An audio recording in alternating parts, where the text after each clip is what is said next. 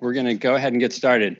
First of all, so I'm Grant Schneider, and I want to welcome everyone here. I'm a Senior Director of Cybersecurity Services here at Venable, and that was the most compliant and the fastest we've seen a group take your seats ever. So if you can be compliant on other things, CISA and some agencies and internationally put an alert out last week about cybersecurity things you should do. Go do all of those as well, although most of you probably already have. Again, it's really on behalf of Venable and the Cybersecurity Coalition, a pleasure to host everyone here today. We're really excited about today's event and have been excited about all of the work that the Ransomware Task Force has done. Ari Schwartz is supposed to be here. He is managing a potential COVID outbreak at his house, trying to figure out whether there is one or isn't one, and kind of working through that. So he sends his regrets, but again, really appreciates the work that the task force did. You know, one of the things Ari has said a lot is the task force really has proven that you can get things done in Washington if you don't care about the credit. And I think the task force really was a non-political, non-partisan, true public-private partnership, bringing the right people together, as evidenced by the group here and by the work that took place over the last couple of years. So again, greatly appreciate all of that.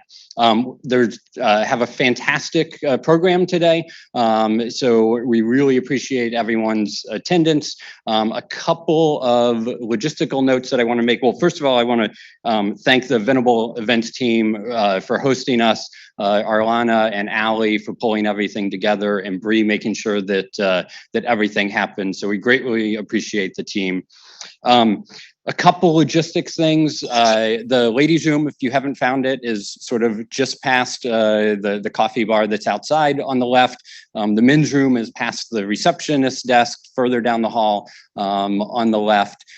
Feel free during breaks to go outside and use the terrace. And we will also, at the end of the event, for everyone here in person, there'll be a reception right outside that you are more than welcome to stay for. And then when we break for lunch at 12 o'clock, lunch is go pick up a box lunch and come back here, because the program picks back up at 12:15. So be as compliant as you were with getting in your seats this morning on going and getting lunch and coming back to your seats so that we can continue the program. So again, thank you very much for being here. It gives me great pleasure to introduce Phil Reiner, the CEO of the IST, who's going to walk us through the day. So Phil. Well, thank you, Grant, and thank you to the Venable team and to the Cybersecurity Coalition. We're immensely grateful. I think, what I would have said if Ari was here was, Ari's been absolutely instrumental from the very beginning of this effort, and it really has been a collaborative effort from the very beginning. So we're incredibly grateful. Good morning. Welcome to everybody. So as everyone knows, IST convened the Ransomware Task Force last year that brought together 60 plus organizations. And we executed what really was a unique process that centralized expertise from different sectors and created a comprehensive framework for trying to combat this ransomware scourge. What we have seen since then, I think, is absolutely encouraging, which is that the report was met by action from both governments and industry. And we're here today to take an honest accounting of that action. We're excited to say that 88% of the recommendations that were in the report have seen some implementation. We have also seen about 25% of significant progress on those recommendations. Examples include multiple instances of the President of the United States and other heads of states prioritizing this challenge in public statements and in summits with their counterparts, to include with President Vladimir Putin. The creation of the US Department of Justice's Ransomware and Digital Extortion Task Force, the National Cryptocurrency Enforcement Team, the G7 Extraordinary Senior Officials Forum on Ransomware, the US-led International Counter-Ransomware Initiative, domestic US legislation that provides much-needed financial resources, ransomware payment mandated in legislation, the reporting of those payments, the direction to stand up a DHS-led JRTF, Joint Ransomware Task Force, as was called for in the report, all combined with what I think is really impressive public-private collaboration that has resulted in a multitude of arrests, crypto seizures, indictments, and sanctions. Not bad for a year's work. Despite these efforts, however, ransomware attacks continue to persist, and in some estimates have actually continued to increase in volume. So in short, the steps taken to date have been necessary, they've been impactful, but much, much more remains to be done. So we are honored here today to bring together partners, colleagues, and champions in this space. As Grant noted, we have a fantastic lineup to try and take an honest accounting of how things have progressed over the last year and how things stand today. As we say thank you to all of you for all of your hard work day in and day out to get after this threat, we also must say thank you for what enables our collective work, which is the support that we get from our philanthropic partners. IST was very proud to announce just a little while ago that together with Craig Newmark Philanthropies, as part of the Civil Defense Initiative, that he is going to be providing $2 million to IST to help move the progress of this task force forward. We are incredibly grateful to the Hewlett Foundation that has been absolutely instrumental from the outset in enabling us to do this. And we're exceedingly excited to announce back in February that we have a number of corporate partners who are helping us with this. Today, we are adding to that number, which is now up to 13, to include additional support from Palo Alto, Datto, and TRM Labs. So I think maybe most importantly, finally, I want to say thank you to all of the operators and all of the folks who give us their support every day, in-kind support, that are part of our working groups, that are part of our research, that actually enable everything that we've been doing. We literally couldn't be here today without you. We couldn't do any of this work without all of what you do every day. So thank you, we appreciate you. Together we can push back, we are pushing back on the ransomware scourge. So with that, I would like to extend a warm welcome to my former NSC colleague, Ryan Gillis, the Vice President of Cybersecurity Strategy and Global Policy with Palo Alto. Ryan is going to introduce Senator Gary Peters.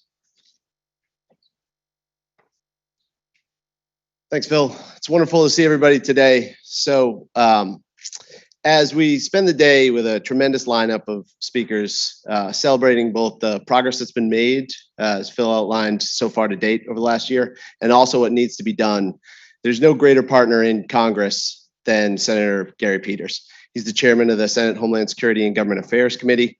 He's going to talk a little bit about the legislation that he has passed and some of the things that still needs to get done. I will note that with that incident reporting legislation that was so critical to one of the recommendations within the RTF work, it was done in a unanimous way within Congress. And to bring together bipartisan across committee support is a rare thing in today's environment. I think it's a tribute to the work that this group has done and how it's been worked through Congress with the leadership of Congressman Senator Peters. So with that, over to Senator Peters. Thanks.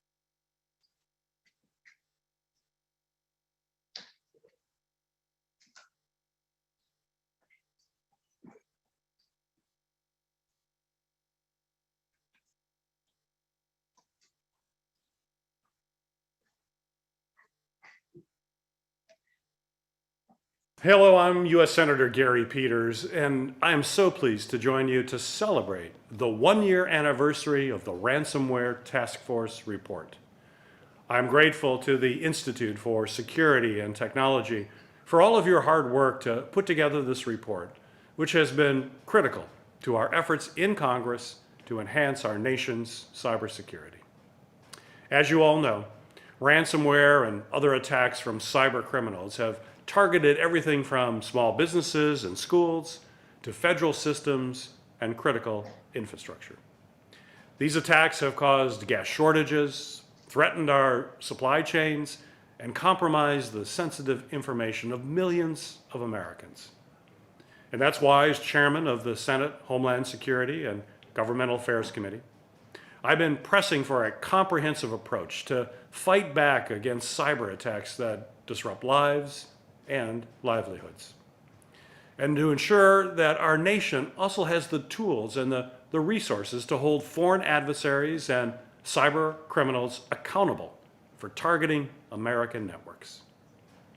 These efforts include a landmark law that I wrote, based in part on recommendations from the IST's Ransomware Task Force, that requires critical infrastructure owners and operators to report to the Cybersecurity and Infrastructure Security Agency, our nation's lead cybersecurity agency, when they are hit by a substantial cyber attack or if they pay a ransom.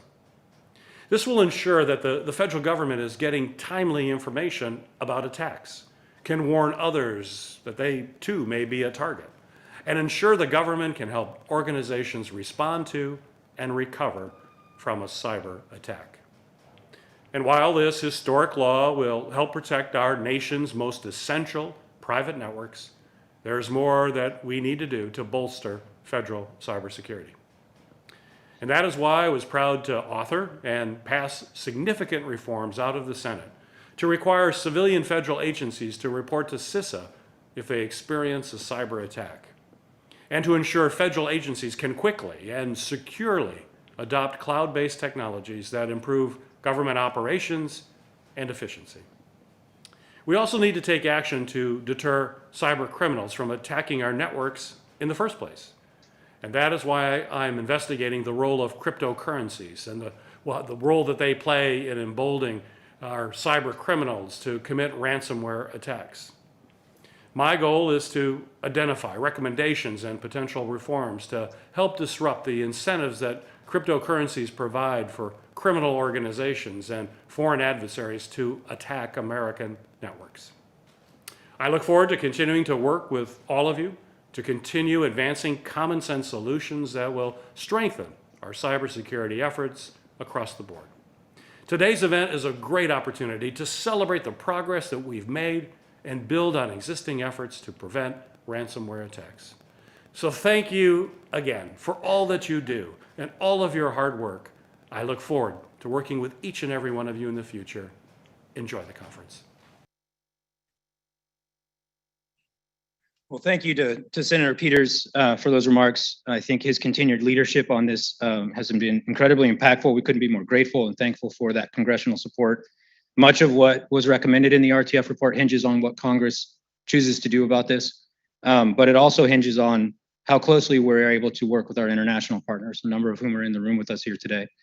We are pleased to welcome now Mr. Andrew Scurry, who is the Director for State Threats and Cyber in the UK Home Office's Homeland Security Group, who is joining us virtually from London here today. Andrew, over to you.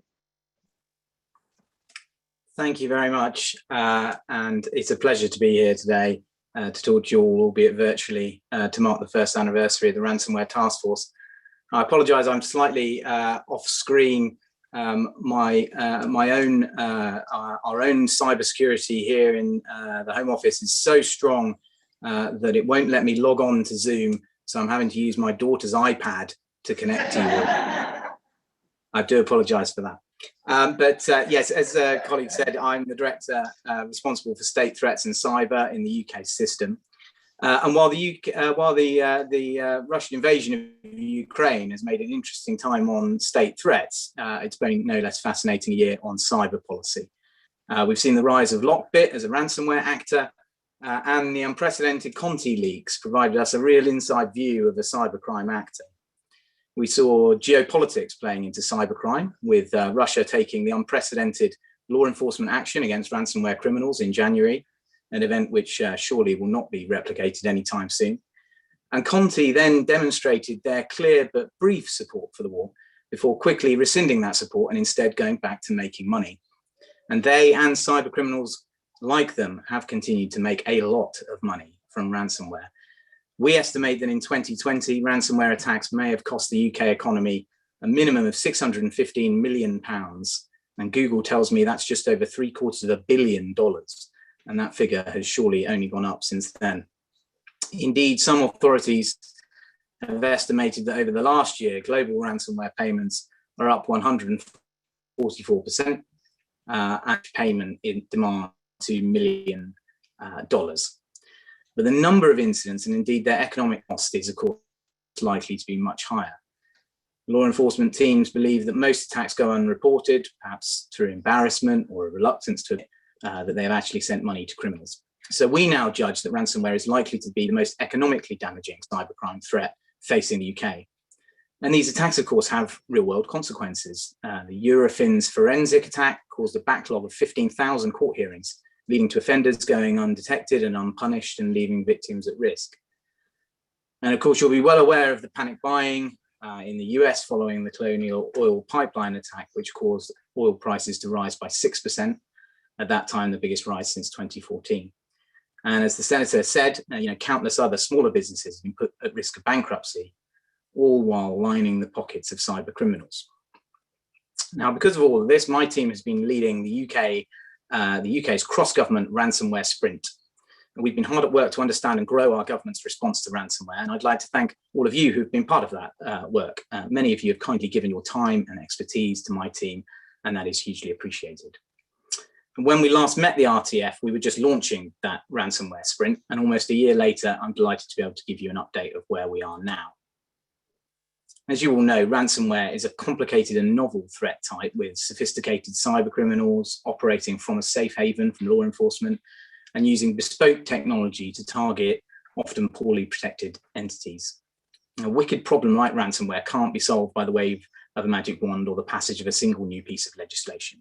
Instead, we need a whole of government, or actually a whole of society response. And while we are all figuring out what works against ransomware, that response will need at times to be experimental. We will need to try things and see what works. So we need to work across policy and legislation, the operational response of our law enforcement and intelligence agencies, behavioral change and the communications campaigns that drive it, societal change, education and awareness, resilience, and technological solutions. We need to do it all. We have, though, in the UK searched for that magic bullet, because wouldn't it be great if we could find one? So we did explore making ransomware payments unlawful, but our ministers have rightly, in my view, concluded that this was not the correct approach. However, we do want to know when and how payments are being made and support organisations at the very height of an attack. The question is, how do we drive up reporting? And when speaking to colleagues across the world, underreporting attacks comes up time and again as a common problem. So we have been watching the introduction of the legislation in the US on mandatory reporting of cyber incidents in the critical national infrastructure sector. And we've also been looking closely at the plans Australia had prior to their election period. Here in the UK, we're currently testing a notification before payment policy where organisations would be required to notify government the intent to make a ransomware payment before making it. This would, at the very least, provide us with greater knowledge and oversight of the ransomware problem. And ideally, it could give us the opportunity to intervene before a ransom is paid by suggesting alternatives and working with the affected entity on resolution. But that would require primary legislation, so we are looking carefully at the pros and cons. We also know that to tackle this threat, we must ensure effective public-private sector collaboration. We're therefore working with the UK insurance industry to share data and encourage their clients to report incidents. But fundamentally, all of this work has shown us that enhanced resilience is the best defense, not only to ransomware attacks, but to all cyber threats. And that's why our new national cyber strategy places resilience at its heart. Cybercrime is unfortunately a growing threat. And to give you some idea of the scale of the problem in the UK, our crime survey for England and Wales estimated that there were 1.8 million computer misuse offences in the year ending December 2021. And that represents over 100% increase compared to the last comparable year, the year ending December 2019. And that's all driven by a 174% rise in unauthorized access to personal information, i.e. hacking. So cybercrime alone is sufficient in the UK to completely reverse the wider trend we have seen of physical crime across society falling. So whereas our previous cyber strategy focused solely on security, our new national cyber strategy signals a shift to a more comprehensive approach to cyber, drawing together our capabilities inside and outside government. The strategy will be guided by 5 pillars: building resilience, as I mentioned, strengthening our cyber ecosystem, investing in technology, advancing global leadership, and disrupting our adversaries in cyberspace. The UK government continues to promote basic cybersecurity standards through a range of means, including via the National Cybersecurity Centre, who are members of this group, and through the take-up of our Cyber Essentials programme. Now, just to unpack that a bit, the National Cybersecurity Centre, or NSC, is the UK's technical cybersecurity. And as such, it provides the definitive advice to government and the private sector on cybersecurity. That advice is free and it's tailored for different audiences. And Cyber Essentials is a government-backed scheme that will help people to protect their organisation, whatever its size, against a whole range of the most common cyber attacks. It enables businesses of any sort to get a clear picture of their cybersecurity level, and in turn provides assurance about their cyber defences. On top of the basic level of Cyber Essentials Plus provides an element of external audit via hands-on technical verification. We know that our best defense against ransomware remains to implement the most basic of cyber hygiene practices, with the main and easiest to implement being two-factor or multi-factor authentication, patching and offline backups, as well as regular training for staff. I'm incredibly proud of the work we in the UK are doing. However, it's clear to us that we alone cannot combat cyber threats. We've found huge value over the past year in the work we're doing with our international partners, whether it be bilaterally through leveraging our in-country cyber attaches network, or through the Five Eyes, G7, or the Counter Ransomware Initiative, all of which have been mentioned earlier. Building on the UK's G7 presidency, when we hosted the first G7 Senior Officials Forum on ransomware, we, along with Germany, are continuing to progress joint work in this space. We're providing the Secretariat for the Ransomware Working Group, which will meet for 3 working level deep dives on virtual currency, international issues, and public-private partnerships between now and November.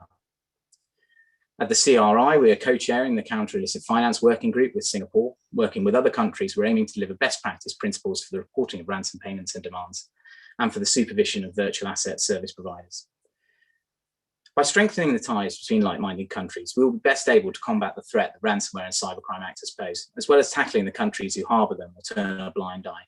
That's why I was so pleased to be invited to speak here today. As your paper rightly states, globally, we've done an amazing amount of work in such an unprecedented amount of time.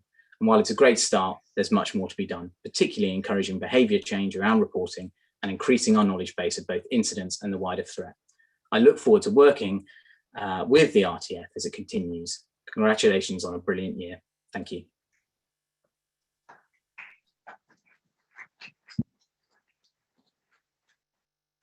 Thank you, Mr. Scurry, for joining us from quite a distance. I'm pleased now to introduce one of my former bosses, the Deputy Attorney General of the United States, Ms. Lisa Monaco.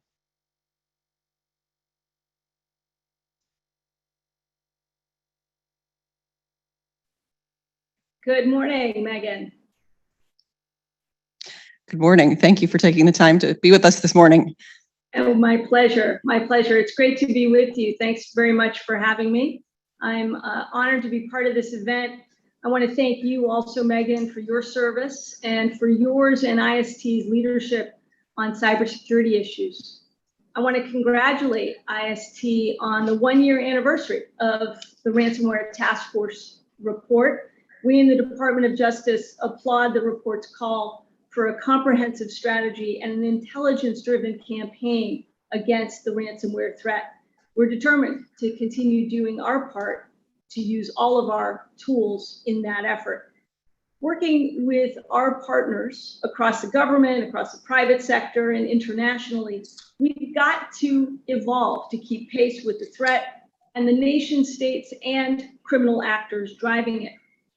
Our track record on this reflects that evolution and a focus on using the full range of our authorities.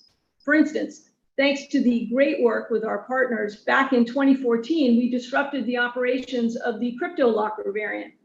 And in November of 2018, our prosecutors obtained a first of its kind indictment against 2 Iranian nationals in connection with the SamSam ransomware variant. Thanks to interagency coordination leading up to that action, on the very same day, the Treasury Department designated 2 Iran-based individuals who'd helped exchange the SamSam ransom payments. With years of experience striking back against ransomware, we've learned lessons that have improved our approach. Like the IST, we recognized that ransomware was a gathering storm. That's why last year we launched our own Ransomware and Digital Extortion Task Force to bring additional focus to our work against the threat. And many of our achievements over the past years are in harmony with the priority recommendations in your report. The hallmark of our approach is applying the tools and authorities that we have in constantly new ways, to lean forward to ensure that we're doing all we can to prevent and disrupt an attack before it happens, to impose costs on the actors themselves and work with victims to mitigate the impacts they feel and prevent the next victim wherever we can. Our operation against the Sodinokibi and REvil ransomware variant is a prime example of this approach, combining new techniques with tried and true methods and working together with other federal agencies along with foreign partners and the private sector for maximum impact. With the help of Polish authorities, in November of last year, Jarosław Wyszynski was arrested. He is, of course, the REvil affiliate who hit multinational software company Kaseya just 4 months earlier in a ransomware supply chain attack. He's now been extradited to the United States and is facing justice in Texas. And we seized back the cryptocurrency ransom paid by a victim, this time a sum of $6.1 million that was paid to Yevgeny Polyanin, another REvil affiliate. And this was, of course, our second time recovering a ransom payment in cryptocurrency. As this group no doubt knows, in the wake of the attack on the Colonial Pipeline last summer, thanks to Colonial's cooperation, swift reporting, and great work with our partners, we were able to follow the money and recover much of that ransom payment. But the seizures, the arrests, the extraditions are a part of a larger picture and a broader strategy. On the whole of government front, we saw the State Department offer a reward of up to $10 million for information leading to the identification of REvil leadership. And the Treasury Department sanctioned Wyszynski and Polyanin for their roles in conducting the REvil ransomware attacks. And the FBI was able to obtain the REvil decryptor keys so that several thousand victims could unlock their ransomed systems. These coordinated actions resulted from close communication among teams in each agency. And that's what I think a whole of government approach against ransomware looks like in practice. But not a single case we work is confined to our shores alone or to work amongst governments.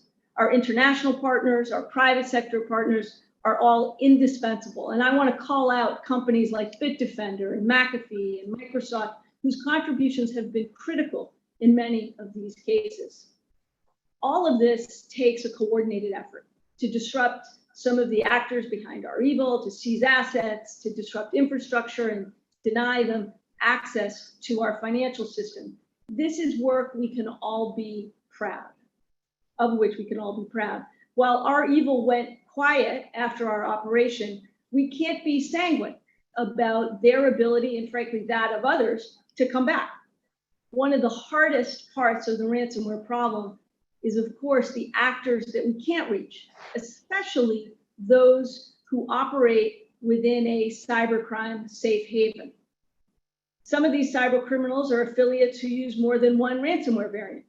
Others are developers or middlemen or executives at the top of what are essentially criminal businesses.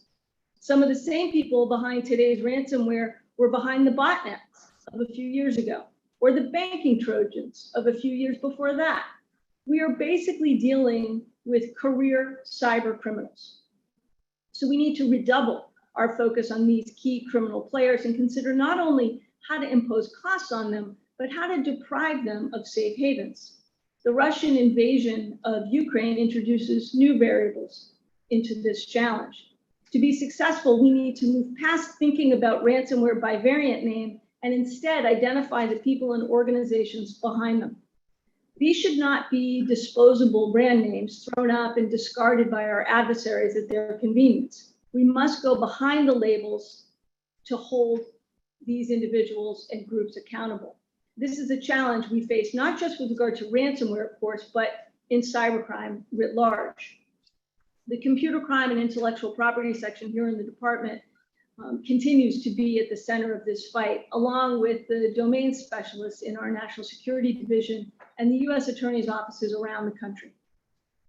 The Department of Justice has been hard at work expanding our efforts against ransomware. In addition to the Ransomware and Digital Extortion Task Force created last year, and that has been the engine of so many of the operations that I just mentioned, we're focusing on everything from our talent pipeline to the ecosystem that enables ransomware actors.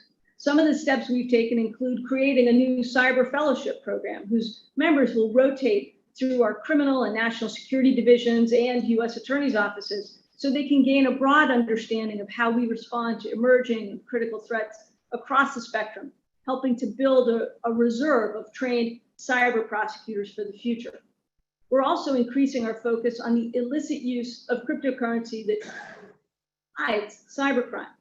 Our National Cryptocurrency Enforcement Team combines cryptocurrency experts in our criminal division and U.S. attorneys' offices so that we can better target the illicit cryptocurrency infrastructure that enables the ransomware ecosystem.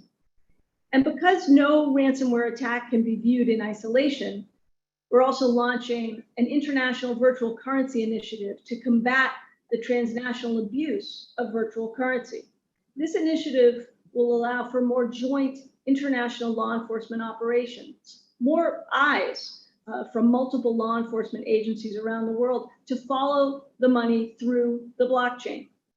It will also foster, we hope, responsible regulation and anti-money laundering requirements to root out the abuse of these technologies.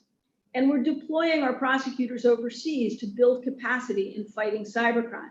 In partnership with the State Department, we've got a global law enforcement network of prosecutors who assist our foreign counterparts as they address cybercrime and issues involving electronic evidence. We're also creating a new cyber operations international liaison, whose responsibility will be to work with US prosecutors and European allies to basically up the tempo of international operations against top-tier cyber actors, including arrests, extraditions, asset seizures, and working together to dismantle infrastructure. And as a final note, all of this requires help from the private sector, because frankly, we are all in this together. Our private sector partners are on the front lines of cybersecurity, defending networks from threats every day and notifying victims when they've been attacked, or even beforehand, saving organizations millions of dollars. Our relationships with those outside of government is critical to our collective success. This includes computer security researchers and those who can provide us with tips and leads and other information. That information helps us to identify a ransomware actor or locate a vulnerability that might allow us to recover a ransom payment, obtain decryptor keys, or other critical leads to prevent the next victim.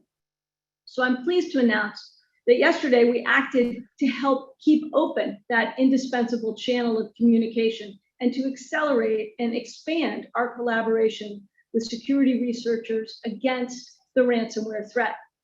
The department has now revised its charging policy under the Computer Fraud and Abuse Act.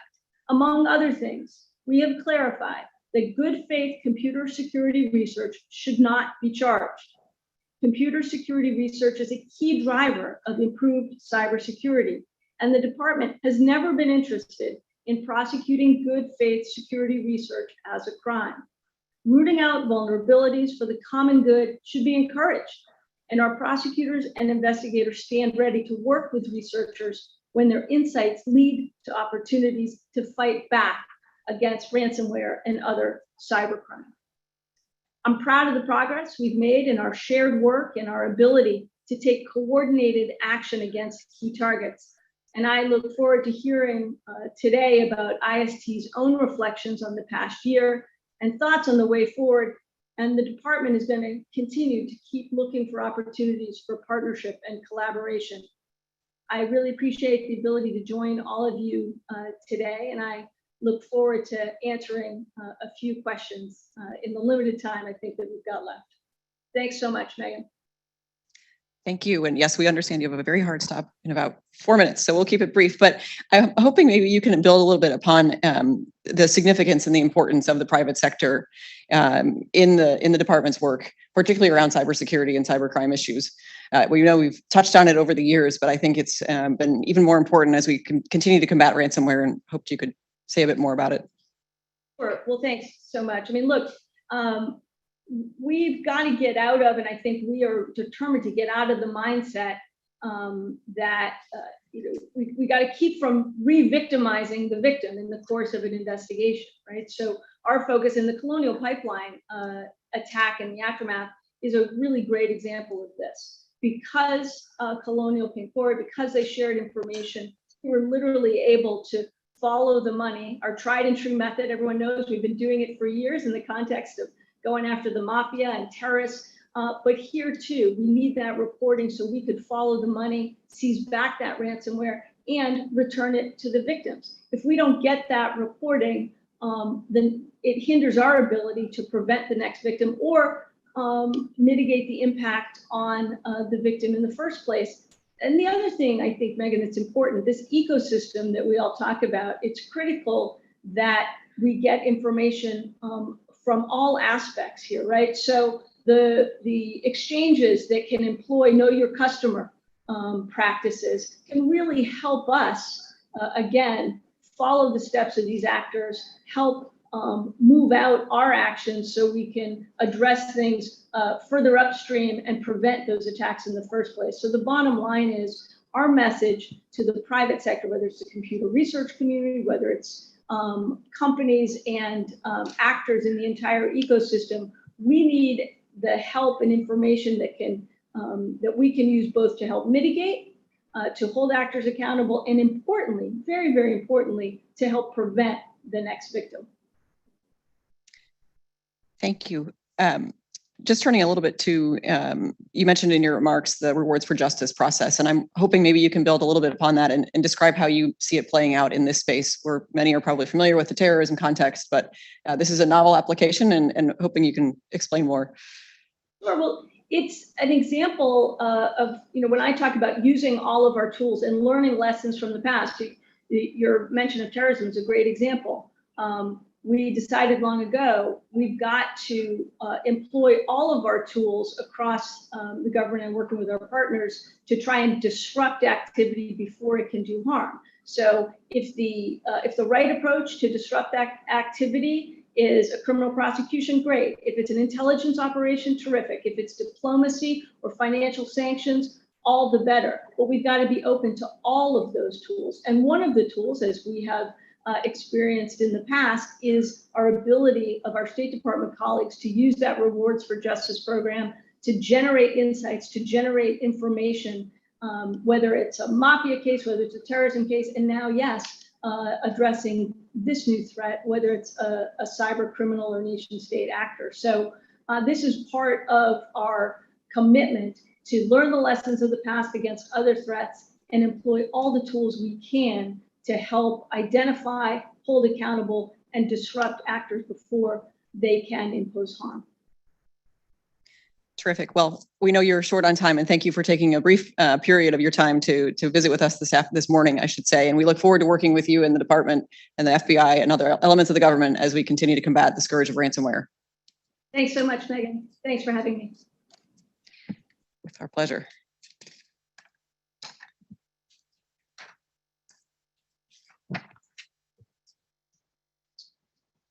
All right, so now we're going to transition into our first panel discussion of the day, to be moderated by Ms. Kimba Walden. If we could ask the panelists to move up towards the stage.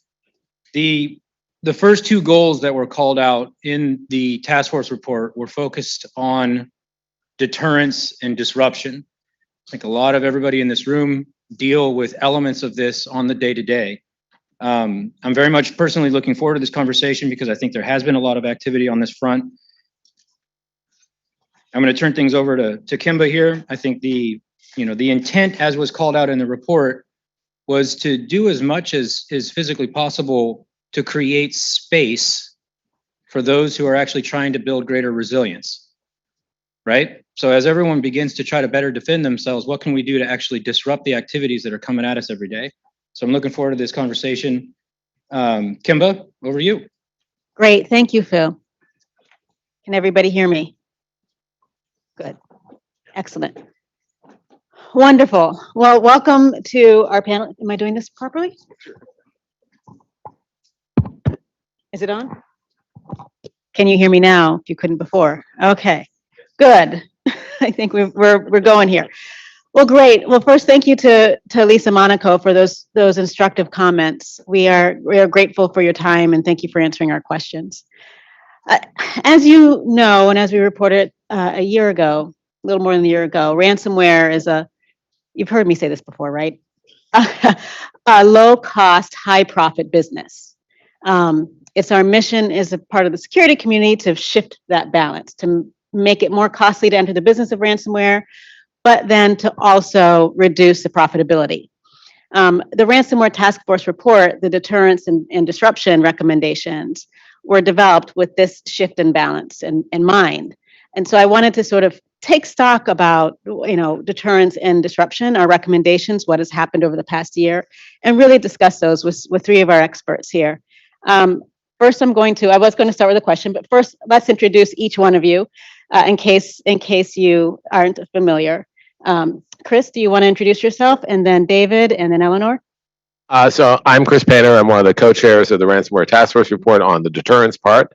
In particular, longtime U.S. government, first federal prosecutor, computer crime and intellectual property section at the mothership of justice, then at the White House, and then for many years as our top and first cyber diplomat at the State Department. And now, among other things, I am the president of the Global Forum on Cyber Expertise Foundation, which is a global cyber capacity building group.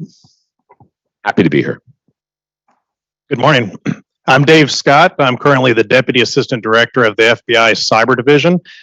In that role, I serve over the Cyber Operations Branch and then also in a dual role as the Director of the National Cyber Investigative Joint Task Force. Good morning, I'm Eleanor Fairford. I'm over from London from the NCSE in the UK, which Andrew mentioned earlier in his comments, so the National Technical Authority in the UK on cyber. I am the Deputy Director responsible for incident management, so for the sort of cyber emergency response of NCSE for organisations seeking support. And prior to that, I headed up our strategic intelligence assessment section, looking at the broader threat landscape and informing the intelligence community in the UK. Thank you. And again, I'm Kimba Walden. I'm a co-chair of the Ransomware Task Force, and I am an assistant general counsel in Microsoft's Digital Crimes Unit. So let's get right to it. One of the most important recommendations in my mind that we proffered was that we need to declare that ransomware is a national security concern, which our president did do. And I think, Phil, you mentioned a few forums where that was declared. I'm curious from our panelists, do you think that had an impact? Was that important? I would love your thoughts. Chris, let's start with you. Yeah, I mean, look, I've been doing some aspect of cyber crime, cybersecurity, not doing cyber crime, but combating it, for like over 30 years. And the thing we'd always argued for was for these issues to really reach the top of the national agenda, to be seen as a true national security, economic security, and real national issue. I mean, and sadly, although nation state activity got some attention, a lot of the criminal activity, as important as all the things that Lisa talked about, Lisa Monaco talked about, that have been done at Justice for years, it was never at the very top of the agenda, I think. And so, number one thing, as we looked at this issue, is look, this is being treated as a back burner issue, while it's causing huge, immense amounts of damage in the U.S. and around the world. And we really need to treat it as a much more higher priority.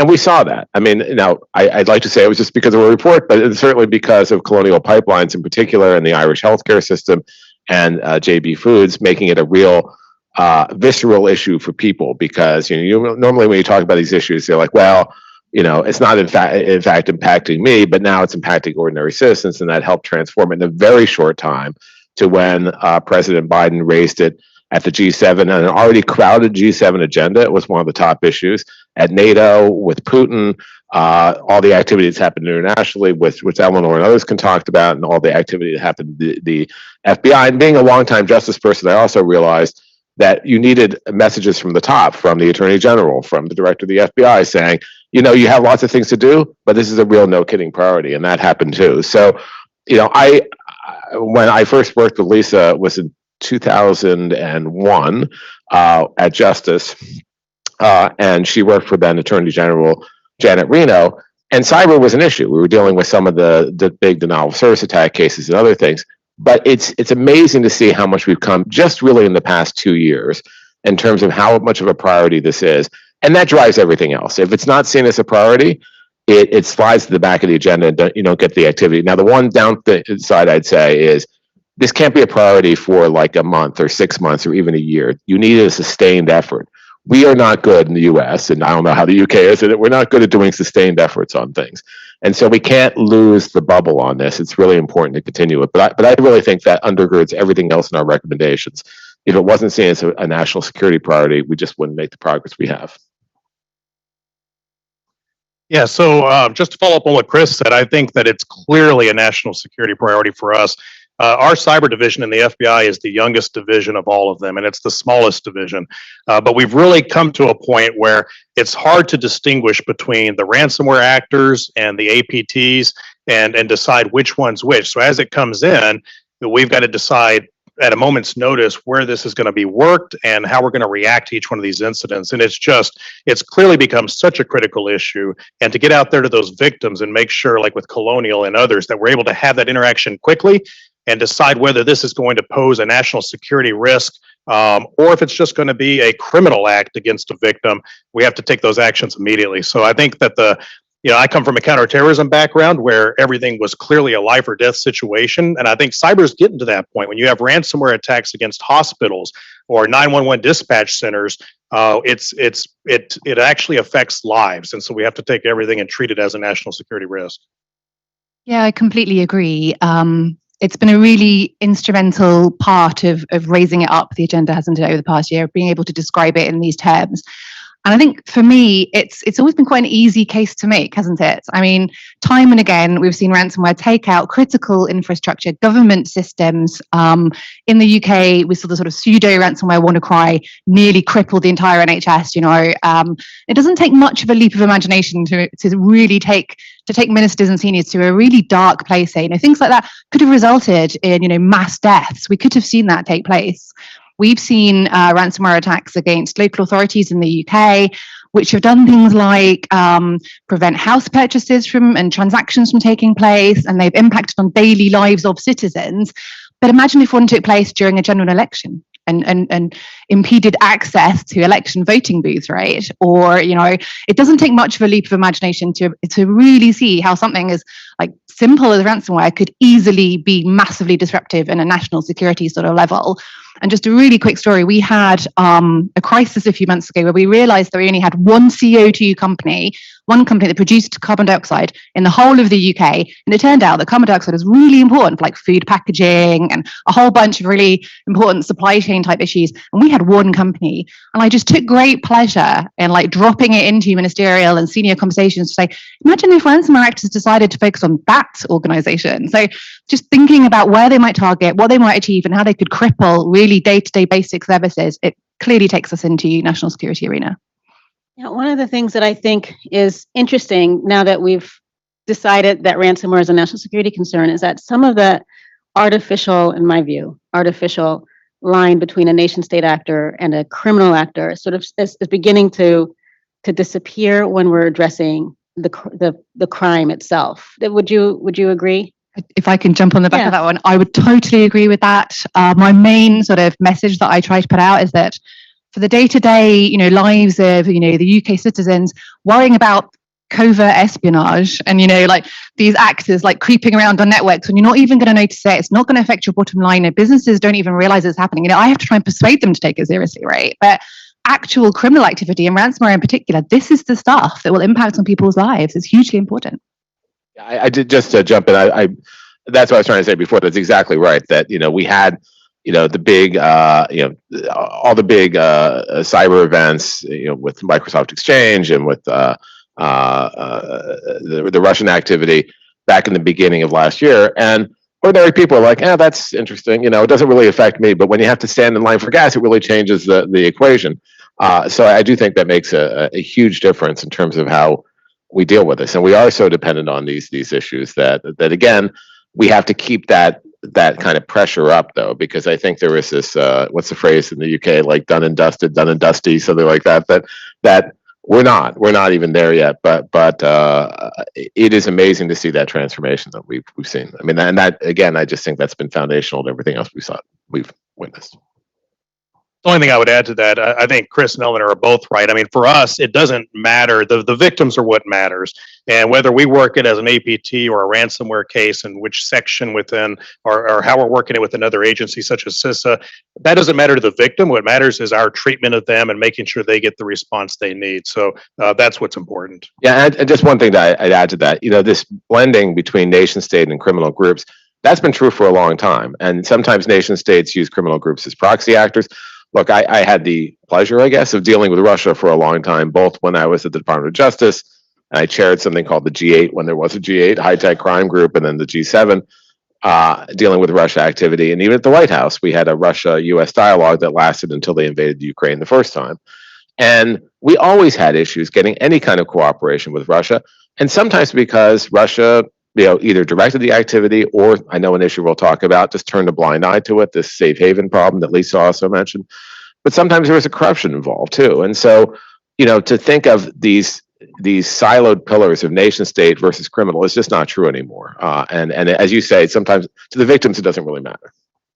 Yeah, I want to also pick up on something else that Lisa said, and we'll get back to the safe haven issue. But one of the things that we discovered in the Ransomware Task Force as we were developing our recommendations was that, or we didn't discover it, but we realized it, was that ransomware is really the malware that's deployed at the end of a long series of crimes, right? So you have all of these actors that are committing crimes, and they just move to the next profitable thing. But they might develop some other kind of botnet to establish persistence in a network. We had the banking Trojans in the past. We had other crimes that are taking place in order to get to the deployed ransomware. And so, David, I'd love to hear from your perspective. Sort of, given that, what are some of the better strategies for disrupting ransomware? I mean, we talked about a little bit. We will talk a little bit about payment disruption. I think Lisa mentioned that. The crypto task force, infrastructure disruption, arresting more people. What, in your view, I would love to hear. Yeah, great question. And I think Ari said it well at the very beginning. If we don't care who gets the credit for it, then that's how we're going to be effective. It's a whole of government approach. So the best options are it's the best athlete. It's who we can come together and work together with to actually defeat the adversary. I think the teamwork aspect of this, it's a team sport. You'll hear us say that over and over again. We've all got to come to the table together. We're doing a better job of that. We've been bringing together the public-private partnerships. We've been bringing together agencies. CISA has done an outstanding job with the JCDC. In the NCI JTF, we have 30 plus agencies there that are working together. And in terms of strategies, it's what we collectively do between all those agencies and all those private-public partnerships that's going to enable us to defeat the adversary, the cyber adversary here. I think, and the Deputy Attorney General mentioned this, but with Soda Nakibi and Revel, that's a great example. I mean, I keep a copy on my desk of the DOJ press release, and if you go and take a look at that from last November of the indictment and the seizure of the 6.1 million, that press release actually almost has a third of that is just dedicated to those who collaborated together in that case. And it's not just the international partners, it's not just the interagency, but there's private sector partners there that are named as well. And so I think the strategies, I mean, the IST report's like a textbook for ransomware. It really is. And I think that that's what we've got to do, is team up with the experts in the private sector. We don't always have that expertise because of how complex cyber is. And we need to make sure that we're pairing up with everybody and bringing all those tools to the table. I feel like that was, and I keep turning this on and off. I should probably just keep it on. I feel like that was a key point that Andrew Scurry also pointed out, sort of how important transparency and partnership will be in your pursuit of ransomware from your perspective. I'd love to hear more. Sure. So I think in the UK, basically, as Andrew pointed out, we've kind of got two objectives that we're trying to achieve. We're trying to increase reporting, and we're trying to decrease payments. And we see that as the way at the heart of trying to kind of combat the scourge of ransomware. But we're not doing particularly well on either of those, I would argue right now, and there's still an awful lot of work to be done. A really important part of this is the visibility. So getting notifications through, understanding the threat landscape, seeing where these things are playing out. This is something that's really important to the authorities. We need to be able to know that in order to know where the trends are developing, and how the threat is being pursued. And I would argue that, in fact, the way that the kind of ecosystem is developing now, it's actually becoming less likely that incidents will make it to the attention of the authorities. I just want to I've got a little story from earlier this week that I just wanted to replay. I was talking to a CISO of a really large UK company that was recently hit by ransomware, and who's been working with the NCSE because we had a prior relationship with them. So we've been accompanying him through the management of this incident. And he explained to me how it all unfolded. So, historically, we received incident reports from small and medium-sized enterprises, and those have started to tail off. We're just not receiving the same reports anymore. I don't think they're coming to us. I think they're going to their insurers. That's the first port of call. They're not coming to you, the 999 service for cyber that NCSE provides. They're going to their insurers. And this CISO explained to me that when the incident broke, obviously he did ring NCSE because we were in his Rolodex, so great. But also he rang his insurers. And the insurers put in place the package that exists to handhold a victim through this kind of an incident, which consists in a legal firm coming on board to run the entire incident from start to finish. And the legal firm brought in a dedicated CIR company, and also ransom negotiators from the outset built into the package, with a kind of presumption that there was a likelihood that it would end up there. And I think from that perspective, given that that's the routine thing that you get now when you get your insurance policy, this is what you're paying for. You're paying for this package. This is what you can expect to see. So I think what I'm seeing now in the UK is that increasingly smaller organizations, they have this sort of a package. They are not coming to the authorities, and legal firms are not directing towards us. There's no requirement to come to the authorities. They don't stand to benefit enormously from reporting into us when this package exists. So he explained to me that this is the way it all works out. And crucially, the negotiation company that was involved reassured him that they dealt with over 300 of these kinds of incidents. And in 98% of cases, when a ransom was paid, the attackers kept their word and didn't leak the data. So, it was really encouraging and slightly self-serving to, you can imagine this ecosystem that exists, that is flourishing, and that basically exists to smooth the way towards paying cyber criminals in Russia and nearby states, the money they are seeking to achieve. It's a self-perpetuating circle. So the worry for me is the more that this kind of process exists, the less likelihood there is they're going to come to the authorities in the first place, and the greater the likelihood that the ransoms will actually be paid. And this is where really we're looking at all of the policy interventions that we can and what we can do to really sort of drive some wedges into that landscape.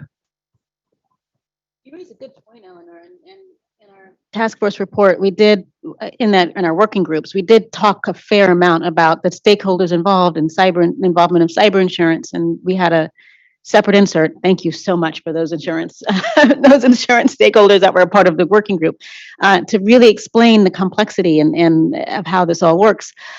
Chris, I want to ask you the new everything is acronized and I never get it right, but the new Cyber Reporting for Critical Infrastructure Act. Did I get that right? That requires reporting for cyber event. Or if you pay a ransom that Lisa had mentioned and that Andrew had mentioned.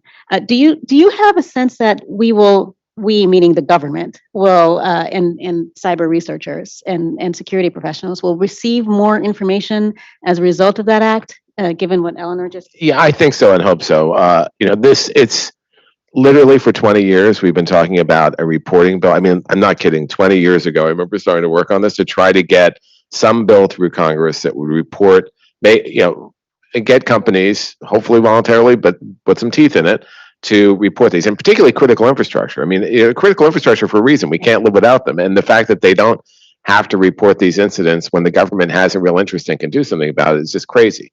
And I hadn't really heard that before, Eleanor. That's not great news that that's the way it's going in that direction. I remember literally, back in 1999, Lisa Monaco and then Janet Reno came out to Silicon Valley to have a big meeting about reporting, and so it's not a new issue. We've been talking about this, so I'm heartened by this. It's not everything that I think everyone wanted. I'd like to see a broader category. I'd like to have more data from companies. I think we have to convince companies they're not going to be victimized by reporting, and they're not. I mean, this is FBI's work for a long time to get rid of those myths. The myth that you're going to cart away all their servers and treat them as a victim. That's not the point. The point is really to help us get after this program. So it will take a while to get into effect. It has to be implemented, all those things. But I do think that's going to be a game changer for us. And we, as Phil and Kemba and all the rest of us know, we argued about these issues for a while. Like, should we ban ransomware payments? And we said, look, we can't agree on that. There's a division of opinion. But at the very least, we should ask companies who were victims, especially if they report the ransomware, or they pay the ransomware, to report. It just makes law enforcement's job easier. It makes the policy job easier. It makes the international job easier. And we can get these guys. And it's been shown that we can get these guys instead of creating, unfortunately, an ecosystem that allows them to operate even more smoothly. This brings me to another issue, which is operating with impunity, right? With and having these safe haven countries, or it's safe havens, where these criminals can act. And I'm curious, David, particularly from you and as representing the law enforcement community here, how feasible is it for us to be able to? What did we miss in order to be able to really tackle the problem of safe havens from your perspective? And then I would love to hear from Eleanor as well. So I think it goes back to what you had asked earlier about strategies. I mean, I think when we're trying to find an adversary that is in a safe haven, it's looking at those wide range of the sanctions. Actually, I was over in the UK last week working with the NCSC at Cyber UK. And Eleanor's boss actually made a comment that he said, our job is to make their life so miserable, these bad actors, that they just hate their job every day, and that they don't want to do these acts anymore. And so I think to do that, we've got to look at a variety of options that each of the agencies can provide. So whether that's indictments, there's mixed opinions on indictments sometimes, whether or not that actually works. But I think sometimes that we've seen evidence that it does work, that it actually does have an impact on these bad actors and in their lives. Or whether we just and then once you indict them, you can wait, and sometimes they often do travel, and we're able, as we have over the last year, been able to capture some of them as they've traveled to other countries that do have extradition treaties. So I think there are options. There's a variety of options when you bring in the Cyber National Mission Force, you bring in the NSA, you bring in CISA. When we're all working together on this, there are a variety of options that we can impact them even in those safe havens. I think my response to this question really would just go back to my earlier reflections. Like, basically, how can it be okay for us to have routine business practices in place that involve paying cyber criminals in Russia and the neighboring states? Like, this is a thing that exists, and it's okay. And our legal systems allow for it and permit it, and we have no recourse, as Dave is explaining, that is easy. Just to go back to my story very briefly, I'm going to dine out on this one for some time, but like, one of the benefits that was described to me of the legal firm that got involved in this particular case was the fact that they were able to explain to the bank why such a large transaction of hundreds of thousands of pounds was being released or being withdrawn and transferred into cryptocurrencies and then sent to Russia, and how that was okay. and how the legal firm was able to like smooth that over to explain that, oh no, it's not money laundering, it's just paying cyber criminals in Russia because that's actually legal. You know, like imagine that conversation. How can this be a normal routine part of business practice? I feel like that's the thing we should be cracking. And I'm a recovering lawyer, but I would not do that. I would advise. I think part of this is, and you've seen some good activity, there are countries who are knowing safe havens. Russia obviously is one of them. And I think the US and others did the right thing, putting all kinds of pressure on Russia. Now, unfortunately, the tool set is limited. The same tool set we use for cyber is the tool set we've been using for Ukraine, just amped up. The same kind of activities we called for to put pressure on Russia for cyber, like SWIFT and all these other things, is being used in Ukraine. And any, I think, cooperation we're going to get from Russia, whether that was real cooperation or not, is a matter of true debate. And the rest they did. Obviously, that's not going to happen in the short term. So we also have to think about other tools we have, sanctions dealing with it, even using the disruptive tools of Cyber Command and similar places around the world. And that's a very slippery slope, but I think it's an interesting tool. If you can't get them and they keep acting with impunity, how do you actually get rid of them, or at least disrupt their activities? But there's another class of countries where they would help if they could, but they don't have the capability. They don't have the capacity. They haven't prioritized this issue. And there's a very positive agenda in terms of capacity building. Lisa Monaco mentioned it. There's a lot the UK is doing. My organization, the Global Forum on Cyber Expertise, is what we're all about. So building the capacity of these countries. And look, there's an analog for this.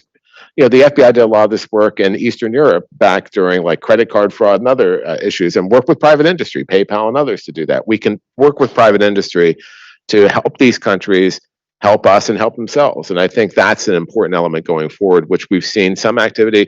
The safe haven issue, and we didn't think it would be, really hasn't been solved in the years since we talked about these issues. It's been a long-standing issue, but I do think there are some avenues for progress.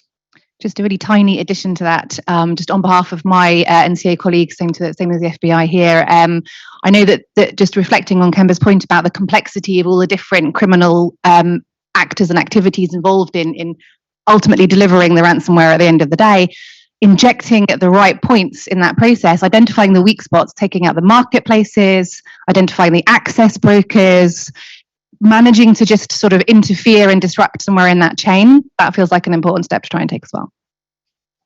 Yeah, yes, I want to unpack. There's so much that we've just talked about here, so much to unpack. Just to respond to Eleanor, one of the fantastic things that we discovered in the Ransomware Task Force was just the variety of stakeholders that we need to work with. You mentioned cyber insurance, banks, finding the weak point, cryptocurrency exchanges, understanding the blockchain, and the weakest point in that blockchain, from my perspective, is when a victim has to convert fiat into crypto, or when a cyber criminal is seeking to convert crypto into fiat, and the crypto exchanges and the crypto economy and the traditional central banking system aren't necessarily friendly. They're getting better, but it's just interesting to me. There's something for everyone to do here. I want to unpack a little bit about what you said, Chris, and I would love to. We're going to scratch the surface here. We didn't really address in the task force report, as brilliant as it was, what was the role of the military? U.S. military cyber command, but the military in general. Is there a role? Is there something that we missed? Yeah, I think so. I mean, again, you have to be careful about this because it's a slippery slope. But if this is really a national security issue, if these actors are acting with impunity, then you have to think, well, how can we disrupt these operations? Obviously, there's been great law enforcement work to disrupt the operations, to interrupt their money flow and other parts of which our DoD colleagues like to call the kill chain, which you're describing. But I don't know if we don't use those terms, but try to get after it at different parts. But you also have to think of innovative ways where can you target these organizations without causing peripheral or larger damage that will make their lives more difficult? And if you can use military tools, not missiles, but I mean cyber tools to do that, great. If you do it, I think with oversight, make sure it's done well. You work with countries to do that, but especially if you're doing it in a country where they can't do anything, I think there's some value to that. And frankly, we weren't the first ones. I mean, I think Australia talked about doing this 5 years ago in one of their strategies. They talked about using all the tools, including their intelligence and military tools, to disrupt criminal organizations. So it has to be a careful analysis. We have to be careful to do it. We don't want to create a slope where these are the tools you use for everything. So really on the high priority targets where you can't reach it. But I think there is a role. You've all been sitting here watching us have our own personal conversation. I do have one more point that I want to sort of scratch a little bit, but we'll open up for questions in a moment so that you're part of our conversation. One of the things that I've seen recently that I didn't contemplate, and maybe some of you did, is the idea of using ransomware in an activism sort of way. We saw what happened in Costa Rica, and I think there were some reports. I'm looking at my colleague in the back from Microsoft, and in Mexico and in Peru. There might be others. I've been operating under this idea that they're in it for the profit, and they are. So we have to reduce profits. But how do we address this ransomware as activism issue? Did you see it coming? Do you have any thoughts about it? And as you're forming questions, I'd love to hear. I think just quick reflections from me on the fact that cyber activity for me has always had a geopolitical bent to it, right? And it's always been like, whenever we look at, obviously the APT and hostile state sort of activity, but also now the criminality, and of course the tools and the techniques are interchangeable and can be used for similar or different purposes. So I'm kind of not surprised. I see this as a natural extension of the sort of arms race or the kind of battlefield that we see where cyber is used and played out. And it needs to be sort of assessed in the same kind of way, I think, and treated in the same sort of lens, perhaps.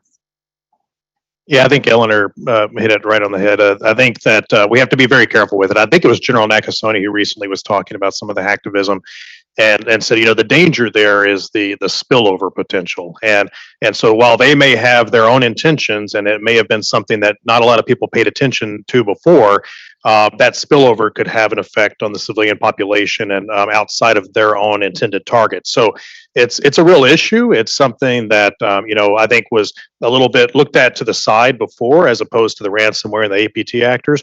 But now I think we've got to take a closer look at that and make sure that it's not affecting the vulnerable victims just from the spillover. Yeah, and we've seen this before, hacktivists and others doing denial of service attacks and other things. So it's not really shocking. It's a little surprising, though, because what we kind of assumed about ransomware actors is they were in it for the money. They wouldn't do it if there wasn't so much easy money involved. But it's not shocking this has happened. Well, thank you for indulging me and having a conversation with my colleagues here.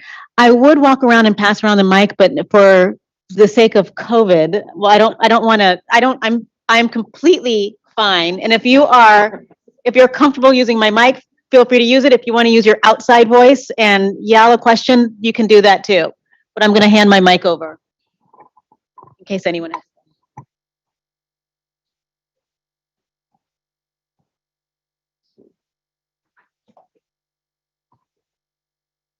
Hi, Wendy Nather, Cisco.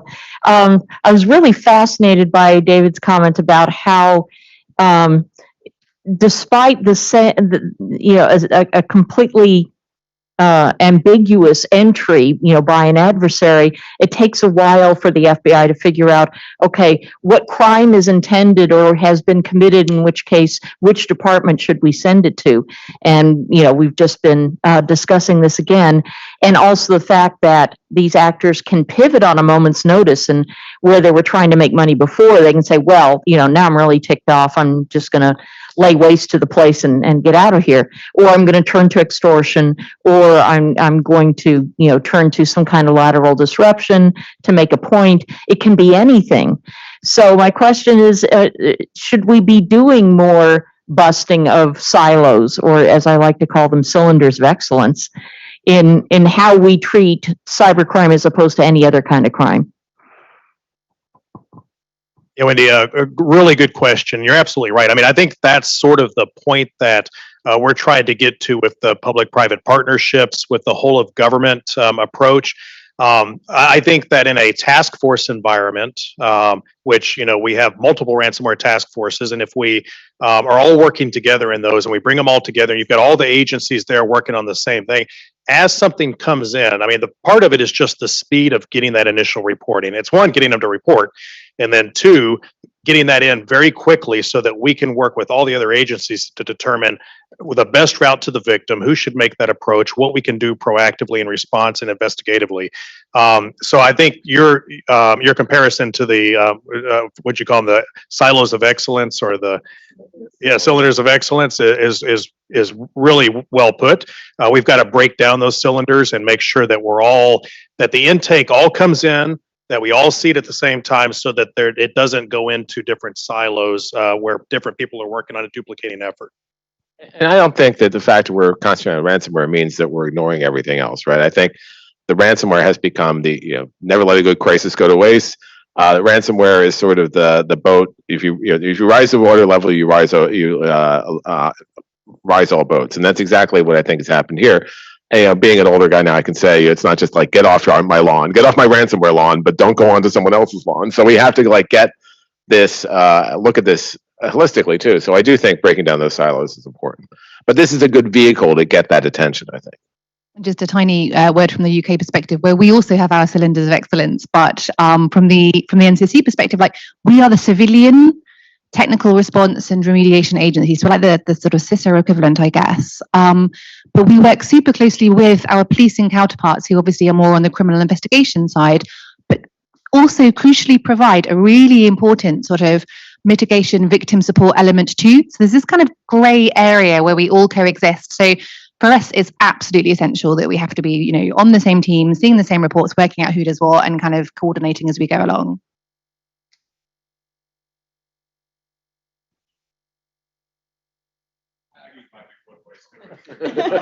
So I'm Garcia. I'm CISA, and so I'm curious. Hey, I'm glad that in the panel that has Deterrence's name, I don't think Deterrence, so I lost my bingo card. But I'm curious though that we list all these great things that have happened the past year.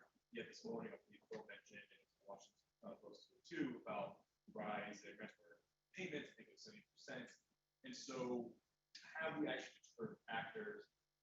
David, you're mentioning about debate, about indictments. I don't want to get to that, but I'm curious, a year from now, what are the actual kind of outcomes you want to achieve? Is it driving down the payments? Is it driving down the nexus between sub-criminal groups and inflation actors? I'm just curious, what is success going to look like? Because I feel like, now being a government, we don't articulate the outcome well, because then it allows us to achieve success. Say, this. But then at the end of the day, there's still transfer tax happening. There's still victims that pay certain amounts, and now you have a country that has to declare a state of emergency because it's been crippled by criminal. So, anyone in the group panel, what would outcome and achievement look like? I'll start. In the task force, we asked ourselves this question, and we realized that the problem was likely going to get worse before it got better. But we had to start somewhere, right? We had to recognize the problem and come up with some actionable solutions. We're in the nascent stages now, after a year of having those solutions appear before us, right? With new legislation, with all of our various task force, even just the fact that we're working together in this space. But I'm going to punt it to Chris and Eleanor. Yeah. I mean, you're exactly right. A lot of this last year is building the foundation, right? And yes, we've done some really good operations, and that's great. But that also builds the muscle memory to do new ones, right? But Treasury has done good things in trying to sanction cryptocurrency actors. The Rewards for Justice Act, was mentioned from one of my old homes. The State Department is really helpful, I think. All of these things are building blocks. We have to continue to implement and execute on these building blocks. So we didn't have all these structures there before. We have them there now. And I'd say that, for me, success is a substantial diminution. I also think we're hearing more about this, despite your story about people not reporting, because it's so much in the news. So I think we're hearing more than, a lot of this might have been happening before. We're hearing more about it. So I think what we need to do is substantially drive down both the number, severity, and amount of these, especially ones that we consider against critical infrastructure. I think that is a clear metric we continue to measure. And if we don't, that is a clarion call that we can't take the foot off the gas. Yep, totally agree. And just to come in on the back of that, if you look at how things have evolved over the past year, particularly with the really high profile critical attacks, that attracted huge publicity, public outrage. My former CEO, Kieran Martin, described last year as potentially strategic missteps on the part of some of these actors and potentially peak ransomware. And I think if you look at kind of the way it's evolved since then, certainly from the UK perspective, these really kind of big game targets are no longer in the sights of the actors. They've gone for the next tier down. They're still prolific. They're still making enormous amounts of money off it, but they're just not in the news every day to the same extent. It's not such a high profile set of targeting. And I think that's the evolution that we're trying to get a grip on. We need to ensure that despite the fact that they have taken it down a notch, they are actually coming to the attention of the authorities and being reported. So I think in a year's time, how things evolve going forward, I think really gripping that new phenomenon and managing to unpick that and intervene in that, that's where I'd like us to see to get to. I also just say on the international front, we talked about the ransomware initiative, the 30-country meeting that happened. That's great. They had a lot of tasks assigned. They broke into working groups. That's ongoing too. So we'll track where that's going, and I think that's going to make progress internationally over time. But it's going to take time to get there. And interestingly, about that group, it wasn't just the usual suspects. It was countries that we often, the US and the UK, don't often have in these gatherings. It's not a G7 group. It was countries including Brazil and South Africa and India, which is important. Gavin Wild from Carnegie. I have a question for David to put him on the spot. NSPM 13's gotten a lot of coverage, obviously, but I want to get a sense about Rule 41, and if perhaps there's, obviously in the last few weeks it's become a bigger issue, and I wanted to know if, in your sense, it signals that maybe Rule 41 could play a more expansive role in entering ransomware than perhaps it has in the past.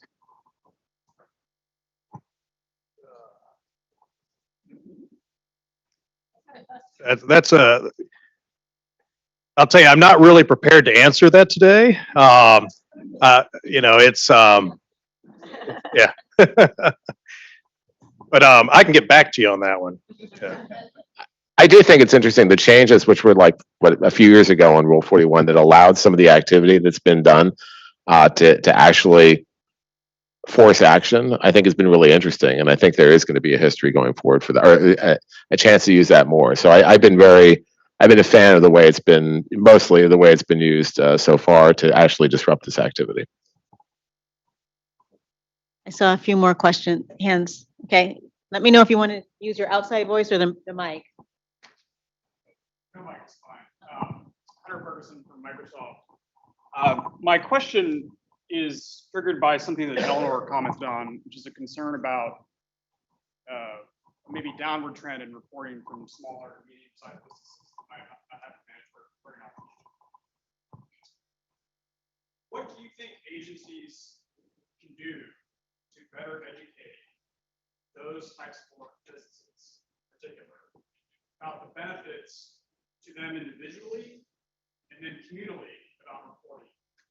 And then a follow-up on that, what do you think can be done to better share information back to victims that report? So when we talk about information sharing, typically we talk about a two-way street. In my experience in private practice is that a lot of victims, when their heads and hearts in the right place, report, but then feel like their reporting just went into the same. Never heard anything back. Yeah, that's absolutely, that is spot on. I think the internal conversation in government in the UK can be a little bit fixated on well, we just need to know. We need to know what's happening, right, in order to inform our understanding and to just have the full threat picture.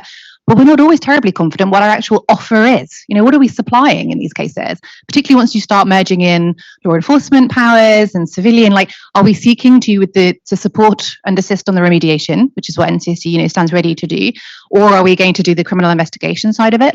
We still need to be a bit clearer on what exactly the offer is. And then on the NCSC side, it's problematic because we can't offer that kind of remediation service, on a national level to all victims. So we have to kind of pick and choose what we want. So there's something about reporting as an essential component of understanding the threat landscape. We do need to know, right? That's really important data to inform our understanding. But then also having something to give back in return. And I think some of the reasons for the drop off in reporting are probably because of the lack of response, as you've described. So I know if you put in a request to action fraud in the UK saying, oh, I've had a cyber attack, they take about 3 weeks to get back to you. So, it's not really it's no surprise if people don't traditionally kind of follow up on that. And then I think you're absolutely right. Once we have worked out what that offer looks like and being really clear and, promoting it sufficiently, the feedback loop and being able to explain what difference it's made and being able to justify having had that pipeline open, that's absolutely critical as well. And I think kind of publishing the threat information and publishing what we're able to pick out, that's a huge part of it too, which obviously your organization does plenty of as well. If I could add to that, it's a great question. It's something we're working on now. So with our colleagues at CISA, we actually have a weekly call, and it's an issue that we recognize that we're not providing enough feedback back to the public or back to the victims. And so it's something that we're doing now, especially for the higher profile incidents and those that we think affect a number of victims, where we're taking in all of the best practices that we're seeing and on those specific incidents, and then making sure that we're tracking which victims we've reached back out to. It's difficult because of the volume, but it's something that all the agencies have realized that it needs to be a two-way street in order for us to get more reporting. And so it's literally something that we're working on as we speak, and it's already in the process. And all these issues are not new. I mentioned having this thing like 20 years ago now in Silicon Valley about this. And Michael Daniel will recall when we were in the government, you could take away all the barriers to reporting, liability concerns, antitrust concerns, information sharing concerns, all of those. But unless there's a business reason to report, you're not going to get what you want. And especially not to impugn lawyers. And we're at a law firm, and I'm a recovering lawyer. But normally people are risk averse. They say, well, why, if I report, I may expose myself to something. So why should I need to do it? So we do have to make, I think, the case for this is going to help you, and here's why, and publicize when we've had these successes. And a good example to me is the recovery of the Colonial Pipelines ransomware. I mean, I think that's one great example. I think we have time for one more question. I think we're between you and lunch. I think over here there was a question and there was one in the back. If they're quick, we can get both. Here. We talked a little bit about, I think around this a little bit, the topic. So we're talking about stakeholders on the defender side, insurance companies, the law enforcement, whatever it may be. We haven't really talked about the stakeholders on the criminal side. Ransomware, I think just focusing on ransomware in and of itself is a little bit misguided. I understand that it's important because it kind of brings the whole attention to cybercrime, but ransomware doesn't exist in and of itself. It exists in an ecosystem. If we think about some of these successful takedowns, there have been very few successful takedowns of the ransomware operators themselves. Usually it's hosting, usually it's the money laundering, usually it's the botnets, whatever it may be. So I think what we really need to focus on is really understanding the ancillary services, a lot of which don't only exist in the countries that are the safe havens. A lot of them exist outside the countries that are safe havens. So I think to be effective in this, we really have to look at ransomware again as part of the whole ecosystem of cybercrime, because again, the ransomware operators a lot of times don't do the hacking. Obviously, there's the initial access brokers, et cetera, et cetera, et cetera. So I think that's just, I guess, not a question, but just a suggestion or an opinion. Okay, we're going to do something a little bit new. So we're going to table your question. We have one more question, and then we'll answer them both at the same time. In the back, if you want to use your outside voice, or. You mentioned that data cost was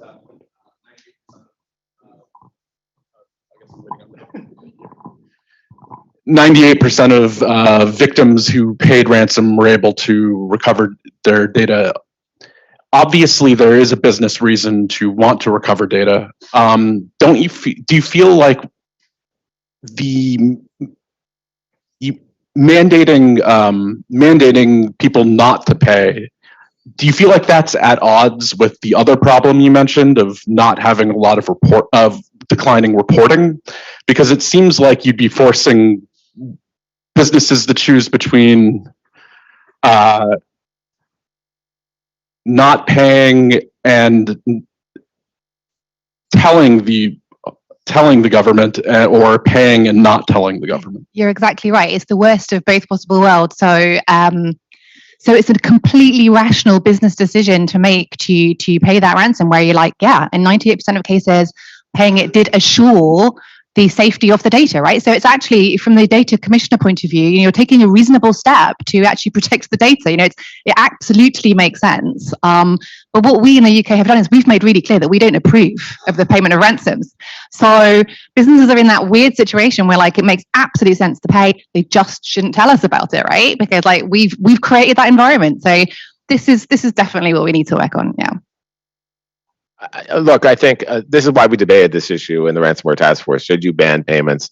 And we decided, look, whether you do or not, you need a glide path to get there. It should take, there's a number of things we have to do before we can get to the point we do that, because it does create this incentive, and actually ends up victimizing the victims again, because they're left into this conduit. And why I think it's important to report when ransomware is paid. First, I also challenge the 98% bit. I think that's way, way high. I could have said any number, right? I think it's just a wild ass guess. Basically, I just don't think it's reliable. And I think that even if you get your data back, it takes you a long time to get your systems back in order. And then there's the secondary part of threatening to release your data to extort you. So we see that too. And then this is true before ransomware. If you pay off the people who are doing it, then you're an attractive target to come back. Here's someone's going to pay. So not just on ransomware, but to your point, other groups will come after you as a target because you're seen as an easy mark, which is a problem. And on your point, I think that, look, I do think, rising tide lifts all boats, great. Ransomware, a great vehicle, but you have to look at all parts of this criminal enterprise and wherever that's located. And I know my colleagues here are doing that. I mean, they're going after, again, the whole chain of looking at how they're enabled, how they're used, how they communicate with other groups. I'm a big fan in countries where you can do it, of doing undercover operations to get in these groups. I think there's a lot you could do to bust them out. I don't know if David wants to get in on this, but I'll just throw a little nugget out there. I would love to see justice, and I don't know if Ms. Monaco is still listening, but I would love to see justice bring a criminal RICO case precisely for that reason. This is a criminal enterprise. Or the private sector to bring a civil RICO case. I think that would be responsive.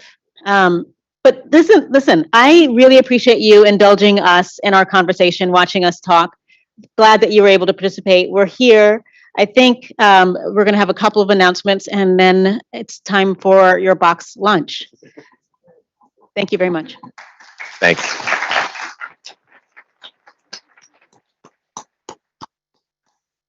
Yes, and thank you to Kimba for moderating the panel.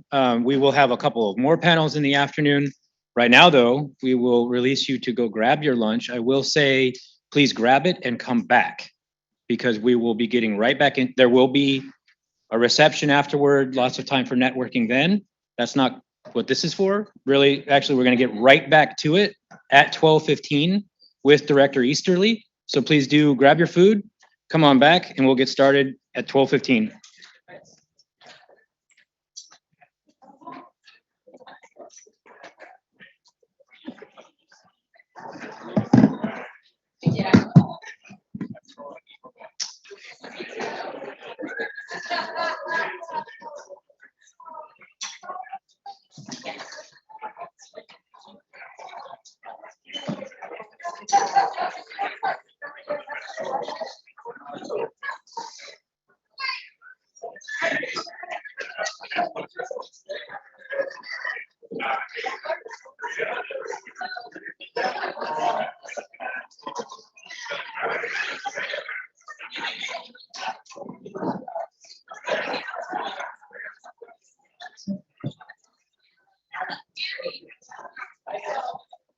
I think that someone is going to bring attention. Yeah, but where? Yeah, I think. Sorry, sir, quick question for you. I'm not sure if you're the right person to ask for this, but I know we're looking for 2 chairs with no arms on them. Mm-hmm. And I heard that they were coming at noon, and I'm just wondering if you know anything about that. Probably the person sitting out at the desk. Okay, I'll go check. Mm-hmm. So you are the right person for this question, though.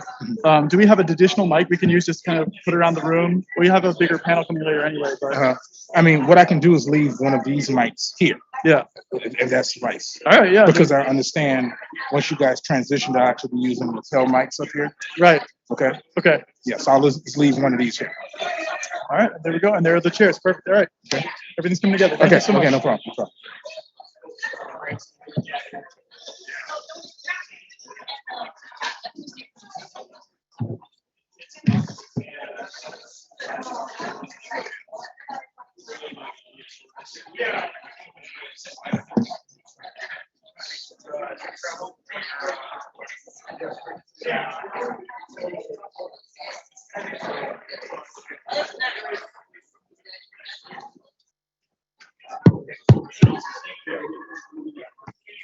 Bree, just want to know if she could have a mic for Q&A, if you could just give it I'm to her. leaving. Okay. I'll give it to her. Okay, thank you. Bree, he's giving you the mic, okay? For the Q&A. You can just message me if you need anything.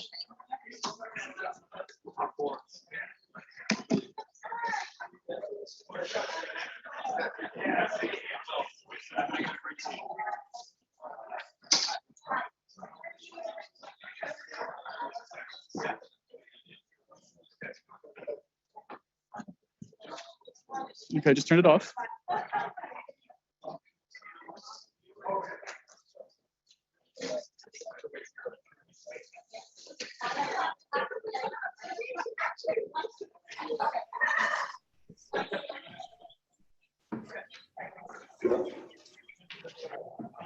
Are you in on thing?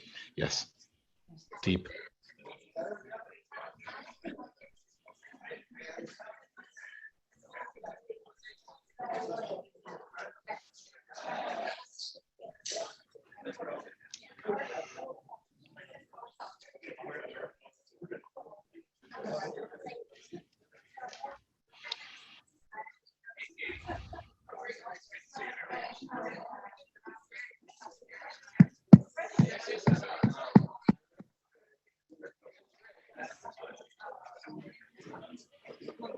Perfect.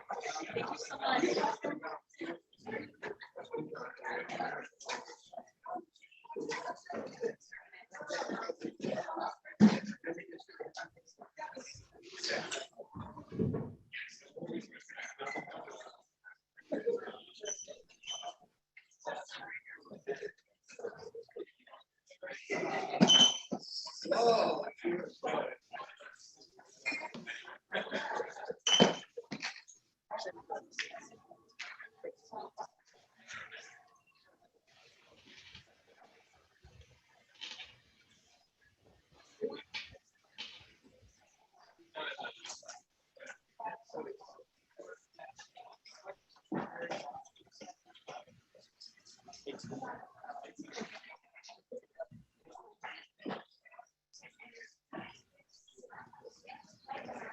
Okay.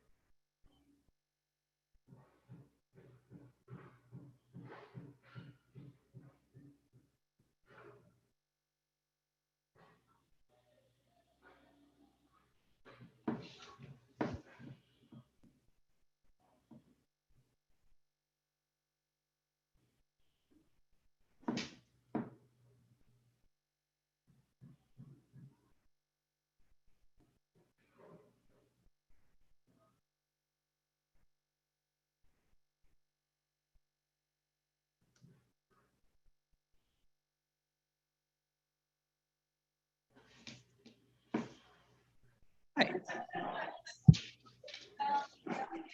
don't understand what that means. Who?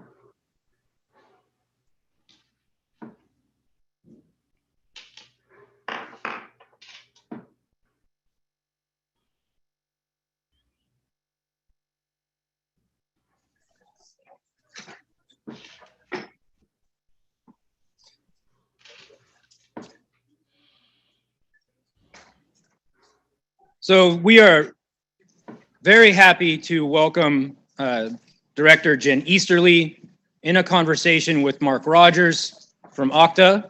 But first, we are very happy to welcome Craig Newmark to actually introduce Jen. And so I'll turn things over to Craig, who's dialing in with us virtually. Hey folks, I'm Craig Newmark. I'm the founder of Craig Newmark Philanthropies, also the founder of something called Craigslist. The Ransomware Task Force. There we go. Now we can hear you. We couldn't hear you for a second there. Okay. I'm Craig Newmark. I founded something called Craig Newmark Philanthropies, funding a lot of activities in the cyberspace. I'm also the founder of something called Craigslist. Now, the Ransomware Task Force is about protecting us all from people who wish us harm. This is a really big deal. Earlier this month, I launched something I'm calling the Cyber Civil Defense Initiative, naming it that because I was among the first generation of duck and cover. And I was seriously delighted to welcome the Institute for Security and Technology among its founding participants. Now, the Cyber Civil Defense Initiative works to help everyone protect their homes, businesses, and to protect the country. It's kind of like World War II. Everyone was expected to play a role. And the Ransomware Task Force is a big part of that. Now, Marc Rogers is a longtime hacker, and he's a serious leader in the security community. He's advancing public-private partnerships, particularly in healthcare. Jen plays a really big role protecting the country via CISA, and I really appreciate her work on the Cyber Civil Defense Initiative. I've seen firsthand that she's the real deal. With that, I welcome Marc Rogers and Director Easterly.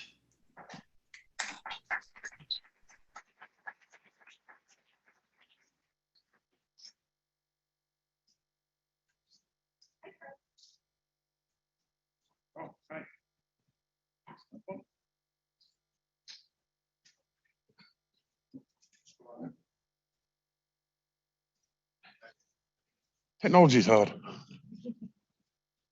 Yep, good. Does that work? Yay. All right. And mine? Yep. Okay. Right. Okay. Wow. I have to say I'm kind of blown away to being given this opportunity. CISA has been an agency that I'm a huge fan of. I worked with your predecessor on setting up a group called the CTI League, and have many friends who've joined CISA, and folks in CISA have become friends. I see you guys as kind of being the heart of innovation when it comes to tackling cybersecurity. So one of the first questions I had is, like, how are you going to continue this, and how are you going to scale this? Yeah, it's a great question. Well, first of all, thank you for doing this. Equally honored to be here with you. And thank you to everybody here, my friend Phil, for hosting this, and the amazing work of the task force over the past year. So I'm really glad that I was able to make this event.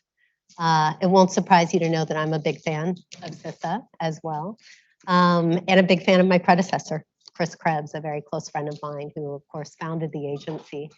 You know, it's a bit of a gift, actually, to be the second director of the youngest agency in the federal government, because we do have the ability to do things different. And that's really how we're working to position CISA, not just another government bureaucracy, but something that's truly innovative and can be agile. And, you know, I look for evidence of bureaucracy every day.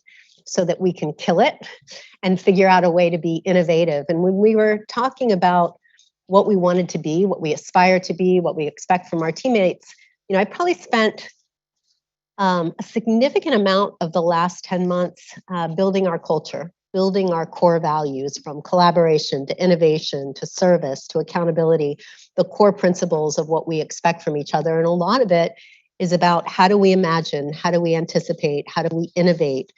And so we are really sort of an organization with innovation and collaboration baked in, because from my experience in the private sector, if we act like another bureaucracy, the private sector is not gonna want to work with us, not gonna know how to work with us. So I think that's just incredibly important and kind of core to our ethos. And everybody knows it sort of starts from the top. So I make it very clear that we are looking for new ways and creative ways of doing things. And we are looking to slay the bureaucratic dragons wherever we see them and come up with new ways of solving really tough problems. With that in context, what would you say your top priorities are? Yeah. Well, obviously, Mark, there's a ton of operational priorities, given what's going on in Ukraine, given what continues to go on with ransomware. I think in the short term, the priorities sort of focus around three things. First of all, continuing to build the culture, because I'm a huge believer that to create a world-class organization, you have to create a world-class culture. And so I'm spending a ton of time on that, because it's all about ensuring that your culture focuses on empowering your people, inspiring your people, and making sure that they feel impactful every day. So that's something I spend a lot of time on. The second one is really on collaboration, and this has to do with a lot of what you and I have been talking about on the Joint Cyber Defense Collaborative, something that we established last August, and we've been building it over the last 9 months, have gotten a lot of traction working closely with the private sector, whether it's Log4j, whether it's on ransomware, whether it's on Ukraine. And so really building a different model of collaboration where it's not just about information sharing, but it's about information enabling. And it's not just about partnership, right? It's truly about operational collaboration. How can we share information in real time so that we can together build those dots, connect those dots, drive down risk to the nation at scale? And I think the last near-term big thing that I'm really working on is how we communicate to the American people, right? We're all, I'm sure, a lot of technical folks in here. If you are speaking nerd speak to the American people, for example, multi-factor authentication, their eyes glaze over. And at the end of the day, whether it's reducing risk from a nation state attack or whether it's reducing risk from ransomware, I think our key role, and one of the most important things we can do, is help the American people build resilience, right? What is the basics that we need to be doing, whether it's enabling multi-factor authentication, whether it's updated software, good password hygiene, how to train people on how to identify illegitimate emails, phishing emails. And so communicating that to the American people in a way that it really resonates is something that I'm spending a lot of time doing. It's why I was excited to come here. But it's something that I would welcome your help with as well. We're going to kick off a campaign here in a little while. Because multi-factor authentication, you say that to people who are non-technical and their eyes glaze over and they move on to something else because it sounds scary. And so really at the end of the day, it's more than a password, right? Little hashtag more than a password. And I like it because it sounds like Boston's more than a feeling. So we can get a little bit of rock music in there as well. But it really, at the end of the day, it's, stop talking about the flux capacitor.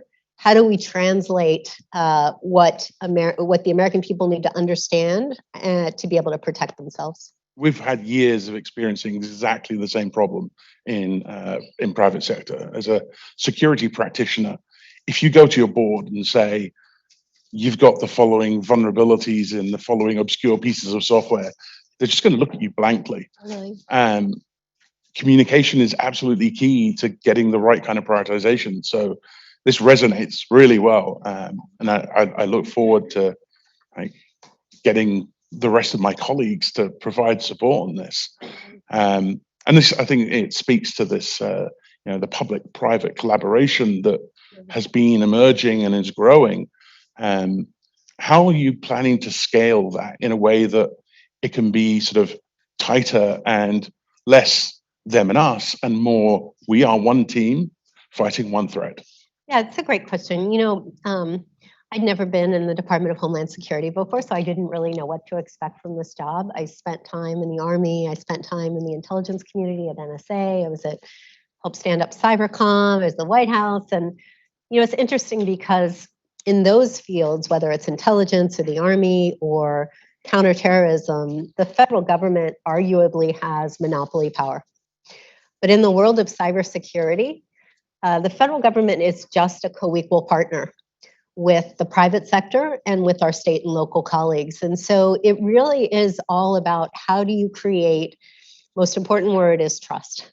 How do you create trusted collaborative partnerships so the government doesn't seem like they're this black box where information goes in, but it never comes out, where it feels like the government is actually providing information of value, of relevance that is actionable. And so we are working really hard to build that connectivity so that we can together raise the baseline in cybersecurity of the nation. And a lot of that is how do you create trusted partnerships at scale, I think is the key word. We, of course, manage what's called CPAC, the Critical Infrastructure Partnership Advisory Council, where we work with all of the sectors, all of the sector risk management agencies, to build those partnerships together. And so we have this sort of platform that's already built between the federal government and the private sector. But the thing that I'm probably most excited about is this Joint Cyber Defense Collaborative, because it is for the first time in law, it's the only federal cyber platform that says, okay, you need to have CISA and FBI and NSA, and we brought in Cybercom and DOD and DOJ and ODNI and Secret Service. So you have the whole federal cyber ecosystem together, along with the ingenuity of industry and the innovation of the private sector and what's happening at the state and local level, and a lot of work we're doing now with nonprofits. So it really does, it's emblematic of what I often say, that cyber is a team sport. And I think we need to go into this, my view, from having spent the last 4.5 years in the private sector, with a lot of humility. At the end of the day, this is really, we can't solve it, private sector can't solve it. And so we need to figure out how we can work together, how we can build that trust, how we can take honest feedback on, actually, that doesn't make any sense. Or, it's why we share a lot of our products in advance with our JCDC partners, because we want to get that input from experts who are doing this in industry or working in critical infrastructure so that we can make sure that it's actually effective. And so scaling the model that we've built with JCDC, we just brought in ICS partners, for example. We work with, obviously, international partners, over 100 certs. And then with our alliance partners, and as part of Ukraine, we work very closely with 22 big banks, 38 energy companies. And so continuing to scale that model, something you and I have talked about before, Mark, is, we want to scale it in a way that's of value, but we also want to maintain that trust. And so figuring out how to get that balance right, where we protect people's privacy, we protect people's data, people's information. I want to make sure that we're not scaling too fast so that we end up in a space where we're not able to do that. Because at the end of the day, you will lose trust really quickly, and it's hard to build back, as you know. Yep. And one of the challenges is you don't just have to scale this. We're going to have to change the speed of operation, because threat actors don't sit around. They come in, they do as much damage as they can. Their profitability is often driven by the fact that they can catch people by surprise, catch organizations by surprise. And frequently the golden window in which you can take action that's going to mitigate and minimize the amount of operational damage is very narrow. And so how do we take something like a partnership such as JCDC and connect, operator to operator, and have, folks from the organizations in JCDC who are operators as opposed to, say, spokespeople or leaders or lawyers, with like the operators within CISA, the operators within other agencies? Yeah. So two-part answer to that. First off, one of the first things that I said to the senior folks who are part of the JCDC, we actually met with a bunch of folks out in the Valley in December, was if you want to bring your government person, that's fine. But at the end of the day, to make this partnership work, we need you to bring your operators to the table and your technical people to the table. And that's actually moved in a really good direction. So we're not here arguing over legal issues. We are actually sharing information in real time of value so that we can create that threat picture. So we realized that that was going to be a problem from the beginning, and we worked really hard to sort of set the table so that folks knew if you want to be part of this, it's not a club, it's an engine. If you want to be part of this engine, then you need to bring your game, and we will bring everything we've got as a government. We're not holding back on sharing anything that we have that we think can help reduce risk to the nation. So that's important. The second thing I'd said is that, you asked, how do you build off this? So the other thing I'm excited about and why I really wanted to come spend time here is, of course, we know the recent omnibus legislation had Saoirse, which I like to call Saoirse, like Saoirse Ronan, because we thought it was going to be Sarah, and then they changed the spelling on us. Of course, has the cyber incident reporting, which I think is hugely important to help us baseline the attacks on critical infrastructure and the ransomware reporting. But more excitingly, it talked about creating a joint ransomware task force, which actually was the brainchild of the IST Ransomware Task Force. And it gave me the great privilege to establish that. And so what I wanted to announce today is we're actually kicking it off. We're very excited about it.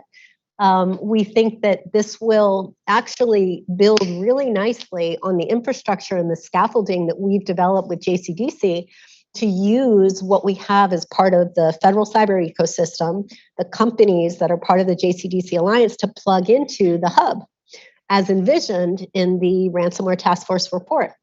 The legislation says that I, as the assistant director, will establish it, but given what's in that legislation and what the task force is envisioned to do, there's a lot of disruption of ransomware actors, infrastructure, finances. I thought it was really important that the FBI co-chairs. And so the operational leads will be Eric Goldstein, my head of cyber, and Brian Vordran, who's head of FBI cyber. And we're working with the National Cyber Director to bring in the rest of the federal government. But in very short order, we want to work with you all, and we've already been working with you all, as you know, but really have that direct plug-in to the Ransomware Threat Focus Hub so that we can actually start operationalizing progress in an agile way, disrupting these actors. We're on the resilience defense side, but we want to work with all of our partners across the federal cyber ecosystem and the industry to actually be able to go after these actors in a very agile way at scale. This is awesome. Right. I know, it is. I'm as a member of the Ransomware Threat Focus Hub, and I speak for my colleagues, I think this is exactly the kind of thing that we've been hoping to hear. So it's really awesome to hear it. My first immediate ask is, how can we shape this so that we tightly integrate what we're doing? So rather than being us, as an attachment doing stuff and passing it up, we bring folks from your organization in, we bring folks from FBI in, and we mix up, and so we share skills and teach all we know and learn all you know, so that we become one team. Yeah. Well, first of all, it's exactly what we want to do. So Wonder Twin Powers activate. Yeah. And again, I think we're building on the infrastructure that we developed in the JCDC, which is changing the model, right? Even when I was at Morgan Stanley and before then, this private public partnership thing was about, okay, I'm going to go to a government office, or I'm going to go down to DC, or I'm going to go to a field office, or I'm going to go to headquarters. I'm going to have this meeting, and maybe we exchange business cards, and then we meet again. You get a threat briefing every quarter. Like, those days are gone. We cannot help defend and protect the nation if we're looking at it that way. We all have to be in the room all the time, sharing information constantly so that we can create that picture together, because it's very likely that industry is going to see a cyber attack on the homeland before we see it at the end of the day. So we have to be in the same room. We have to trust each other. Trusting each other is a little bit of a leap of faith. And, there's going to be some screw ups, I'm sure, but I fundamentally believe as a human that you have to treat feedback as a gift. And so we got to work together. We got to figure out how to get this right. And so I'm excited about, we're continuing to build the ConOps around this. I think we're looking to kick off the first official meeting here in the next few months as we bring all this together. But all feedback, all players, all partners are welcome, but we have to be in this together. It can't be like the government and the private sector. It has to be, we are sort of, team cyber. It's like I might steal your CTI league or something from, Hall of Justice versus Legion of Doom. Yeah. This fight has to be sort of reflective. And as much as we look to the federal government and our law enforcement partners to taking action, we also have to sort of do some introspection. How do you think we in the private sector are doing in terms of tackling ransomware, in terms of following the guidance under Shields Up, Yeah. I mean, I think we've made progress, right? If you saw a report this morning, I guess from Chain Analysis, looked pretty dire. This was 2021 numbers. And I think it is still pretty bad in terms of the ransomware ecosystem. Now, that said, we don't know what actually the baseline is reporting. That's why the legislation will be helpful to help us create that baseline. But at the end of the day, as you know, as everybody in this room knows, this is not a problem to be solved. This is a persistent issue. And what it takes is obviously all of the things we can do on the offensive side with disruption, and that is great and important, the stuff that Treasury is doing on cryptocurrencies, what DOJ is doing. I think the most important thing, certainly what we're focused on as America's Cyber Defense Agency, is how do you raise the bar on cybersecurity and resilience? And you mentioned Shields Up. That's what that's all about. That is what that's all about. And so if you go to that website, you can learn about the threats, but it's what are the basics that I need to do as a business, large and small, to raise that baseline? What should I be doing as a CEO to empower my CISO? What should I be doing as an individual? Enable multi-factor authentication, and all the stuff that we've been doing on ransomware. And I think we have made some good progress. Part of it is off the back of some of the great work you have done. Part of it is the federal government coming together. We created that one-stop shop, stopransomware.gov, which has been really popular in terms of getting the message out. One of the things that I'm most pleased about over the past year is we are now operating much more coherently as a government. So if you look at the products that CIS has been putting out, you will almost always see a multi-seal. Right? You'll see CISA, you'll see FBI, you'll probably see NSA, you might see Five Eyes Partners. We just did one with the Netherlands. And that's because we are all in this together. And frankly, I want to make sure we as a government are sending a coherent signal, because when I was in the private sector and I saw just something from CISA and maybe something different from NSA and something different from FBI, I just found that to be confusing.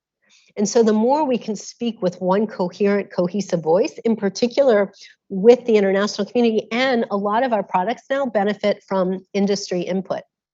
And so as long as we can all get that together, I think that can make a huge difference in the direction that we're going. I mean, I do think you guys are nailing the communications piece.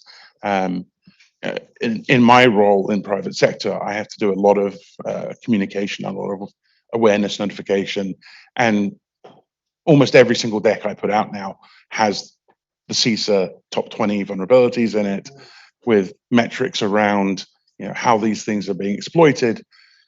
But it also loops back to the fact that many of these vulnerabilities are really, really simple things. And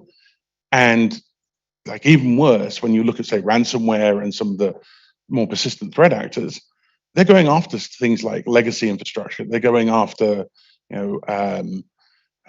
breached passwords that are still floating out there, sites that don't have multi-factor on it. And from my perspective, I don't think we are doing enough to get rid of that. And I was wondering, first of all, how you think the federal government is doing on that side of it in terms of improving its own infrastructure, but also if you think there's anything that we can do, and when I say we, I mean the community to try and solve this so that we take this low-hanging fruit away from them. Yeah, it's a great question. So on the Fed government side, hopefully some folks got to listen in to the hearing earlier this week. My head of cyber, Eric Goldstein, did a great job in sort of laying out the progress that we've been making on the .gov, on the federal civilian executive branch over the past year since the executive order 14028 went out.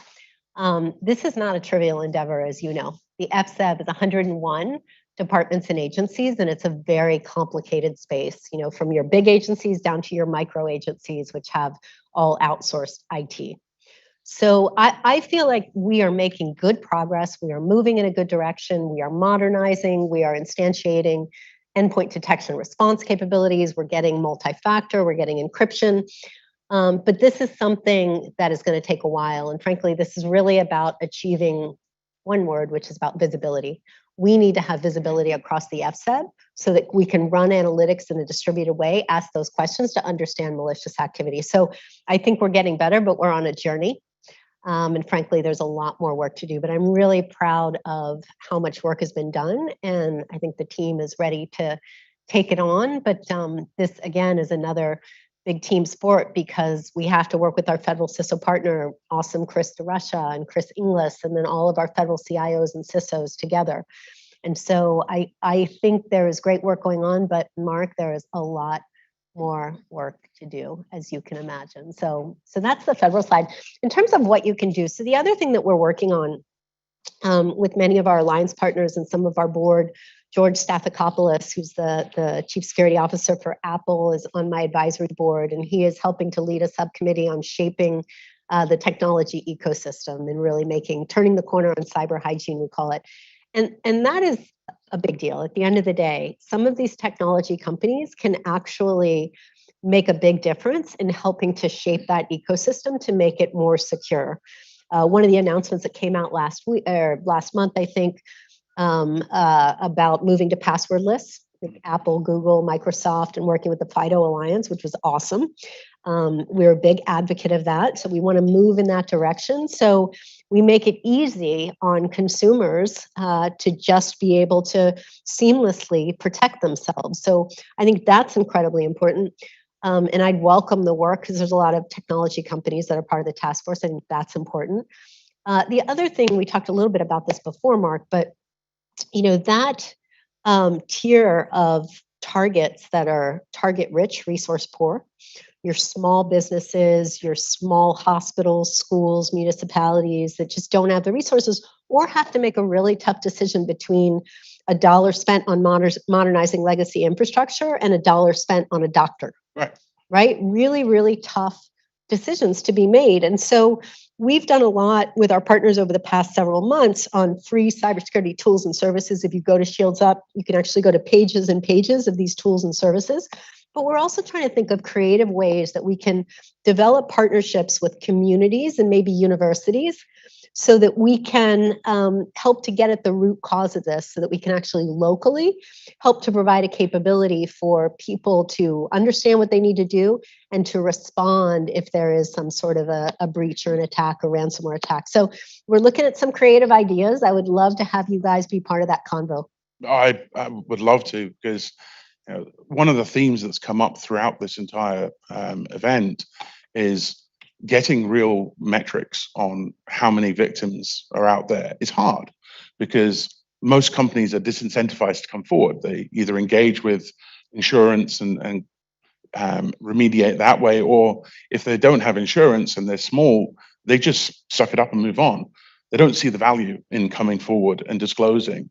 And I'm not sure that legislation is going to really change that picture for those entities. Yeah.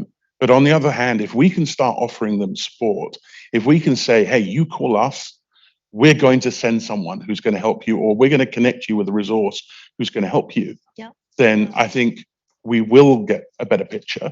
Yeah. And at the same time, we'll make things a lot better and mitigate some of that harm. Yeah. I think that's exactly right. Look, I think what people should understand about CISA, and again, we're the newest agency in the federal government. We were established by Congress to be America's cyber defense agency. Our entire North Star is about network defense, right? That's what we wake up in the morning. That's our mission. That's our dedication. And so we are not there to name, to shame, to blame, to kill somebody's reputation, to stab the wounded. We are entirely about rendering assistance, deploying resources, and being able to use what is one of our best superpowers, which is information sharing in a way that protects liability, protects the victim, protects privacy and anonymity, but take that technical information so we can share it with others to prevent them from being hacked. That is our mission, and we were really trying to build on that. I think one of the coolest things about CISA, and I didn't even know this before I took this job, but we have this growing field force. So we have this growing force of cybersecurity advisors, cybersecurity state coordinators that we're building in regions all across the country who can be that front line, working with towns, working with small critical infrastructure, hospitals, things like that. And so pairing what we have at CISA with our partners in the federal government and with the power of the task force and the hub, I think we can truly make some progress with some of those entities that just don't have the resources to really be able to protect themselves. I absolutely agree. I've been told we've reached the end of our session, so thank you. Thank you for coming and spending this time with us. It was great. My pleasure. Thanks, everybody.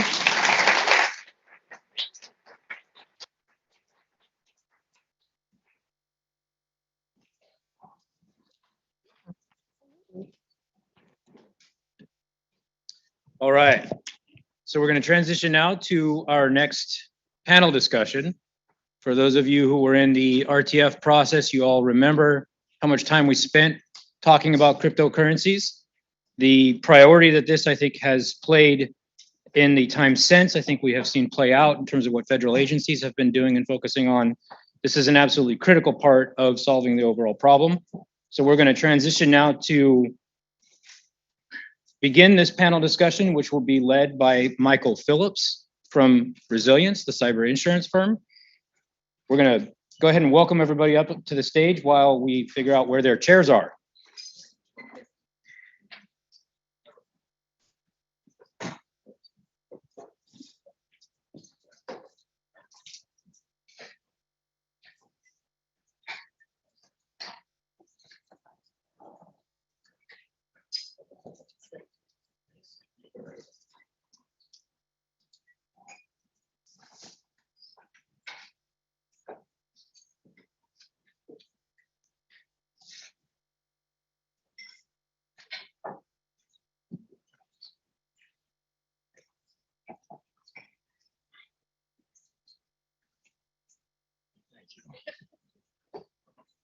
Thanks very much.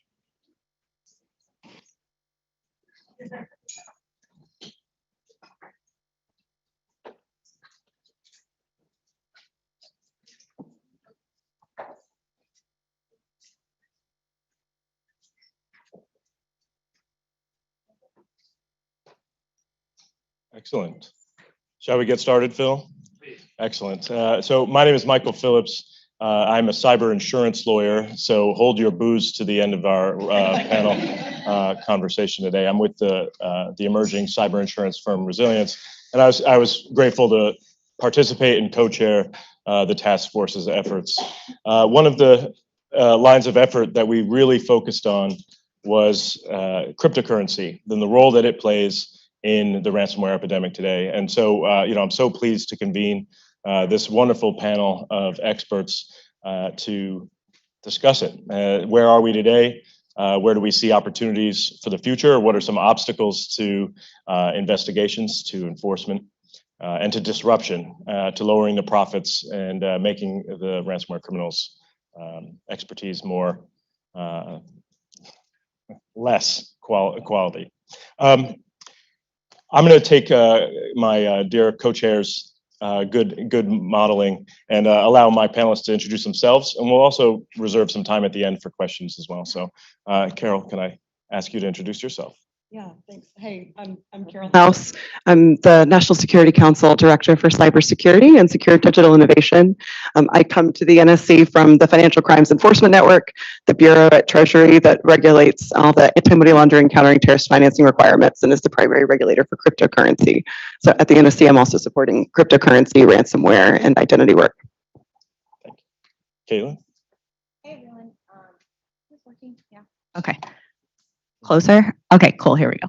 Hey, I'm Caitlin. I'm BlockFi's VP of Security and Digital Asset Custody. I've been working in crypto since about 2016, 2017. Prior to BlockFi, I started KPMG's blockchain and crypto asset team. I've worked at Bakkt, and then had a mostly private sector working in big tech focused on cybersecurity. Hi, everyone. I'm Katherine Johnson. Happy to be here from the startup world. I joined the board of IST earlier this year. I work for a company called Storage. We do decentralized cloud object storage. In typical startup fashion, I wear multiple hats. I'm the head of people ops and legal and compliance. Prior to this, I worked for Coinbase, starting in 2017, where I was director of compliance management, building up their compliance team, and then starting in 2018, director of compliance regulation, where I represented the company in regulatory exams. Prior to that, I had a fairly long career in New York as a lawyer, kind of straddling the worlds of legal and compliance, starting out at Fried Frank. Happy to be here. Afternoon. My name is Gervis Grigg. I'm the Global Public Sector CTO for Chainalysis, the leading blockchain analytic firm.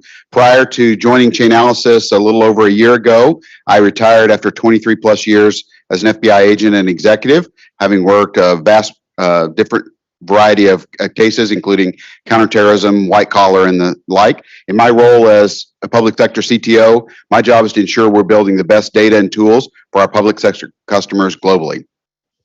Well, thank you all for joining. And one thing that we heard throughout the remarks to date here is the role that cryptocurrency plays as the unfortunate lifeblood of the ransomware epidemic.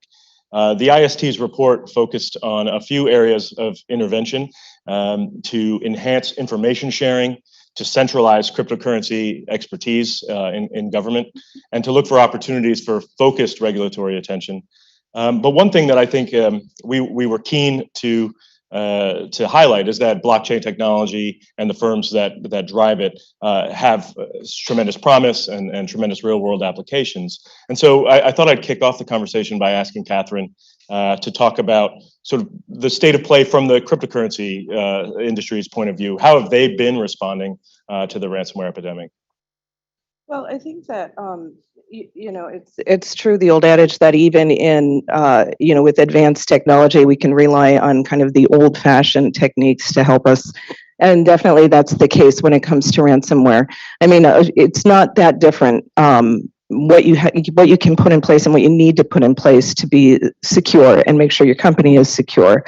What I've seen kind of in the different corporate cultures I've been in, including spanning from East Coast to West Coast to now the Midwest, from, Bank of New York Mellon to, multiple different banks at EY to then crypto Coinbase and then now to storage, is that the same tools apply. You need to have good corporate hygiene. You have to have, a risk-based compliance program. You have to have, stringent, rigorous hiring practices to make sure that you're bringing in people who are familiar with what the risks are and know how to handle them. At Storage, we have a blind homework assignment that people perform. And then as soon as you get them in the door, and this is kind of my head of people ops hat now on, you think about the life cycle of your employees, you've got to have, that training to make sure that people are aware of what the risks are currently. And then also, make sure that your security team is working with outside auditors, doing the risk assessments, that you have a very, very healthy policy management framework so that your policies are being updated regularly and you're able to incorporate the things that we're learning. All of this doesn't come naturally to startups. And so I would identify that as, as a risk that we have with companies that are working with new technologies. That's why I'm also a firm believer in cross-pollination, government to industry, and, more traditional industry to newer technologies. Caitlin, may I ask if as ransomware has become a national security concern, has the approach that you've seen in the industry, has it changed to meet that higher threat level? Yeah, I mean, I think we take a defense in depth approach, and it's very much something that we're aware of. But I think including your monitoring programs and your incident response programs, and working with your in-house lawyers and external counsel, your compliance programs, so that if something does happen, you have the right response and you can respond appropriately. But also, I mean, the core of this typically, crypto is not necessarily like the main problem here. It's very much like an off ramp to be able to do this. I think that if it wasn't crypto, it would be something else. And your security programs are like kind of your front lines in preventing against a lot of this. And as Catherine mentioned, like startup life is hard. It's not easy to do. Like you think you have a product and you think you have clients, and it can go from 1,000 people to 100,000 almost overnight, and then your whole scope and everything that you have to do changes, and it can change very quickly. So yeah, I would say our security programs really try to like cover all of these things. The technology is still new. Finding people who understand crypto, who understand blockchain technology, and who are good at cybersecurity is not easy. It's very difficult. So that's another like challenge in startup world. And then trying to understand and adapt with everything is really difficult too. Things change overnight. There could be a new form of a like smart contract vulnerability that no one's ever heard of, and then you're like, okay, what do we do now? So it takes a lot of people. It takes a lot of collective effort. It takes a lot of smart people trying to solve really hard problems all at once while you're trying to build a business. Krebs, you've seen from both sides. How are you finding the private sector responding to the ransomware epidemic if they've got cryptocurrency or blockchain built into their business? Yeah. So having worked on both sides of the badge, so to speak, right? It really comes back to what we heard earlier today about partnerships.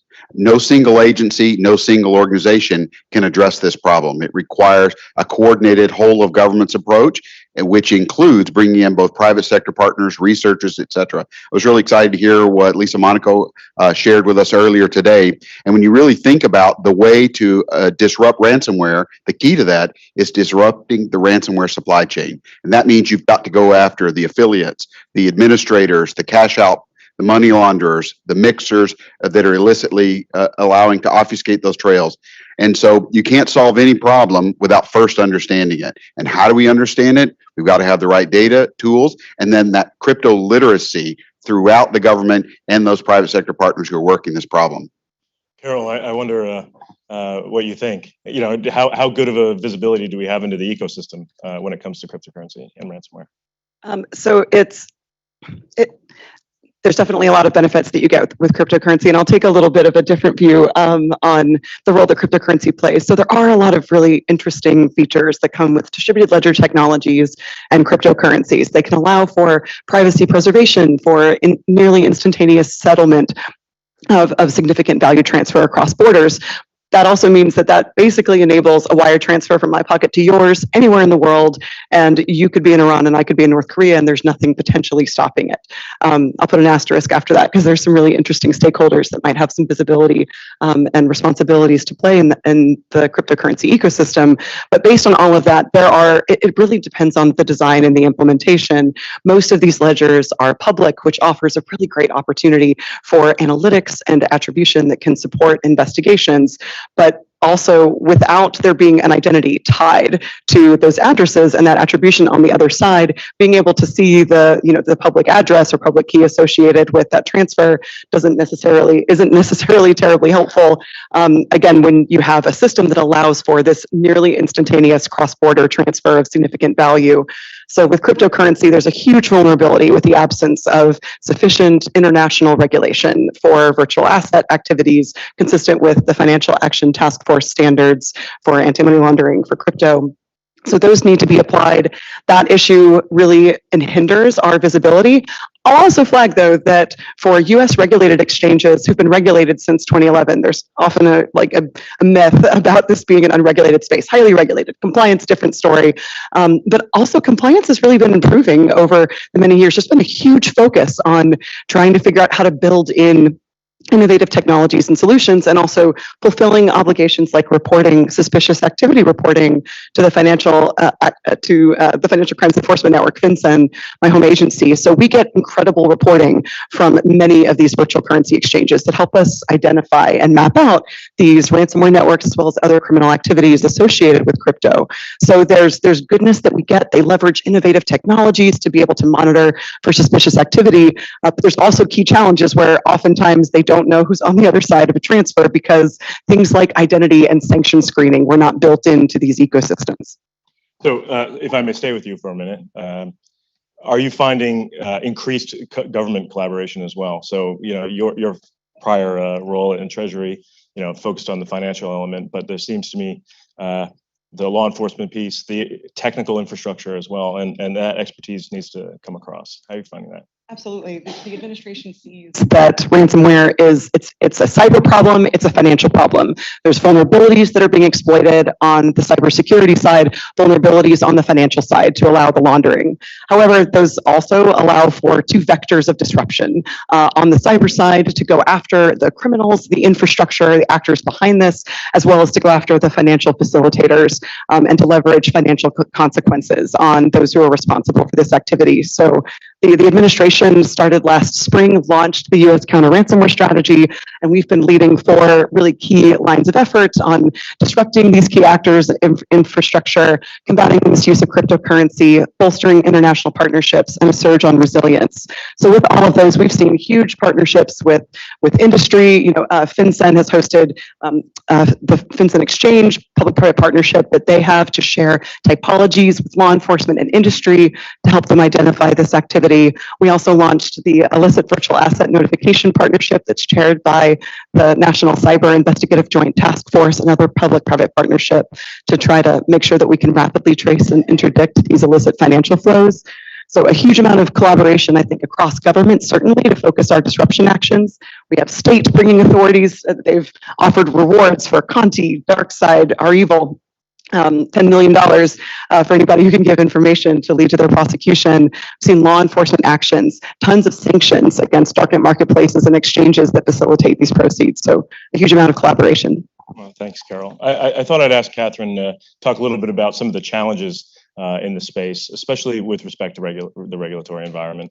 You know, clarity around how your technology may or may not be subject to these kinds of Sure. Well, I'm happier to be answering this question now than a year ago.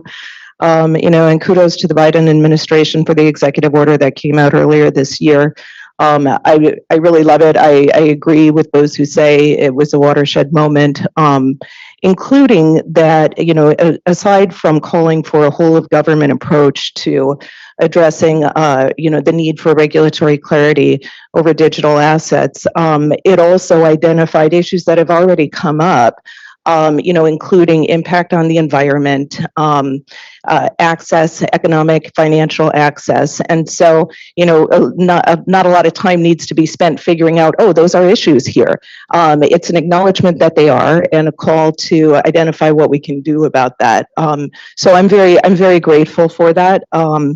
You know, I think that if somebody's not already in the startup world or, you know, working with companies that are building apps and projects, you know, in a decentralized fashion, one of the things that they might not be aware is the ability of these Web3 technologies to address what went wrong with Web2, you know, including data privacy issues, including the buying and selling of our data, including, you know, inequities that resulted, issues with, you know, who was building the software and then who was it servicing, who was it helping, who was it harming. And so we have a real opportunity here to do that, but to address those issues. And a lot of the projects that I'm seeing, especially, you know, in my home city right now of Minneapolis and the Twin Cities, a lot of young founders, new founders are developing apps that can help address some of those issues, but they're building them and they're growing them in an area where they don't know for sure how it's going to be regulated. And so, you know, they're going out on a limb by doing this, but taking a risk as a founder when you don't know how and whether something's going to be regulated is, you know, is really challenging. So I'm very eager to see what comes out of this executive order. And, you know, I think it's important for others to note too, that when we're talking about blockchain, we're not just talking about cryptocurrency.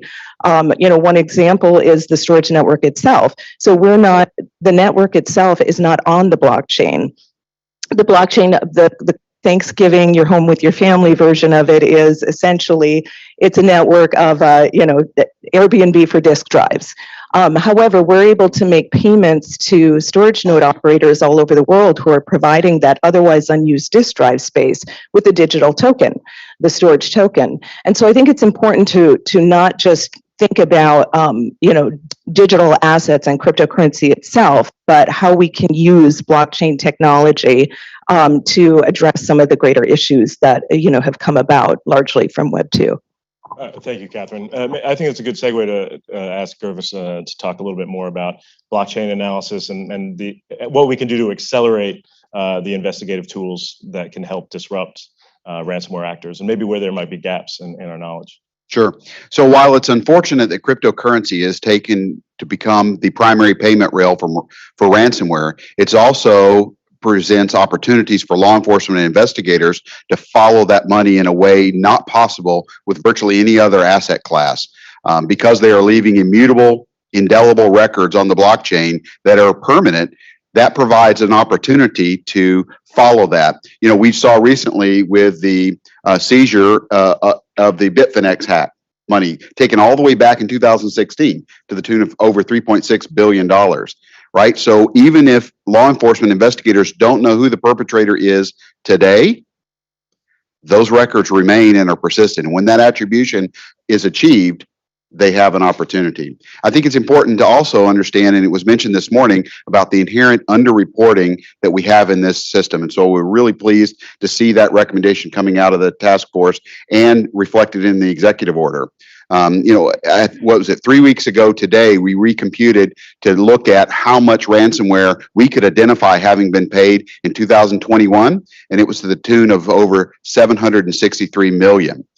In 2020, it was 723, I believe, or 28, which shows, in spite of the outstanding efforts that have had and the increased focus on ransomware, we see no signs that it's slowing down. And really, there's a data echo even in that data. We know that the number is even larger. And so when I sit here next year, we'll find that the number that we thought was big this year was actually even bigger. But the bottom line is we're moving in a positive direction because we're beginning to marshal resources across the government and across industry to go after this threat. And I was pleased to hear what Catherine said as well. Right now, we think this is big and is a challenge because we're dealing with digital assets that are taking the form of cryptocurrencies and NFTs. What about 5 years from now when potentially my mortgage and other types of items that we value are being stored and brokered on the blockchain? I spent nearly a whole day the other day at the DMV in Texas to prove who I was so that they then could issue me a new form of ID in that state. By the way, I love living in Texas now and coming back home. But why should I have to do that? Why couldn't they have done an authorized handshake that I said, for this limited purpose, you may access my data that I own and have rights to and validate who I am with my state that I just moved from and issue me this ID? My friend went to the game the other night to see the Mets, and he's in his mid-50s, and they carded him anyway. He kind of took a little bit of offense by that, but that's their policy. And he had to show all of his information on his card, when all he really needed to reveal is whether his age was greater than 21, right? So I think we're going to see a new form of identity management and efficiency, and that's going to bring back savings and protect people in ways not previously possible. But it's also going to present enterprising opportunities for criminals to look after new ways to steal, because they are following the money, and they're going into crypto and digital assets for the very same reason that the vast majority of legitimate users are: low cost, high speed, transborder, and we've got to address that. So you've raised what I think is probably the hardest question, and I'm going to ask it to Caitlin and Carol both, which is, so many of these technologies, at least as I understand them, have privacy by design, or they're designed to be, to obfuscate the user. And yet, information sharing, we've heard, is such a vital part of our fight against ransomware. How do you make those kinds of decisions? How do you see folks making those kinds of decisions? How should we be thinking about that in the abstract? I mean, it's a hard trade-off, right? Because most crypto users who are crypto native want that privacy, and they don't want to be known. They don't want to give all of this information just to send money, or they don't want you to know who you're sending money to. Whether that's for nefarious reasons or not, depends on who you are. But I think for us as I think Carol mentioned this too, like as a regulated entity, we have to know who our clients are. And at the same time too, like we don't want anything bad to happen to them. We want to protect their funds. Like a ransomware attack on a company like a BlockFi or Coinbase is bad for us, it's bad for our clients, and it's horrible for the industry. So like we want to take as much precaution and measures as we can to prevent those things from happening. And I think that, the trade-offs that you have to make between that, we have our regulatory obligations and our compliance obligations, and that's going to come first and foremost. Otherwise, we can't offer these products. So I think that's kind of more our stance. The privacy portion of it is important. And I think, you don't need all of that information necessarily to be like sending money. I think my opinions probably aren't super popular here, but I think we'll do what we have to do to continue to offer products, but at the same time, it is a balance. Yeah. I'm really glad that you brought up the privacy enhancements in this space, because it really highlights one of the key issues that I take with sometimes part of the narrative is everything is public, so you can see everything. So this is all good, and it's less risky than cash, which again takes like time and space and physics to move from one location to another, when crypto transfer can essentially be instantaneous. But there's also nothing that makes it inevitable that these ledgers remain unpublic, unobscured ledgers. We're seeing a lot of innovations. We've already seen developments for many years, anonymity enhanced cryptocurrencies that have operated, building layer 2 solutions, use of mixing and tumbling services, lots of things that build in these obfuscating techniques, and potentially for illicit purposes, right? Like privacy is really important. I understand. I also do not publish my transactions on a public ledger for the world to see. But there's a really interesting balance that I think that's going to have to be built.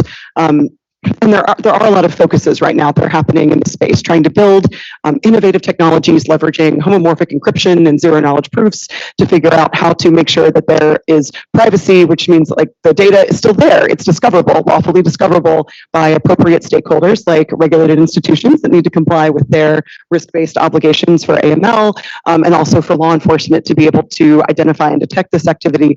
But ultimately, like that is still in a very much nascent stage.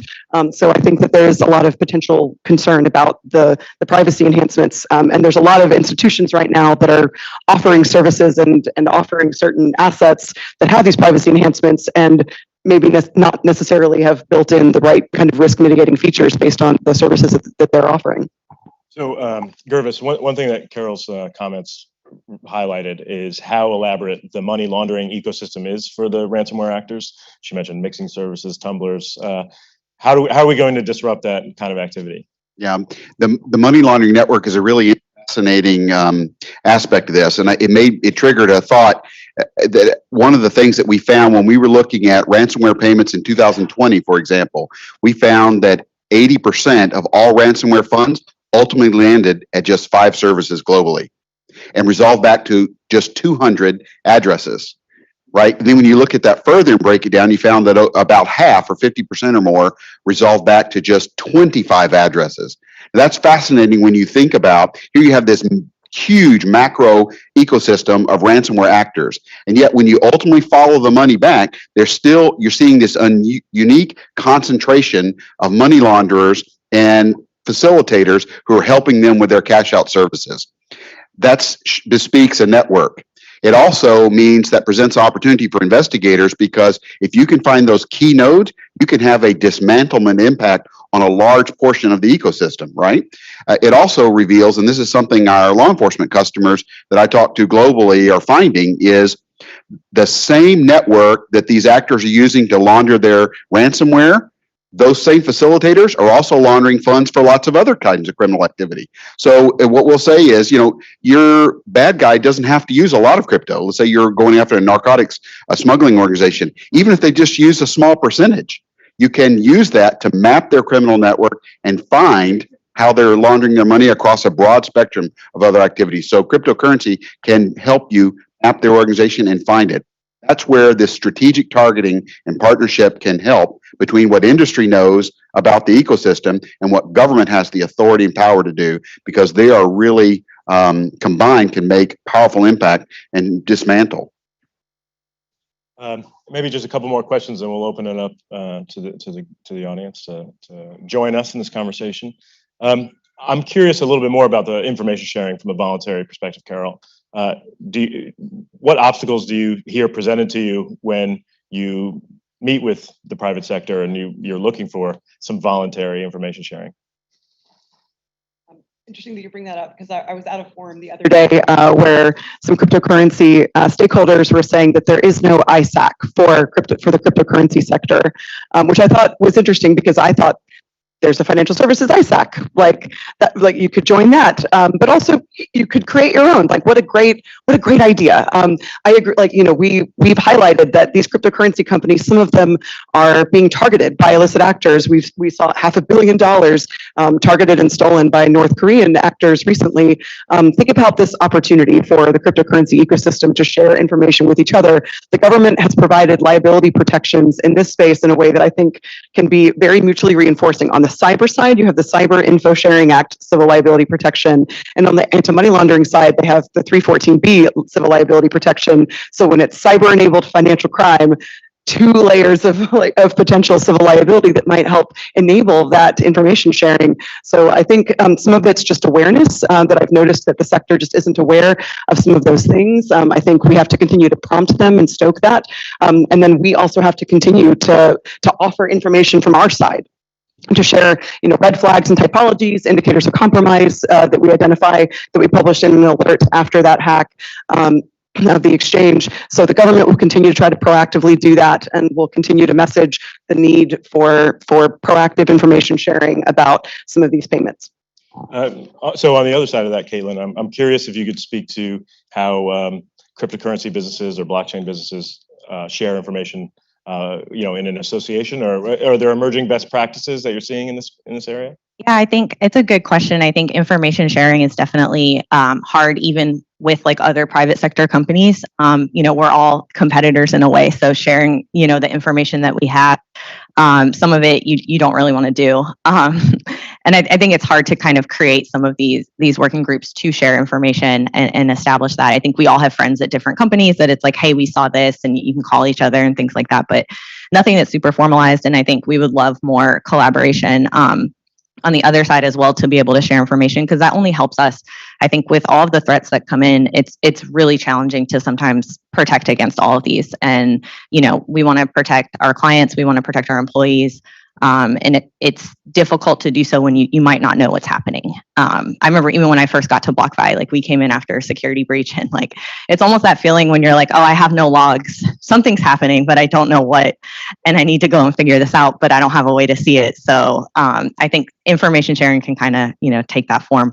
I will say some of the working groups that we've had, along with FinCEN in particular, and like travel rule and things like that, my opinion, I think they've gone, really well. I think when you have collaboration and you have, regulatory needs that you need to address, and you try to address them as a group and you solve these hard problems together, the solution that you get is significantly better than if it's like, hey, here's what we want you to do. We don't know how we want you guys to do this, but like, just go and figure it out. That's hard for a number of startup companies to try to figure out, because now you might not have the right people. You're trying to deploy talent and resources to that. You're also trying to make money. So I think the more collaboration we can get that would have better solutions, and then also lead to more information sharing that can be helpful to better protect against like different threats and ransomware, a ton of different things. It's just going to help like kind of booster the overall security posture of the entire industry. Well, thank you, Caitlin. Well, why don't we open it up for some conversation with the audience? If there are any questions, I could certainly drive the conversation, but happy to. Oh, there's one in the front. That's right. Hello, Harry Schwartz here. I wanted to respond to Caitlin's, or ask others in the group. I asked Caitlin to respond on the question of the point that she made, that if people didn't use ransomware, bad guys didn't use encryption, they would find something else to use. What is that something else? What should we be concerned about when they stop using crypto? So, and I wonder if other people agree with that statement on the panel, that crypto isn't really one of the main things that drives ransomware. I think I view it more as like an off-ramp, right? I think crypto was not created to be nefarious. It was created to have a new like system of money and have peer-to-peer transactions as a result of the 2008 financial collapse. Like that, crypto was not created for a nefarious purpose. I think a lot of people forget that. They look at it and it gets a bad rap because you can do these things, right? Like that's kind of what comes with creating new money that is not centralized and not owned by a central authority. Like you're gonna have the ability to maybe take advantage of it. I think you would have that with any new technology. I think you have that with any new money, anything that's new coming up. Somebody is always going to try to take advantage of it.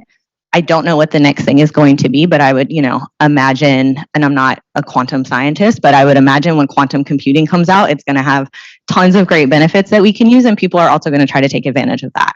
And I'm fully aware that, like, yes, you can use crypto for nefarious activities, but, banks laundered money for years. Like, these things are not new. There's just new technology enabling new ways to do it. And I don't necessarily think new technology is the problem. I think, like, you're going to build new products and services around, what is becoming available. And then, you need a lot of people like that are all in this room, and you need a lot of smart people to build said products, and then also make sure that it can be secured and you can protect whoever it is, whether it's yourself, it's your clients, it's your investors, it's people I think that's just the evolution of tech. I think it's the evolution of money. And then all of these things are just going to continue to grow. Carol, did you want to chime in as well? I really appreciate your views. I know that in my personal perspective, if ransomware, actions were all asking for gift cards, wire transfers, and ACH, I don't think that it would be at the scale that it is today. But I also don't think that that is an inherently evil feature of cryptocurrency. It's not about the technology. Like any payment system or technology, it can be exploited, especially when proper controls are not built into something like a value transfer system that allows for transfer anywhere in the world. So basically, it's really that key vulnerability of like the absence of sufficient regulation and oversight internationally. I have an active enough imagination to see that if we actually had international implementation of the FATF standards, if there actually was identity that was tied somewhere, whether it's at the on and off ramps or actually built into the ecosystem, since I also think it's an assumption that we will need on and off ramps if the future of the ecosystem is that we continue to have lots of merchants offer goods and services for crypto. You may not need that conversion as much. I'm not sure what the future of money is. Treasury is going to tell us in about 4 months. But all of these things that I just recognize that you have to build in those controls and those features. And if you don't have them, then yes, that's why crypto is a favored tool for money laundering by cyber criminals to purchase their exploit kits and launder everything on the back end. It is a favored tool. But if we sufficiently regulate it, I think it's possible that it becomes a very difficult tool to use for criminals. Well, Carol's comments and the question also really highlights the international component, which we should spend a few minutes on. Even if we are all well-meaning cryptocurrency businesses and blockchain businesses here in the United States and well-regulated, the technology does permit the money to be transferred to international jurisdictions where life is hard. How do you see that opportunities to change that? Yeah, I mean, we've been working internationally. The White House actually hosted the Counter Ransomware Initiative with over 30 countries and the EU in October. So we continue to work on the illicit finance work stream there to build capacity, make sure that there's diplomatic efforts as well as capacity building and training to build their ability to investigate, effectively regulate, oversee, and enhance compliance of cryptocurrency in the space. And of course, Treasury continues their efforts in the Financial Action Task Force. State also does a lot of capacity building efforts as well, so we'll continue that front. Yeah, please. Going back to what I was saying about the importance of who's at the table, who's building these technologies. So we're a company of 77 people across 5 continents and in more than 17 countries. And the languages that brings are not just English, Spanish, etc., but it brings the languages of different cultures, of different risks, different understandings, geopolitical understandings, and so I'm hoping that we see more more of that kind of thing happening in industry. That we find ways to bring in people who haven't been at the table, and that we bring in the value that they bring in the tools that we're building. Just one final comment on that. I think one of the interesting aspects that the use of cryptocurrency brings that was mentioned earlier is that transparency and immutability and permanence of that record that law enforcement and investigators have not had to that degree. And so I think that offers some unique aspects. I was on a panel the other day with a private sector attorney who helps with recovery of stolen assets and the like. And she indicated, she said, a client may come in and said, I've been a victim of a $10,000 scam. Well, depending on what the threshold of the particular law firm or even the law enforcement agency, that may or may not land with the expectation of what the victim was hoping to get. However, they said we use tools where we can quickly go and ascertain whether that victim is a single victim or part of a larger scope. And she mentioned how they use our data and tool, for example, to go in, but blockchain analytics help them to go and see, wait a minute, there are 27 other victims who've had the same thing happen to them to the tune of $10,000 or more each. So now that's a very different kind of case. So it's that unification and transparency and speed at which those decisions can be made, but I think offers some really unique chances. And you're right. I mean, technology is going to keep moving forward. How are we going to address it? How are we going to mitigate? If I could real quick, I love your point with that, and especially making sure that we remember that the technology can help address it. Decentralized data storage provides a way to have ransomware resistant tools. So, if we're able to ensure that innovation can continue, then we might not even be having this discussion. We might not need to worry about it. And with open source software, we're also able to look at how are the technologies built to understand them better. So the answers may be in the technology itself. That's an optimistic note. And yes, sir. Oh, I'm sorry, Kemba. Yeah, do we have time? I haven't been tracking time very well, Zoe. All right, thank you. Carol, Carol, you mentioned Section 314B authorities, which I think are underutilized, but I'd like to know from your perspective whether we're seeing an uptick in the use of it, particularly with crypto exchanges, and are there similar authorities for those in other countries for exchanges that don't necessarily touch the United States that we can leverage? It's a great question. So again, for those 314B, it's like the Cyber Info Sharing Act liability protection on the anti-money laundering side. Since I'm not still at FinCEN, I'm not directly overseeing that, but when I was there, we were seeing an increased interest from the cryptocurrency sector in wanting to use and leverage 314B and figure out whether there were opportunities for associations as well that could help to facilitate that info sharing. So I certainly hope that was a signal that over the past year it's increased. On the international side, I'm not certain if it is. I know that we've shared that liability protection as a best practice with some of our international partners to try to highlight how we've tried to stoke some of that info sharing. But I'm afraid I just don't know the answer. Sir?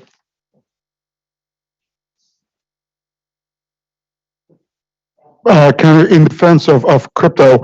I would challenge Carol's comment a little while ago that we'd like to go back to when people were using Cash App and gift cards and things like that. Because yes, the overall amounts of losses may have been significantly lower, but the impact on the individuals arguably can be said were significantly higher than even the millions that some of the businesses are being forced to pay right now. And kind of to what the Gervais was saying, that yes, the amounts may have been smaller individually, but overall, I mean, if you look at something like business email compromise, for example, I mean, until recently, business email compromise really did not use crypto very much. However, it still was able to, without the use of crypto, was able to, collect millions of dollars, and the impact on the individuals that were affected, that again, were probably even more significant than the impact of some of these huge ransoms that companies are forced to pay. So I think we kind of have to look at that as well. Yeah, no, I actually totally agree with you. And I actually always think about the BEC point there, because gift cards and wire transfers and ACH are often the predominant laundering method associated with BEC. The cryptocurrency is growing in instances of BEC. The FBI actually published a public service announcement about that, I think in January. That's why I flagged that. I know that it's just my personal opinion that like ransomware would be less, and that I think that because of the inherent features of instantaneous cross-border value from like unhosted wallets. Like I think that those risk features, because of the absence of things like identity and effective regulation internationally, that's why it offers an attractive tool. I also think that if it is effectively internationally regulated, I think it becomes a very potentially unattractive tool because then all those transactions are on a public ledger. So again, it's not me like, fighting against crypto. It's me saying that there just has to be sufficient regulation in the space. So I'm very sympathetic to that point. Thank you. So I think we might have time for just one more question, and I saw the gentleman in the front.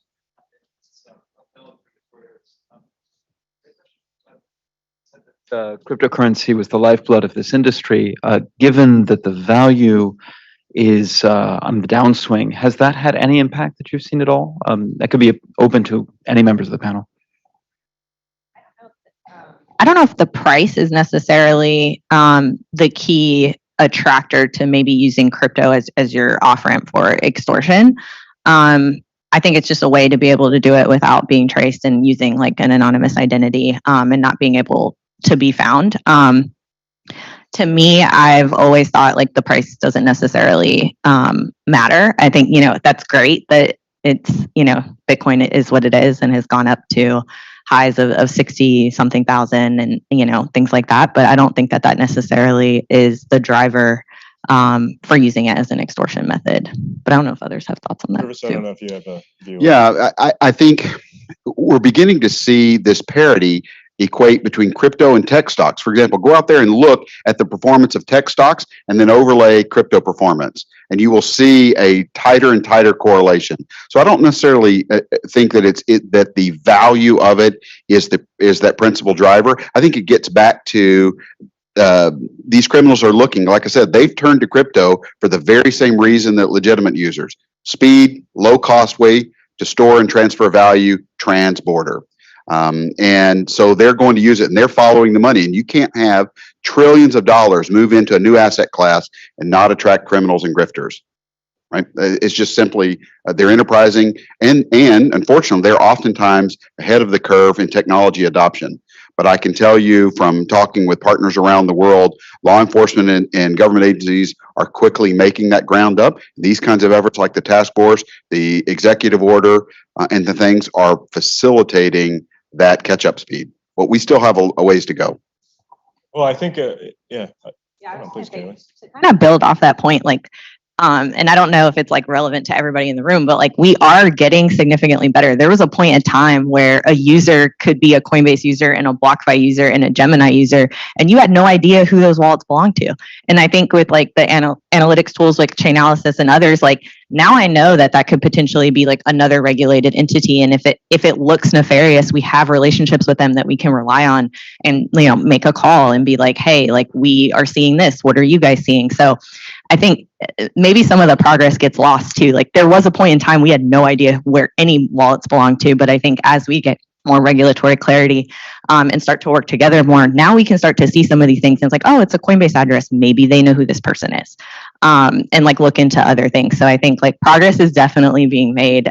Like not everything that most companies in the US do is fully anonymous. There's a time that it was. But I think it's definitely like trending and moving in the right direction. But with any technology, regulatory is always going to be behind. Like when you look at big tech, we're probably still behind on the regulatory front. And I've done tons of work for big tech companies, and like we probably haven't even scratched the surface there. I would argue that crypto is probably making more progress than that side.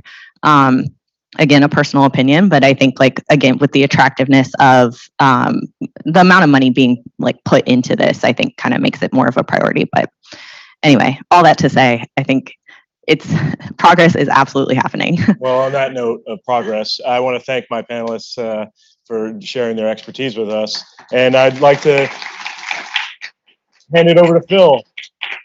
Thank you very much.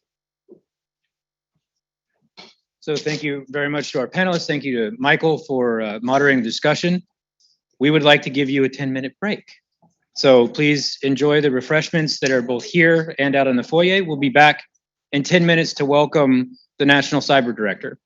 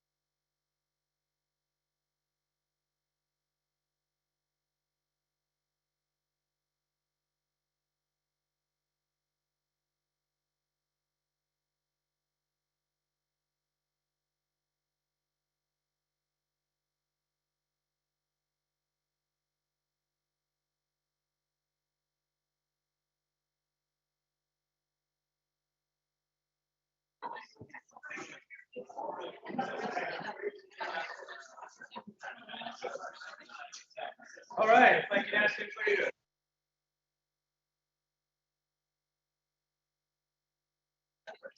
Right, just knock over a bottle.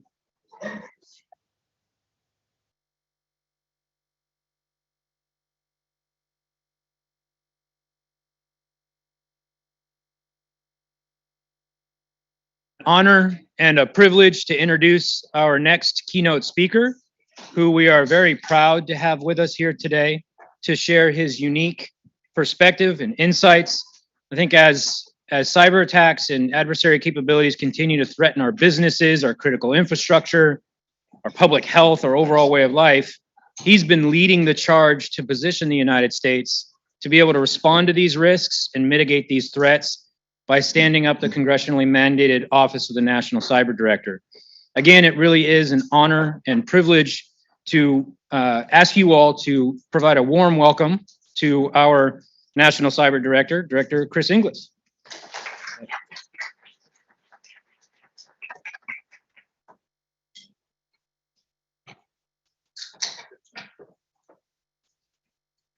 How's that? Is that working? There we go. Excellent. Good. Hey, thanks very much. Thanks for that warm welcome. My other choice was to be at the White House. Anyway, so I remembered a year ago reading the report that the IST Ransomware Task Force turned out and being so impressed by it for all the reasons you would know. One of the things that I remember sticking out to me at the time was, I think it was in one of the 6 major actions that you recommended, talked about, what you would hope that a nascent cyber director would do. I remember thinking at the time, who in the world is that, right? Because I was, of course, nominated just after that, kind of came into the job in July of last year. As in kind of some things, Washington, we were authorized but not appropriated at that time. So the appropriations followed in late November. We really got rocking and rolling at that time. And right now the organization has about 40 people. We'll soon be bigger, kind of in very important ways. We've hired Kemba Walden, possibly because, she did such an amazing job. But mostly because she's an amazing person, which I think people do make the difference. And so we're just delighted that she's coming aboard as the principal deputy for that organization. In thinking about what I might add to the voices that have already spoken today, it's a really hard thing to think about what you could tell this group that they don't already know, what you could say that hasn't perhaps already been said in the panel sessions or by the individuals who've spoken. But I thought I might give voice to what is the sense of an emerging strategy. This isn't the US strategy, but it is a sense of the emerging strategy that I would in part observe, in part kind of use as my mantra of what we need to do going forward, that addresses not just ransomware, but more broadly addresses the kind of the causes underneath that give rise to that phenomenon and so many others. I generally start my thinking on this in the way that I think the report did, is to consider whether what we've been experiencing for many years, this isn't a new phenomenon, it's a little bit like climate change, right? It took a long time for us to get to this roiling moment in history. It won't be something we turn around in a fortnight, maybe a month, but not a fortnight. But in thinking about that, so often people despair, obsess about the threats, and therefore get lost in what they will do to respond to the initiative that's established by others. And therefore come to the conclusion that what we're experiencing is perhaps fate. Your report makes it clear that that's really not the way we should interpret this. How we should think about this is it's a choice. If we choose not to make the investments that you've recommended, if we choose not to kind of undertake doctrinal changes, upskilling of people, bending technology to those two purposes, then we'll continue to go down the road that we've been on, which is that we will experience one horrific threat after another in a way that I think is borderline existential. Now, having said that, I don't need to be alarmist. I don't think that cyber attacks yet rise to the level of use of force, but we have to think about the waves that we've experienced over the last 40 years to imagine where we are and where we're going. I can still remember as a practicing computer scientist, slide rule in one hand, deck of cards in the other. I can still remember that the early days of information security, or before that even communication security, was all about the data. It was all about the systems. We focused on the manifestations of the stuff that we built and deployed as if the whole point was about defending that stuff. How do we defend data? How do we defend systems? And we got pretty good at that, at least if we'd followed our own rules. How do we defend confidentiality? How do we defend integrity? How do we defend availability? So much so that we could say that we've kind of closed the book on defense so long as we just do that. However, kind of the threats moved on and they really were less about holding data and systems at risk, so that might have been the means to a greater end. What they began to do was to hold the functions, the abstracted functions that are dependent upon those data and systems, they held that at risk. And why is that important to think about? Because the functions themselves are more than a manifestation of data and systems. The functions themselves are collaborations, typically increasingly between the private and public sector. If you're going to defend a critical function, whether it's the generation and flow of electricity, whether it's the ability of a business to operate kind of in an open, free economy, whether it's the conduct of an election, if you're going to defend that, you have to imagine how the function itself is delivered. And you have to make sure that if that function is derived of collaboration, that you effect a collaboration across the defense of that function. That means you have to do all the things you do in the foundations to defend confidentiality, integrity, availability, but you also have to do so by using collaboration across the various elements that participate in the generation of that function. Having said that, which might have been something that we richly appreciated 10, 15 years ago, we now experienced a third wave of attacks. It's not a new wave, but it's a new manifestation or perhaps a new outcome associated with those, which is that it's really not about the critical functions anymore alone. It's about the confidence that's based on those. Think about the colonial pipeline attacks that we had about a year or so ago, where of course someone broke into the system, got into the information technology side. We know that they were Russian criminal actors. If we had kind of practiced that kind of stout defense of confidentiality, integrity, availability, we might have prevented that, but nonetheless, they got in. And what then happened was that what resulted was a failure to collaborate across the private and public sector to set up roles and responsibilities, who's accountable for what in the generation, distribution, the acceptance of the critical resource that's represented by that pipeline. Turns out the doctrinal failures of nobody in particular defending that supply chain was what led ultimately to the weakness that allowed the Russians in. It wasn't the technology flaw, it was a flaw in doctrine. But what happened at that point was perhaps surprising to everyone, not least of which the transgressors, which is it became an attack on confidence. The American people, depending upon petroleum flowing through that pipeline, went to the darkest possible corner in the room, imagined that the petroleum would never again be available, and therefore showed up en masse in lines, exhausting what few stocks had already left the pipeline and showed up in the tanks. And therefore that attack on confidence was perhaps something that was even worse, even more pernicious than an attack on those first two levels. Why do I mention that?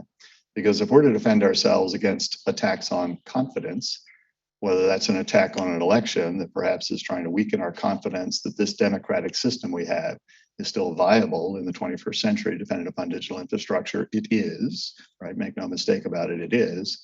But if we're to defend that confidence, we have to get the first two levels right. We have to defend the data and systems. We have to defend the functions. But we also have to make sure that we address where confidence comes from. Confidence doesn't simply come from knocking down somebody else's idea or blunting somebody else's attack. It comes from actually having confidence that what you do, right, is manifestly important enough, inspirational enough, that you get up in the morning and think about that first and foremost. It's the power of your idea as opposed to knocking down somebody else's. In sum, I would say that all of this is about not just trying to address the ransomware attacks, and I think there are many great recommendations out there and we're pursuing those, but how do we address confidence? How do we address resilience? How do we address getting back on track to achieve what we wanted to achieve in the first place with digital infrastructure, the internet, cyberspace, pick your term of art, so many years ago? In order to get back on that track, we have to think first and foremost about what we want to do with this space.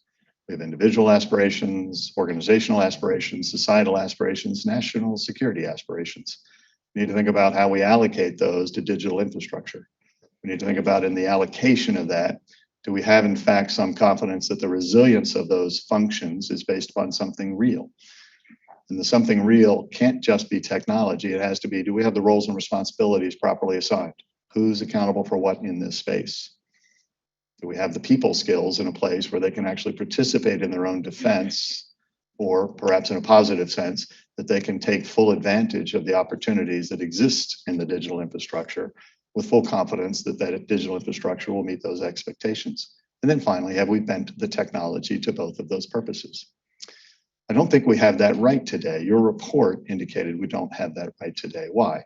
Because we've allowed that risk calculation to essentially be based upon, do we respond well? Are we good at responding to 2 and 3 alarm fires? If we got really, really good at that, if we perfected the art of responding to Log4j or the ransomware attack of the moment, even to the point of disrupting those kind of in real time, we just lose more slowly. We have to get to a place where this is a capital expenditure, not an operational activity. To be sure, we'll never get, if we do the capital expenditures right, to a place where the system will be perfectly secure, perfectly resilient, perfectly robust, but we can greatly reduce the number of those events that we have to respond to.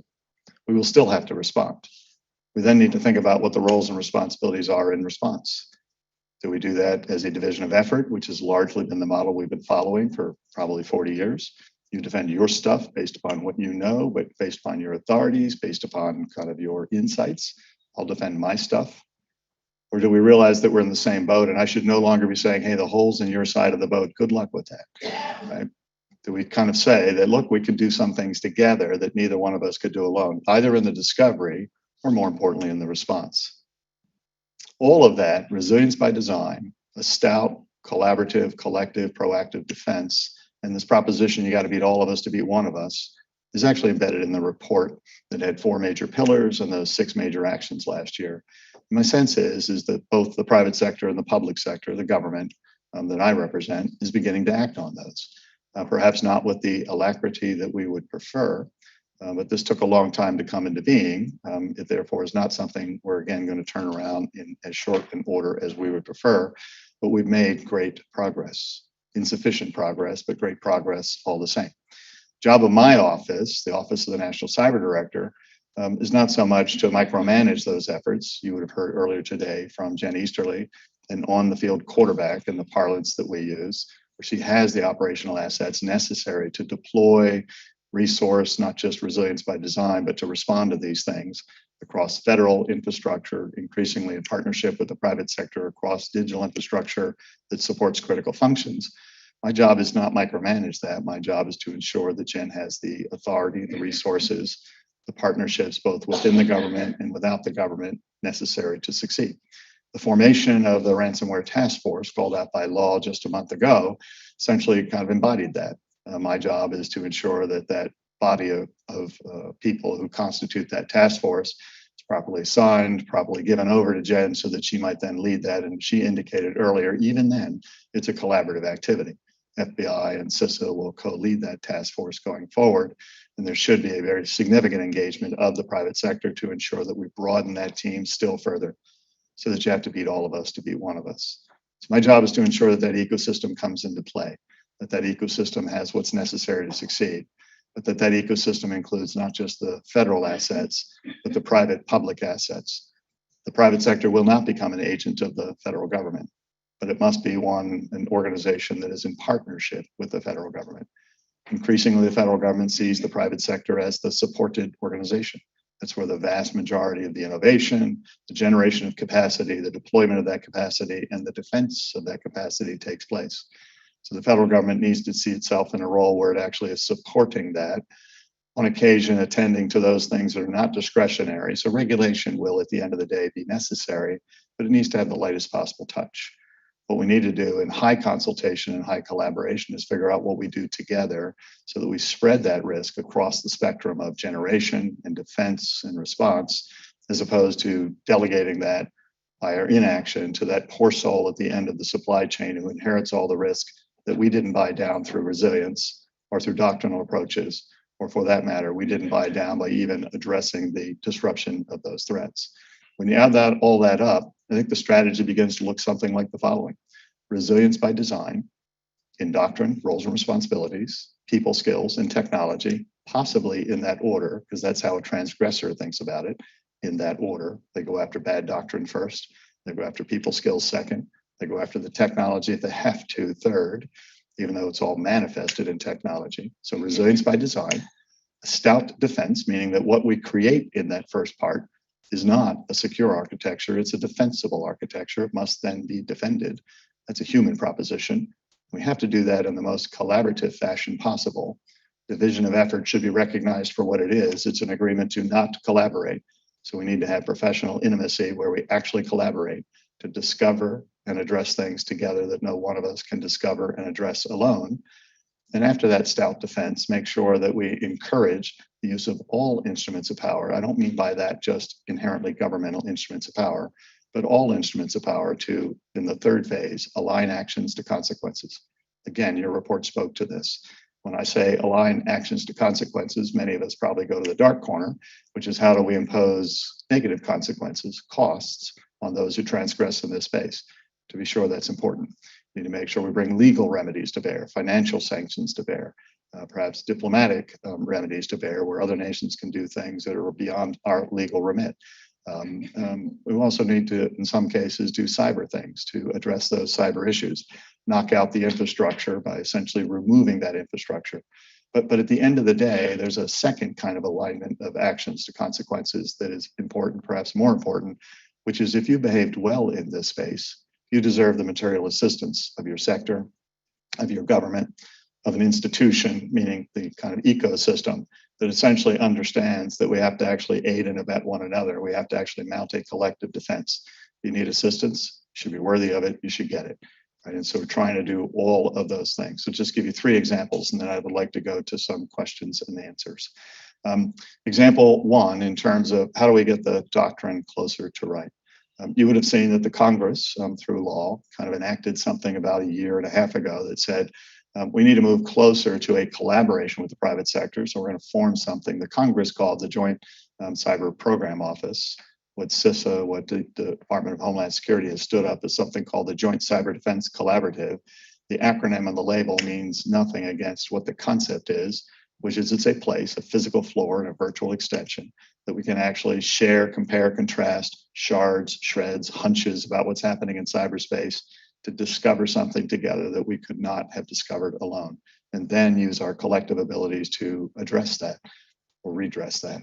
That is new and novel because it took a law to essentially create that capability.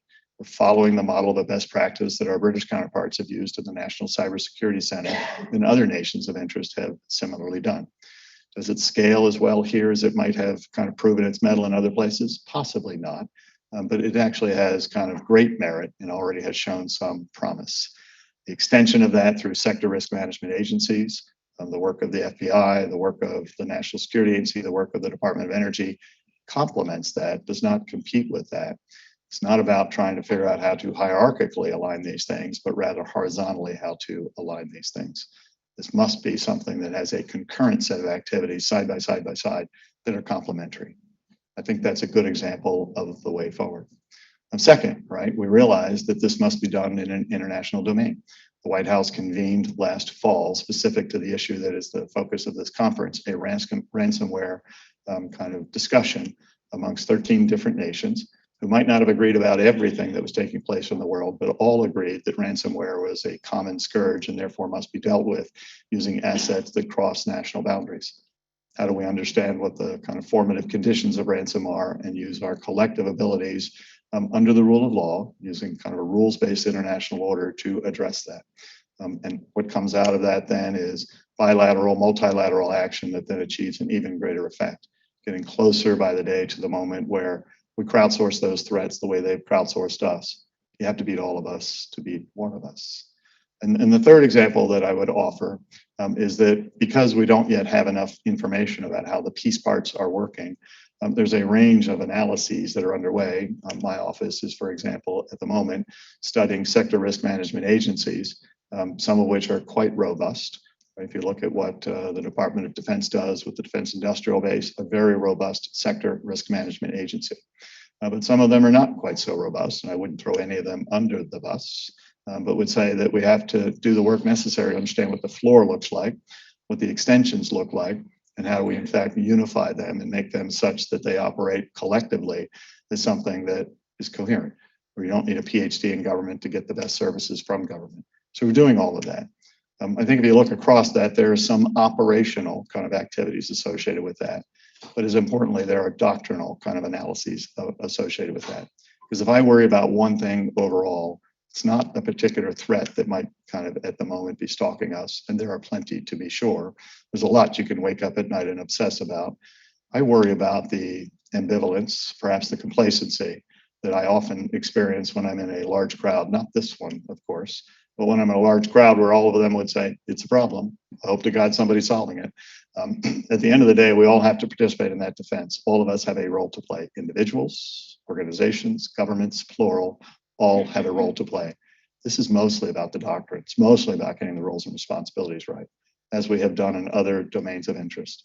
So having said all of that, that's hopefully a down payment on what this new nascent, I think was the word you used, office proposes to do. It doesn't do that alone. It does that in full partnership with the other federal entities, state, local, tribal, territorial entities, and perhaps most importantly of all, with the private sector. So I'd be delighted to take your questions or your suggestions. Yes. I'll repeat the question if you like. Hi, Wendy Nathan with Cisco. A lot of the biggest part of collaboration includes involving all sorts of demographics and all sorts of perspectives in here. And unfortunately, in task forces such as this or in other ones, most of the loudest and the biggest participants are the ones from private sector companies who can afford to send people or dedicate people to this kind of effort. Have you thought about how you're going to include perspectives and participation from those beneath what I call the security poverty line? The ones who may not be apathetic, but they don't have the capability to do the things that we might expect of them. So how are we going to bring in that kind of representation? Yes. Do we have the whole answer? No, but let me actually kind of walk across that and tease out, I think, insights that you probably all would suggest to me. First, we need to start with a sense that the participants and the beneficiaries aren't the same thing. Right. So there will be fewer participants than there are beneficiaries. So we need to actually maximize the beneficiaries and perhaps concentrate the efficiency and effectiveness of the participants. And so you think about the scope and scale of the given participants. Is there someone who kind of services 400 million endpoints in the world? It'd be nice if they're in the room. Is there someone who perhaps has insights about what's happening broadly across the kind of digital landscape and can tell you in a moment's notice what actually is crossing all of these organizational or national boundaries? Probably should be in the room. But a relatively small concern that has every right to kind of defend themselves or be defended by others might not be the most efficient thing to have them in the room, but we need to make sure they benefit from what takes place in that room. And to do that, we need to make sure that we're as focused on the beneficiaries and the flow of results to them as what's happening on that floor. It shouldn't be a pay to play, right, endeavor. In that regard, you have to make sure then that you're not simply producing results that say, there's something coming your way, duck, but you're actually investing in the resilience and robustness of the products and services such that they have confidence that just like buying a car, right, there's an air safety bag equivalent in it, or there's anti-lock brakes in it, or there's all those features that we've come to expect that we don't have to buy ourselves, that it actually is built in. Again, that beneficiary needs to be kind of foremost in mind as we kind of think about then the participants. And to your point that these things can be noisy and perhaps hard to get kind of concentrated to say that's the one place to rule them all. In the United States, our sense is that stovepipes are not inherently evil. That's where deep expertise comes from. So the sector risk management agencies will continue to have a very strong and viable purpose. We'll have deep and sharp expertise about the energy sector, the finance sector, the defense industrial base. But we'll work hard on that horizontal to see if we can't connect those. So there's not going to be just one place. There's going to be many places. And CISA will have a principal responsibility to draw those strands together for the benefit of all of those. The FBI will continue to be focused largely on the things that it has been, but in terms of threat response, but making a very, very real pivot to kind of, the asset response. I think when you add it all up, it's complicated to be sure, but I think necessarily complicated because the landscape we're addressing is as well. Those are some down payments on that. Other questions? Yes, sir. Rafael Satter with Reuters. My question is, do you have the sense that it's a problem that so much cyber defensive work, incident response, remediation is handled by the private sector, even though it's a public good. And assuming that that is a problem, then what's the solution? I think it's a reality that a lot of the response, if not the vast majority of the response, is handled by the private sector. Why? Because that's where it takes place. Now, it's dangerous to presume that we could kind of put ourselves in a place where the government then kind of rides on top of that infrastructure and somehow assumes responsibility for that defense, not so much in terms of moral hazard, that might be morally the right thing to do, but it might be legally and in terms of privacy and proprietary interest, exactly the wrong thing to do. And so what we, I think, have to do is to equip the private sector, which again, builds, operates, generates, deploys, defends. They're the first point of defense, equip them such that they have the benefit, the full benefit of what the government can provide in support of their work. The private sector remains the supporting or the supported organization. Government takes the role of being the supporting organization. I think that's the way to do that. When I drove here this morning from Annapolis, Maryland, and I wanted to get here safely, there wasn't somebody that stood into my car to actually do that defensive driving as we drove across. There was, however, somebody that preceded me by many years to make sure that the road system was safe, preceded me by perhaps a year or so to make sure that the car was safe, who perhaps is patrolling those lanes to make sure that there's not somebody drunk driving on those roads. But I, at the end of the day, had to take some responsibility for navigating what then kind of was presented as a system that I could operate and control, and I participate in my own defense. It's a weak analogy, to be sure. But I think I would caution against the possibility that the government might assume responsibility for the defense of things that are inherently in the private sector. That being said, the government needs to play a viable role. The Ukrainian example comes to mind. The government was in possession of actionable, timely, highly granular information about the nature of what the Russian plans were. We share that actionable information with those who could act on it, allies, federal organizations, and in some cases, private sector entities who are managing critical infrastructure. And that was important because having that information that's actionable is only actionable if it's given to the actors. The private sector then has that information that can enable them to understand the presence of a thunderstorm, kind of some analogy, kind of on the near horizon. What they really want to know at the end of the day is, but where is it going to come from? What doors are going to come from? With what action, with what perhaps signature in hand, at what time of the day. And the federal government doesn't know that. And no government knows that because those choices haven't yet been made. Hopefully they will never be made. What you then propose is not so much to take the responsibility from the private sector to determine that last tactical mile of the threat, but to partner with the private sector to determine how might we discover that together. Government has certain sources and methods, law enforcement, intelligence, diplomatic relationships. How do you actually put that at the disposal of the private sector so that they can match that against what they can see, what they uniquely can see inside their own architecture? Sorry for the long answer, but I think that there's a somewhat complicated answer that devolves nicely to a relationship, a partnership, as opposed to assuming, bless you, assuming on one side or the other entirely the responsibility for that. Maybe one more quick question. 0 minutes. Sorry, look at the time. Thanks very much. Good luck to us. So.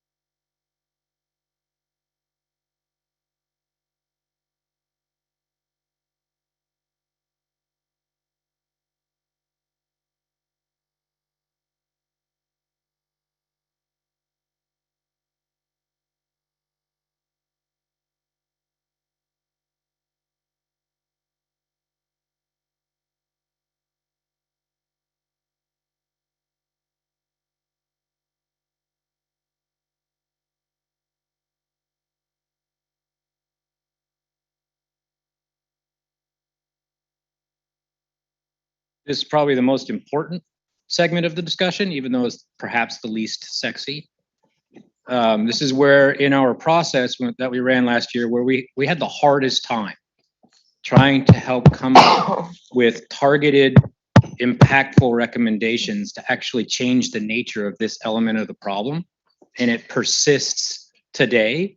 Whereas with the deter and disrupt elements of what was proposed, I think we've seen a lot of activity, we've seen a lot of impact, we've seen a lot of action. On this part, I think it's going to be really useful to turn to Jen Ellis to help manage this conversation and dig in a little bit into the other pieces of this, which are so important, which is how do you actually better prepare and get ready to respond for if and when you do get hit by ransomware. So I'm going to turn things over to Jen Ellis, another one of our co-chairs from the task force, who has an absolutely fantastic panel of folks to speak to this set of really challenging issues. Jen, over to you. Thank you. Sorry, we're just organizing microphones.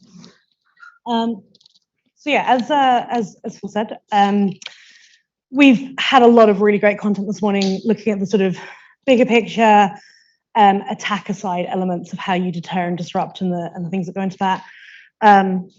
I don't want to shock anyone in this room, but it turns out ransomware is not a new thing. And so what we're going to talk about is, given that ransomware has been around for a really long time, and there are many experts on this topic. Hi. And lots of content has been put out around all the great things you should do. In case you haven't heard, backups are sort of a big deal. We're going to talk a little bit about why then. And I can actually hear my phone ringing, which is super annoying because my phone's meant to be on silent. Just going to turn it off. This is, only I would do this. I'm really sorry about that. No, not just you. Literally it is on silent. How is it making noise? So now we've learned I don't know how to use my phone. Okay, sorry about that. So we're going to talk about, given that there is so much guidance out there, and there has been for a really long time, there's a sort of deep well of guidance. Why are we still seeing people getting attacked? Why are we still seeing people falling victim to ransomware attacks? And how do we, at scale, on a societal level, help organizations prepare and respond to ransomware attacks? So with that, we're going to do a quick round of intros. I'm Jen Ellis. I don't know how to use my phone. I am the VP of Community and Public Affairs at Rapid7, and I co-chaired the Prepare working group, along with John Davis at the end. So I'm going to actually ask John to introduce himself next, and then we'll come along the line if that works for you guys. Okay, thanks, Jen. Yeah, I'm John Davis, Vice President Public Sector at Palo Alto Networks. Been with the company for about 7 years, and before that, 35 plus years in the US military. Was a co-chair on the Ransomware Task Force, and I was Jen's lovely assistant in the Prepare working group. White. Hi, everyone. My name is Kristen Royster. I'm a Senior Vice President at Bank of America on our Global Information Security team. And I manage and oversee all of our cybersecurity partnerships and engagements with peer firms, government organizations, nonprofits, and I also manage our cyber risk governance activities. And prior to my time at Bank of America, I had an opportunity to work with a lot of folks in this room when I was at the Department of Homeland Security. I'm Michael Daniel. I'm currently president and CEO of the Cyber Threat Alliance, which is a nonprofit association of cybersecurity companies that have agreed to share threat intelligence with each other. I was also one of the co-chairs of the Ransomware Task Force, along with Megan, on the Respond group. And prior to coming to CTA, I spent 17 and a half years in the US government, the last 4.5 as the US Cybersecurity Coordinator. Hi, my name is Phyllis Lee. I am the Senior Director of the CIS Center for Internet Security, Critical Security Controls. I've been here for 4 years, and prior to that, I spent 25 years at the National Security Agency, mainly working on the defensive side. I am Eric Goldstein, not clear if my mic works, so I will try my best to project. I was in my mic at Jet's phones. We are off to a getting up start. I am the head of cyber at CISA. Just note at the outset, it is such a privilege to be here. When we look at the impact of the IST Ransomware Task Force over the past year, it is really remarkable. We will do take 3. Let's see if we have better luck. Maybe that sounds good. All right, we'll play. Thank you, sir. It is remarkable the progress that we've made as a community. And from the point of view of CISA, I know Dr. Easterly made this point this morning. Looking forward to chatting today about how we can catalyze this work and really accelerate it so it endures in the months and even years to come. Thanks. Brilliant, thank you. So let's start with the obvious question. We talked about, or I talked about the fact that there is a lot of guidance out there already, and yet organizations are continuing to fall victim. So what are the barriers to adoption? Why is everybody not just nailing it, getting it perfectly right now? What's happening? John, kick us off. Yeah, I could talk about this all day, but Jen won't let me. This has essentially been my life for the last 7 years at Palo Alto and the last decade of service and cyber-related things in the military. So I think there are 3 points I want to make, and hopefully some of this will be a little controversial to stir up some discussion and maybe some questions. But and this isn't just about ransomware, but it certainly pertains to ransomware. Number one, we're still making it too easy for threat actors and organizations. We're leaving the front door wide open. You all have heard this all throughout the day. Basics matter greatly, and we're not doing them right. You know what they are. You know them by memory by now. Jen rattled them off this morning, and multi-factor authentication, strong and periodic changing passwords, and regular updates, and being suspicious of who's at the electronic front door. And as security professionals, least privileged access, segmentation and micro-segmentation, deny default firewall settings. These are easy things. They're cheap and sometimes free things, but we don't do them. And why is it that we don't do them? I think that the largest reason is for people in general, for the society in general, we haven't made it personal to them. We haven't made the case that this is important to them. And it's a little bit different for the security practitioners, and I'll get into that in a minute. I think we missed a huge opportunity, and I know we've given it a in progress on our report. We missed a huge opportunity for a very large-scale, national, multinational information campaign to make this case.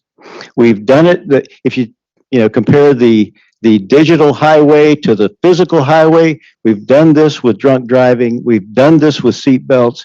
We've done this with littering, but we haven't done much about doing, changing behavior, user behavior and security practitioner behavior when it comes to this problem. And I think a lot more can be done, but and that's why education, training, and awareness were something that we tackled on the task force. But the controversial piece that many of you may disagree with, I think we're at a point where you got to consider consequence and enforcement. Those things I mentioned, seatbelts, littering, drunk driving, they come with penalties, they come with enforcement, and they come with severe consequence, and we don't have that. So I think it's time to look at, are we ripe for more regulation? It's a bad thing to say coming from somebody coming from industry, but I think we're at that point where if we're talking about a national security issue and we're talking about people's lives being at risk, possibly, then maybe that's something that you should consider. Point number two, we're not leveraging cybersecurity technology innovation in ways that we should.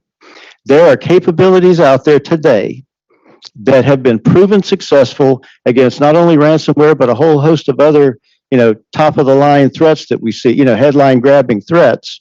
And I'm talking mostly about automation and software-based advanced analytics, big data analytics, behavior analytics, unstructured machine learning, neural networking, AI. Those types of capabilities are not being leveraged the way that they should be. And I think that first problem, basics, I believe that'll take care of 80 to 90% of everything we're seeing right now. But that extra 10 to 20%, it's going to get through unless you can use these innovations. And I believe even these types of innovations can even help idiot-proof the basics if we do them right. But we have not embraced those capabilities, and they exist today. And then finally, number three, I'll point the finger at my own industry. I think we have some blame in why we're not, better off than we are today. If you look at what's happened across the industry, cybersecurity technologies are becoming more difficult to understand and harder to use. They're more complex and complicated as they've evolved over the last generation. I mean, if you look at the digital environment over the last 20 years, we've gone from, mainly physical, on-prem, and stationary type an environment. In the last 20 years, it's gone from physical to virtual, on-prem to cloud, public, private, hybrid, multi-cloud, SaaS. We've gone from stationary or fixed to mobile. And look at the explosion of endpoints. And especially if you look at what's happening in the world of IoT and 5G, it's just going to continue to explode. Well, what happened? What did the industry do as a result of that? We came up with individual solutions for each one of those portions of those in the environment that I just described. And even worse than that, we compartmented it worse than that. We came up with a solution for a part of the environment for a piece of the attack process or kill chain. And so the industry essentially has given, the security community a whole bunch of soda straws to look through, because these things are not designed to work together. They're not designed to integrate and work across each other. So what we've given everybody out there is, you figure it out on your own, which means you got to have more and more people, and there's a shortage of people that's never going to be filled, and you got to spend more and more money. And we learned in our discussion at the state and local level that while financial organizations, the big banks, they'll have the money to spend on this, and they can throw the people at it. The smaller you get in an organization, every dollar they get, if it's a choice between availability and security, it's going to go to availability, even if they understand the risks. So I think that you heard Jen Easterly talk about the communication problem. You can't make it a choice between the two. It's a false choice. You've got to make the case to the decision makers that, they're tied together, that security is business or mission enablement. And then the last point I'd say that the community is guilty of is it still reinforces the legacy security model. And that is manual response based on human decision making. And response is the right word because it's focused on fixing a problem after it's occurred. And it's not focused on preparation, and it's not focused on prevention, which is possible for most of this. So I think industry bears some responsibility in this, and I think that is beginning to change. I know it is at companies like mine, but I think that's beginning to change, and that's how I would start off the conversation. Yeah, Jen, I would add two things to build on what John says, that I agree with that. But I would offer that we've actually been thinking about this problem wrongly in two different ways. One is we have kept thinking about the cybersecurity issues, the counter ransomware issue, as a technology problem that can be solved. And it's not purely a technology problem, right? It's also a people problem, right? If you run a large enough organization, you know that there is a certain percentage of your workforce that is just going to click on the link, right? No matter what you do, because it's like the monkey reflex. They just have to know what's on the other side of that link, right? And that's about human nature. And so this is really not just you heard Chris Inglis talking about this. This is not just about the technology. It is much more than just the technology, but the solutions we've all proposed have been, let's find the technology, the snort flabulator that'll flabulate the snorks really well and get rid of the problem, assign it to the geek in the closet, and hope I never have to talk to her again, right? But that's not how this is going to work. You have to think of this as a risk that has to be managed over time. Right? And so if we start shifting that mindset away from this as a technology problem that you can solve with some piece of technology into risk to be managed, that will help. The second piece is we've treated it as if the idea is to keep the bad guys out. And so that has led us to have the hard and crunchy outside and the soft and chewy inside, right? And we know that sets you up for failure, because inevitably, if you build the 50-foot wall, as Jane Lute used to say, I will show you the 51-foot ladder, right? Eventually, the bad guys are going to get in. But if you start thinking of it as, instead, I want to prevent the bad guy from achieving their goal, and I'm going to take every opportunity I have along the kill chain, and anywhere I stop them short of their goal, I win. You get a whole lot more bites at the apple. And so if we start really shifting our mindset in those two ways, we can actually start making it much easier for people to think about how to manage this problem. Yeah, it's fun. Excuse me. I first feel compelled to say that I do not have COVID, but asthma. So please excuse my cough, and I do have a cough drop. I think also, Tony Sager at my company, we call it the fog of more, right? I am not against regulation or frameworks, but I mean, organizations are buckling under the pressure of all the advice that everybody is giving them and all the regulatory frameworks that they are subject to. You've got the federal ones, you've got state ones, and then perhaps sector-specific ones. And so what we're hearing is, where do we start? Can you break it down for me? Where do I start first? I've got 200 things that I'm supposed to do and do equally well. Because if I get a fail, I'm in big trouble, right? And so that's why, here at CIS, we have that opportunity to get that feedback and really to act on it and say, people really need prescriptive guidance. They don't want a high-level control. They want to know exactly what to do. And they need a prioritization. They want to know, what do I start first? Can I get credit for these first few steps versus having to do, this whole, 2-year journey, and then someone's going to come by with the clipboard and, nope, you failed, you failed, you failed, you failed. So I think that also, is hindering people and organizations, because I think, I worked for the federal government. I think regulation is important and it has its place, but we need to be mindful of how much regulation that we're putting on the different industries.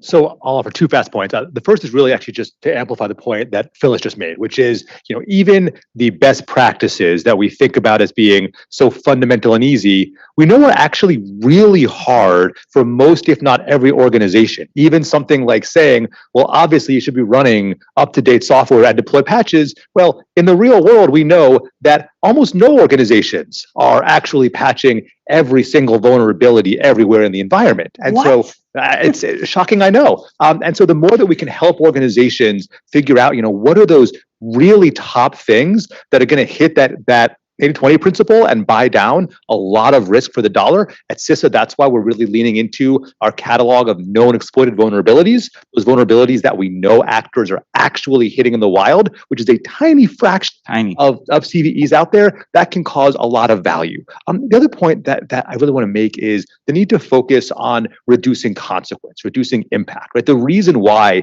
we care about ransomware fundamentally is not because there's just more of it, it's because the impact on the American people and people around the world is so material and real, right? We have hospitals not being able to serve patients. We have schools not being able to teach students, right? We have a horrible report recently of a college in Illinois that had to shut down in part because of a ransomware intrusion. And so the more that we can focus not just on the security controls, but also if we assume that a ransomware breach will happen somewhere, how do we make sure that the consequences are less impactful for those being served and the organization itself?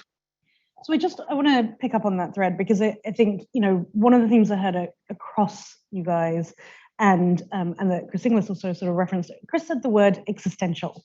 And I like the word because it's fancy, but I also like it because I think we should talk a little bit about the most vulnerable segment we see. So, we talked about, and Twas, I love the point you made that, this is not a Monday morning's activity, right? Like, you're not coming in and you're like, Monday, I got patching done. Tuesday, I did MFA. So for the small to medium businesses, like the small college, it is an existential issue. They can literally go out of business because they got hit by ransomware. And, for our critical infrastructure, and oh gosh, if you're critical infrastructure and you're a small to medium, you're even more in trouble. So what do we do specifically for them who are not in a situation where they can be like, oh, the basics are basic, let's get them done, right? We've nailed it. And they also don't have the ability to build resilience and withstand the disruption. So if they get hit, it becomes, you also have asthma? Allergies. It becomes an issue where they can't sort of hold the line and say we will not pay. They don't have a lot of options in front of them. So what do we do for them? How do we get them involved, engaged, and set them up for success? So I would just say, I think particularly for those organizations who are smaller and haven't been as involved in some of these conversations that many of us in this room have been. It's about how to bring them into the conversation in a way that is not threatening to them, is not as scary to them, while it may be an existential threat, to not necessarily say, this is an existential threat and you must solve it, you know, within 6 months following this set of very specific requirements. I think that really kind of bringing folks who have similar levels of maturity or similar or within similar sectors, bring them together, have them really start talking to each other, working through some of these problems together, enabling them to learn from each other. Because quite honestly, a lot of times an organization has gone through something similar and can say, let me save you some heartache and some heartburn, and don't make some of the mistakes that we did.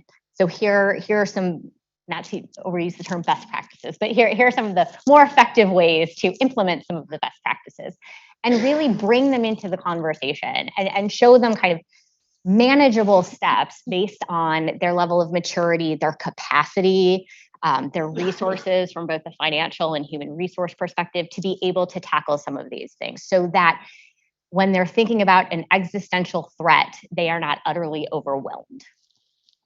I think that's great. How do we even reach them though? How do we break out of the echo chamber to get to them?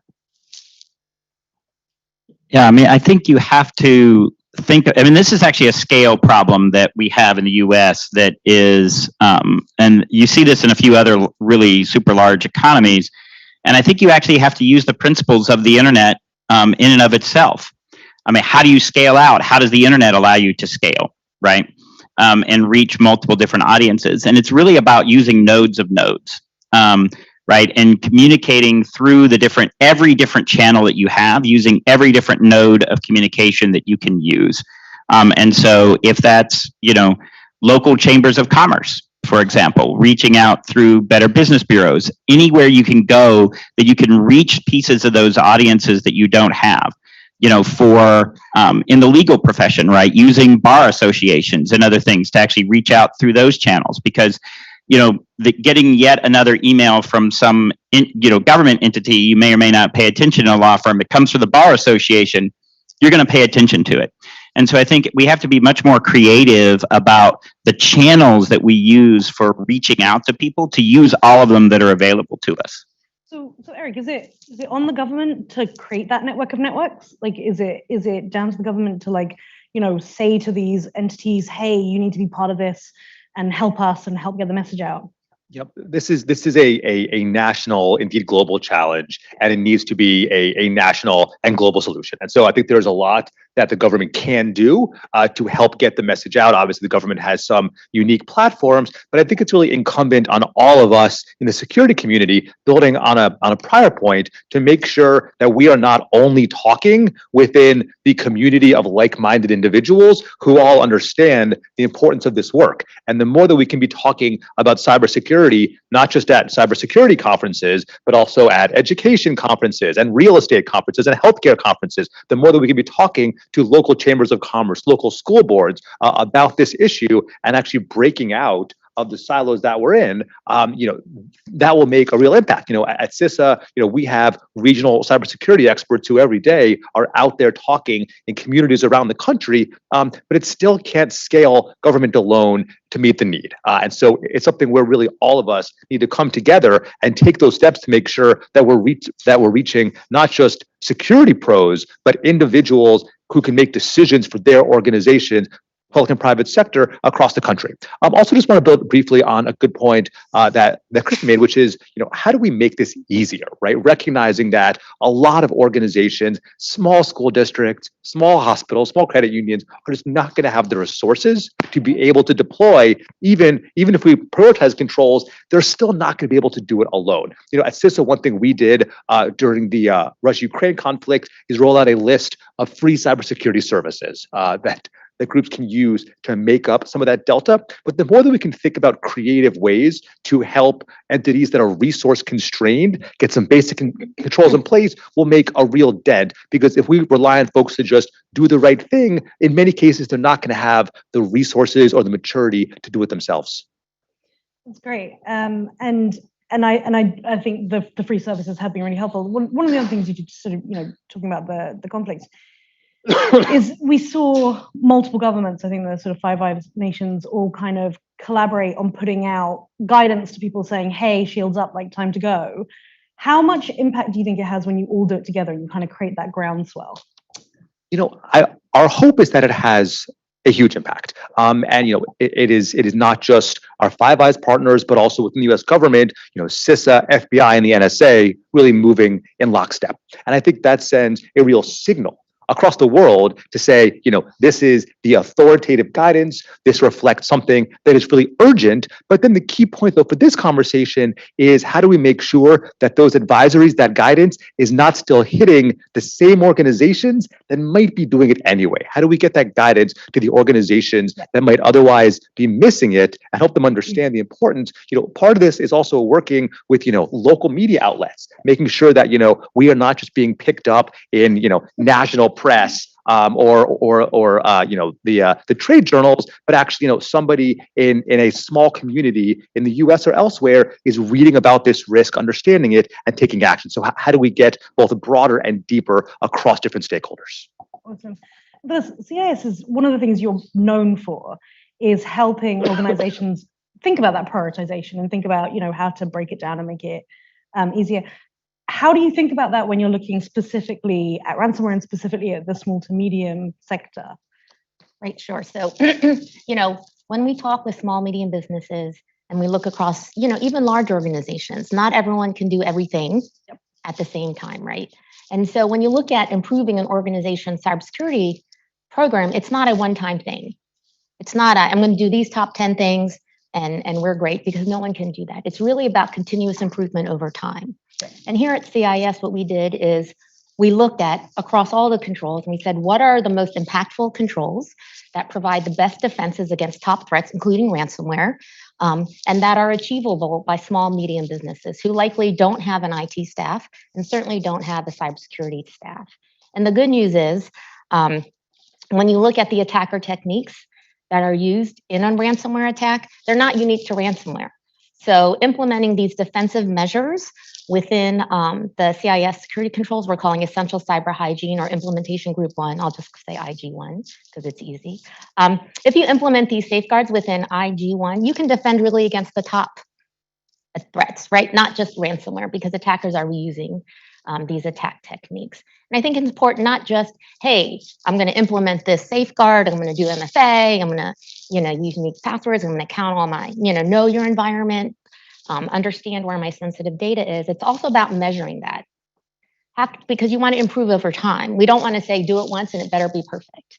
It's I'm going to do a little bit now, I'm going to measure myself, and then over time, I want to see improvement, right? And so that's important for an organization to understand. And what you heard this morning is the government wants to understand. They want to know, how well are you doing? What happened? Where is it that, there was a failure? How is it that we can help you? And so is it not cyber? Is it sector specific? Are we seeing this type of threat and these types of defenses being overcome in this sector? And so it's also about providing that reporting so the nation as a whole can look across the different sectors, see perhaps where there are weaknesses, and figure out, hey, maybe we need to provide some funding, maybe we need to provide education or whatever to help organizations within this vertical. Yeah, and I would just also say too, building on that, it's also about sending the message that it's not all or nothing. Right. That if you actually implement some of these controls, you're better off than you were before. Right. And that in fact it does help.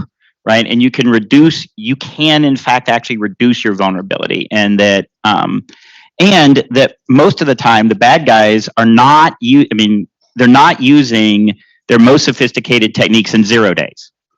Right. That is just not how much. Yes, I know that's what Hollywood loves to show. Right. And that's what the cybersecurity industry loves to talk about at conferences, is the really awesome stuff. But most of the time they're using really basic tools and techniques that have been used over and over and over again. And so if you are doing some of the basics, you really will start to actually degrade their capability. Yes. I think because they work. Right. And because why make it more expensive than it has to be? Their bad guys are lazy. They're going to keep using the same stuff over and over again until it doesn't work. Well, they're businessmen. They want to maximize their ROI. Yes. Okay, so on that note, as you said, like the security community does like to talk about evolving tactics, techniques, and procedures. How much does that really change what organizations need to do? I think it can potentially be quite confusing and overwhelming to hear about this all the time, and make organizations wonder if they're taking the right steps. But are the steps the same steps, or are we seeing a real change in what needs to be done? Well, I think fundamentally, at least from a ransomware perspective, we're still seeing them use social engineering attacks. Yep. And to points that John made and that Michael made, those are there is a technology component to that from a defense perspective, but there is also very much a human component to that. And so how do you make sure that all of your employees as a firm or an entity understand that it's not just the security team's responsibility to keep the organization secure, that it's part of everyone's responsibility as someone who uses any type of device to not click, to keep an eye out for suspicious emails, to report it, et cetera. And then how can we actually turn them into advocates for the same message, kind of to the communications campaign that you were talking about? And how do we make it harder to utilize the human component? Since I'd argue that's one of them, if not the most difficult, one of the most difficult components to actually manage and mitigate that risk, just because of human nature. So just before we move off the topic of SMBs, I just want to touch really quickly on the role of managed or digital service providers. Should they be bearing the brunt of fixing this? Should they be the ones taking the action? Do we have to lean in on them because they, at the smaller end of the market, they are the ones who are providing the technology? Does it require regulation? We're seeing regulation being proposed in updates to the Network and Information Systems Directive in Europe and the UK that looks sort of more at the role of MSPs. Is this a direction you guys think we should go in? Yeah, I mean, from my perspective, we actually also have to be looking at where we put the burden of security, right? And there are multiple places in the ecosystem that you can put that burden. And essentially, and this is actually what Chris was talking about when he was saying that we've essentially concentrated all of the burden and all of the risk all the way down at the end user for the most part. And the reality is that no matter how much we try to do that education, no matter how much we try to do that, putting all of that burden all the way down on the end user, on poor Flo, who just wants to run her flower shop, that's not going to be viable over the long term. And so to pick up on Chris's, automobile analogy, we actually said, yeah, you know what, we're not going to, yes, there is some amount of, there's a responsibility you have as a driver, but the car doesn't ask you, should I engage anti-lock brakes? Yes, no, right? It doesn't ask you that. Should I deploy the airbag now?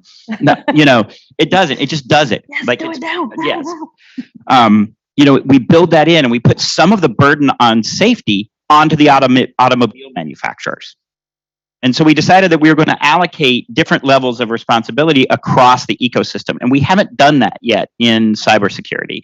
And I think at a social contract level, at a political policy level, that's really where the discussion has got to be. Where do we want different levels of responsibility for cybersecurity to fall in the ecosystem, and what part is going to belong to the government? What part is going to belong to software manufacturers? What part is going to be the managed security providers, and what part's going to be on the end user? And we really haven't gotten through all of those discussions. I should also note that because this is an international environment, right, different countries are going to arrive at different answers to those questions, because there aren't right answers to those questions. There are different answers to those questions. I just add, it is absolutely essential for the burden of security to be allocated to those who are able to bear it, which means that for a small and medium organization, it may make perfect sense for them to transfer some of that burden or risk to an MSP or a cloud provider. But we also need to make sure that we convey the message when we do this communication to our stakeholders who don't think about security every day, that risk transference or burden shifting can't be done blindly. And so you mentioned, Jen, our multi-seal products. One of them just last week, I believe, had to do with security for customers of MSPs. What are the questions that a customer of an MSP needs to ask to ensure that they understand the shared responsibility of the security model, and that they're entering into those relationships with their eyes wide open, understanding their obligations as well, and making sure that their third party is reputable and doing the right thing. And so that sort of risk transference and movement of security accountability can be extraordinarily impactful and effective, but every organization still needs to ask the right questions at the outset and understand what obligations still rest on their enterprise. Yeah, I agree with everything that everyone is saying. And I think we have to remember MSPs, they're managed service providers. I work with a lot of MSPs. I like to be clear that they don't have an extra S that says security. So please don't put that burden on me. But I like to tell them that organizations think they're getting that extra S, right? So in our country, we recognize managed service providers and managed service security providers. Yeah. Right. And, MSPs, remember, they're also small, medium businesses. Yep. Many MSPs don't understand security.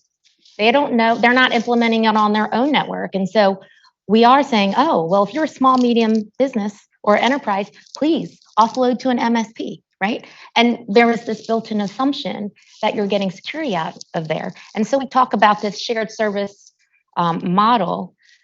People also have to understand it's, when you say shared, really you're paying for it. It's a fee for service model, right? So if you want security, if you want, backups, if you want to make sure that you can recover from backups, you have to pay for that. And you have to understand the contract and understand, hey, we need to run these exercises. We need to understand, can we recover from a backup, et cetera? Because I have talked with many organizations who say we thought we were getting backups, and what are they going to do? One small, medium business is going to sue another small, medium business? No, right? You just have to move on, cut your losses and move on. So, there is this reliance on MSPs, and we do need to figure out how is it that we can help them, because we are relying on them as that last mile.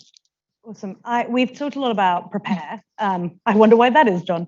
But we should touch on respond as well. So one of the big things that we've heard today has been all around the challenges of reporting, or the lack of reporting, inconsistency, insufficient reporting. What needs to be done? Where do we go from here? How do things change, Michael? What do we do about it? How do we encourage more reporting? So I think there's a couple of components of that. One is we've actually seen a piece of it, which is you make it required, right? You actually say, yep, sorry, you don't get an option here to actually report this. We're going to require it. But then the other piece of it is, just like we've been talking about, you put the burden where those who are able to bear it. Like, you also don't make it a 20-page form, for a small and medium-sized business, right? You scale the reporting to the entity. And so for smaller entities, you make it a really simple form to actually provide that information, and you make it online. You make it as easy as you possibly can for them to fulfill that responsibility, right? And you just start to bake it into the culture of, just like, if you have an auto accident, right? And your insurance company is going to be like, well, did you file a police report, right? It just comes with part of how you do business. And I think if you start to bake it into those processes, then that will make it much easier. But you make it as easy and as user-friendly as possible, and you put the burden on those that are doing the investigation, that have that greater capability, the technical capability to actually do the technical reporting. So, as someone who's in a sector where there are actual incident reporting requirements, we have experience in kind of a discussion around the benefit and the goal of the reporting requirement. And so, we have our federal financial regulators who recently finalized a regulation that effectively is, they want an early heads up that there is something significant going on. It's, to your point, it's an easy way to report it. There aren't a lot of specific details in how to do it or what information, but the goal is just, it's an early heads up. If if a government entity is looking for more fulsome details about what's going on, that's going to take time. You're not going to know that in 24 hours or 36 hours. And then if the goal is to have a completed report, then that's going to be, further down. And then I think also it's what's the goal of reporting and from a victim perspective, i.e. if they're reporting, is there an expectation of government assistance? Because then there's a timing and resource component to that. And then from the SEC, we've recently seen an incident reporting proposal that has to do with investor knowledge, and which requires a public disclosure requirement, which several industries have highlighted that a public disclosure requirement could actually inhibit, if not make worse, an entity's ability to actually continue the response to the incident that they're experiencing. So I guess having some harmonization, or at least some very specific stated goals and agreement from different government entities at different levels would be helpful, simply because we are seeing a proliferation of requirements or proposed requirements that all have, again, very beneficial goals and outcomes, but really trying to make sure that they don't become overly burdensome on those entities that are experiencing the incidents, I think will be key.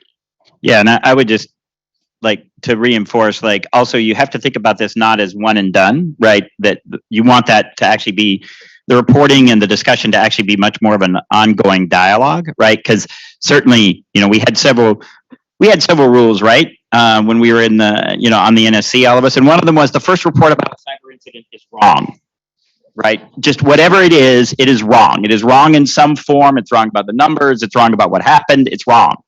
And so you need to have the ability to update the reporting over time, because as you go through the incident, you're going to learn more and you're going to understand it better. And so I think what Kristen was saying about having those different kinds of reporting and allowing for that to be updated without sort of feeling, hey, you changed your answer. Yes, because I learned more. Would you like to continue with the old wrong answer? And allowing for that to change over time is really important. Just a fast point on just the importance of incident reporting generally, which is a challenge that we face. We've talked a lot here about the criticality of prioritizing control, prioritizing vulnerabilities.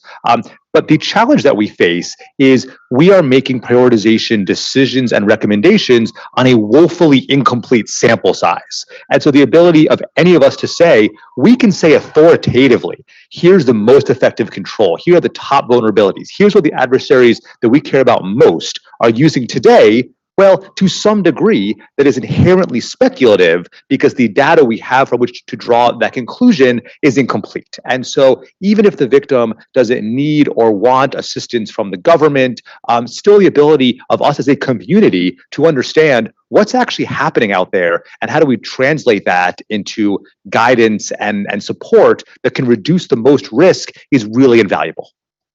I normally sound like a broken record saying exactly that, so it was nice to hear it in someone else's voice once. Love it. So what else do we need to do to help organizations respond better? What else can be done? Well, I've got some additional thoughts on this if people want to. I know. So, pieces of this you've actually begun to see, right? We actually have to, I think, in some cases, provide financial assistance to them. And you've actually seen the U.S. government take the first steps in this, in that Congress actually created the Cyber Response Fund for DHS, and they actually gave it money. Like, they didn't just authorize the fund; they actually put money against it. So that is maybe not enough money, but they put money against it, and that's it's a start, right? And so in some of those cases, we actually, because there is a public aspect to some of this, for some of those small entities that are performing critical functions, we're actually going to have the government provide a backstop for that, right?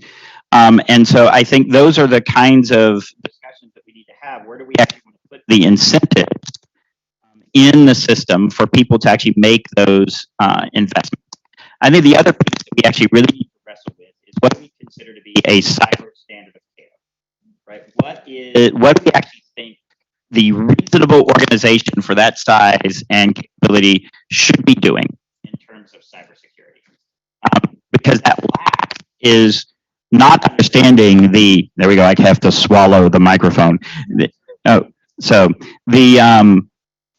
that lack of understanding of what the minimum cybersecurity requirements are really inhibits reporting, because companies don't know whether or not they're going to be held responsible for what happened or not.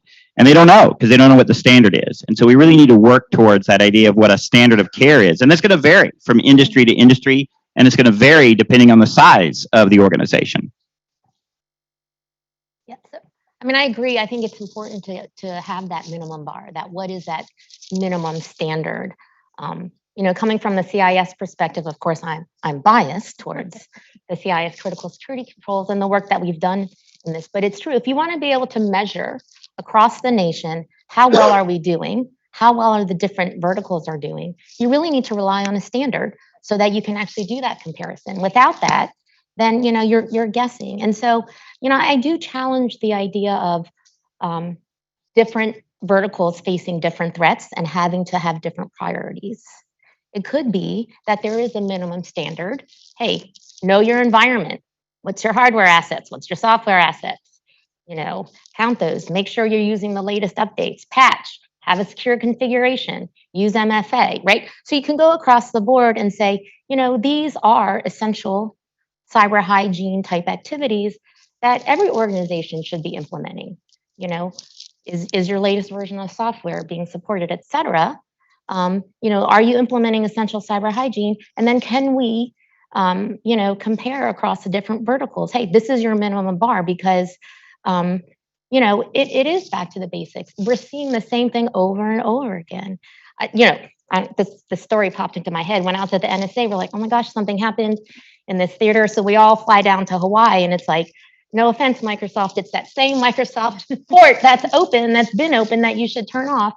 And I'm briefing the colonel, and I'm like, hey, if you had patched this, because the patch was released so many years ago, this would not have happened. I mean, thanks for the trip to Hawaii, but hey, I did not have to fly down here to tell you, patch. And you know what he said? He said, patching is so 80s. This was in 2000. Patching is so 80s. What's the tool I need to buy? What do I need to do? The good news is I knew this was going to happen because I've given that brief before. And my next slide was, there's no silver bullet, right? We have to, and this is, and it's true. Chris Painter is saying, I said this 20 years ago. And it's, I'm at that point. 20 years ago, we said patching, right? And so it really is, what is that basic standard? And I think we can come up with a common one, perhaps, CIS or something like that. So. Fantastic, thank you. We're getting the yellow sign. Thank you so much, guys. You've been absolutely awesome. Great answers. Thank you, and thank you.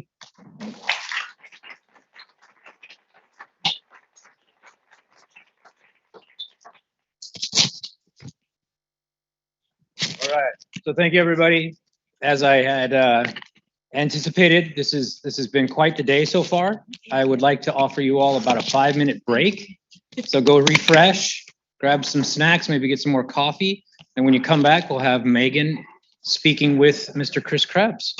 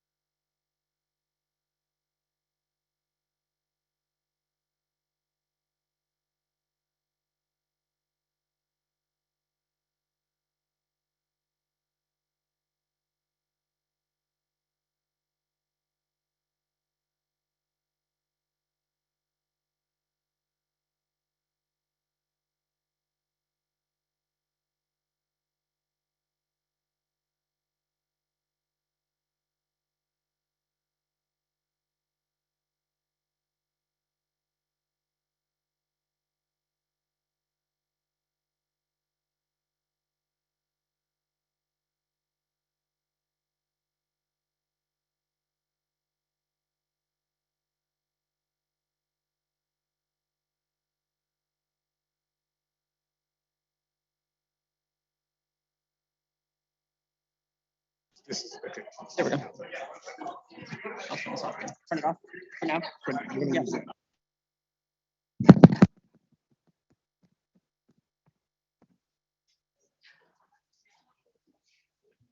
Good afternoon, ladies and gentlemen. The last thing between us and cocktails is Chris Krebs.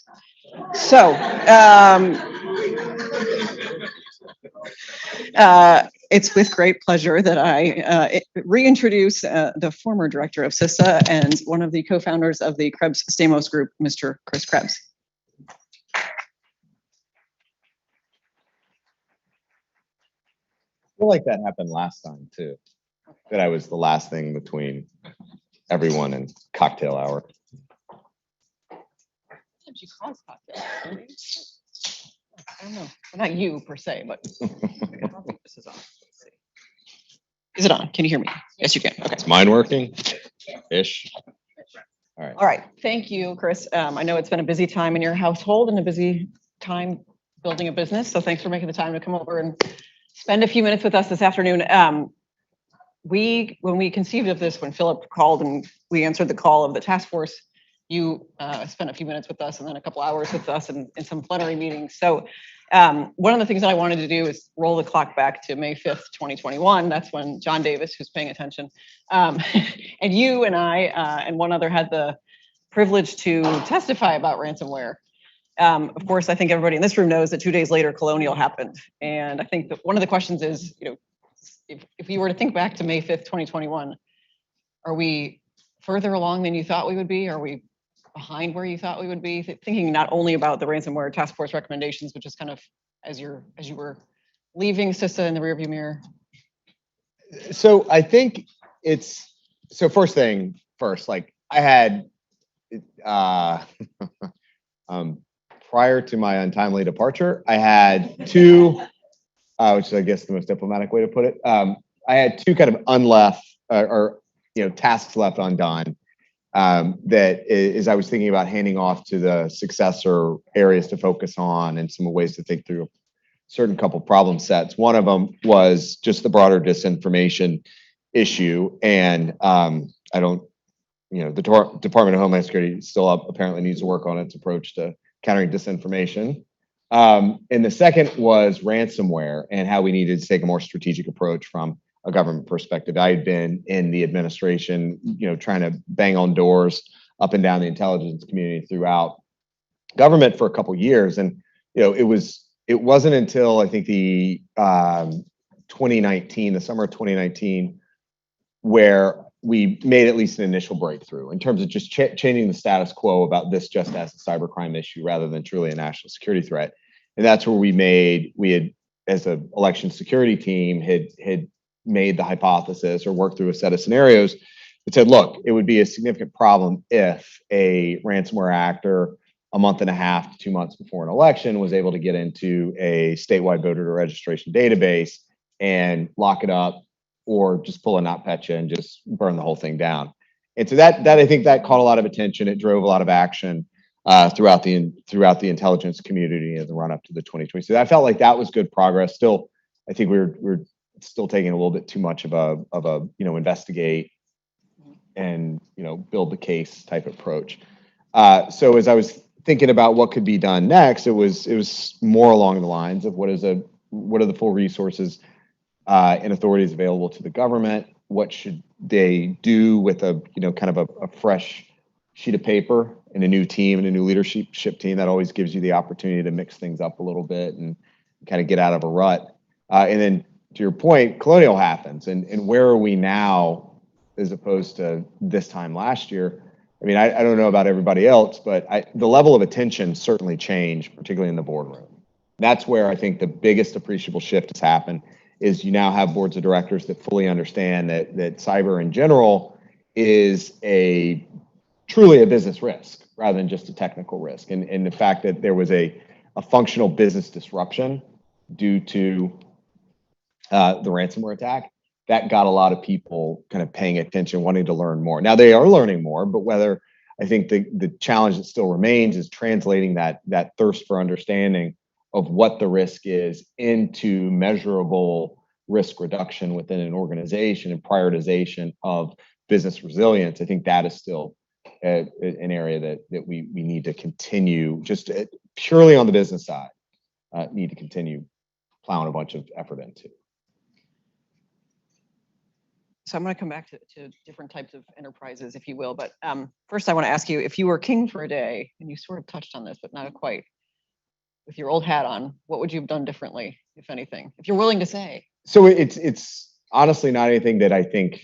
So you said two different things. If I was in my old job or if I was king for a day. If I was king for a day, king for a day is completely different. I would bring every single resource available in the federal government, from the law enforcement side and the intelligence community, including DoD and Title 10, and bring them all to bear against the adversary, impose costs, make them feel pain, make them not want to play this game anymore, until until they realize that making money sucks and it really hurts.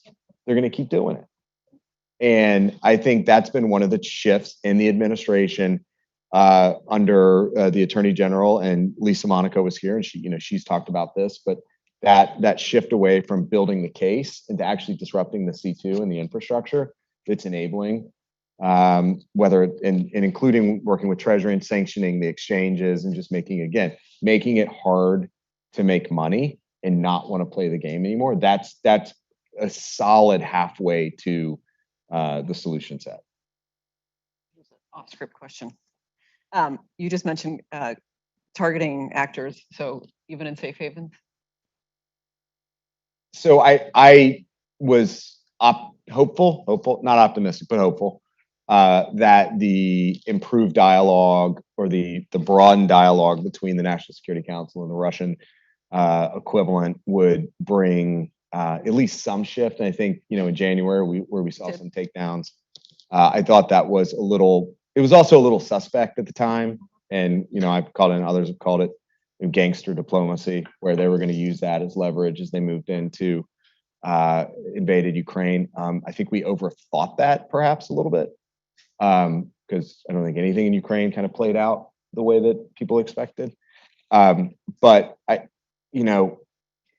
the other interesting aspect of Ukraine is how it's kind of refactored across the ransomware community, and how what used to be, gangsters and criminals working together across country lines, now there does seem to be, in some respects, some honor amongst thieves, where you're seeing, whether it's Ukrainian or other Eastern European or even Russian cyber criminals that are, look at what's happening with Conti. How they've built up, broken down, and refactored, and maybe going away for good. I think that the safe haven piece of Russia is going to continue to be a problem, and the diplomatic angle has to be part of a solution. But I do think that whether we want to call it the defend forward model, is probably the one that's going to have the most success. May not share your viewpoint. That's okay. That's why we're here. So just a bit more on that. You just kind of mentioned the decline of Conti. Do you think we'll see the decline of? How do you think we'll see the decline of ransomware? And do you think we'll see it soon or later? As I was always thinking about ransomware, this goes back to probably 2018.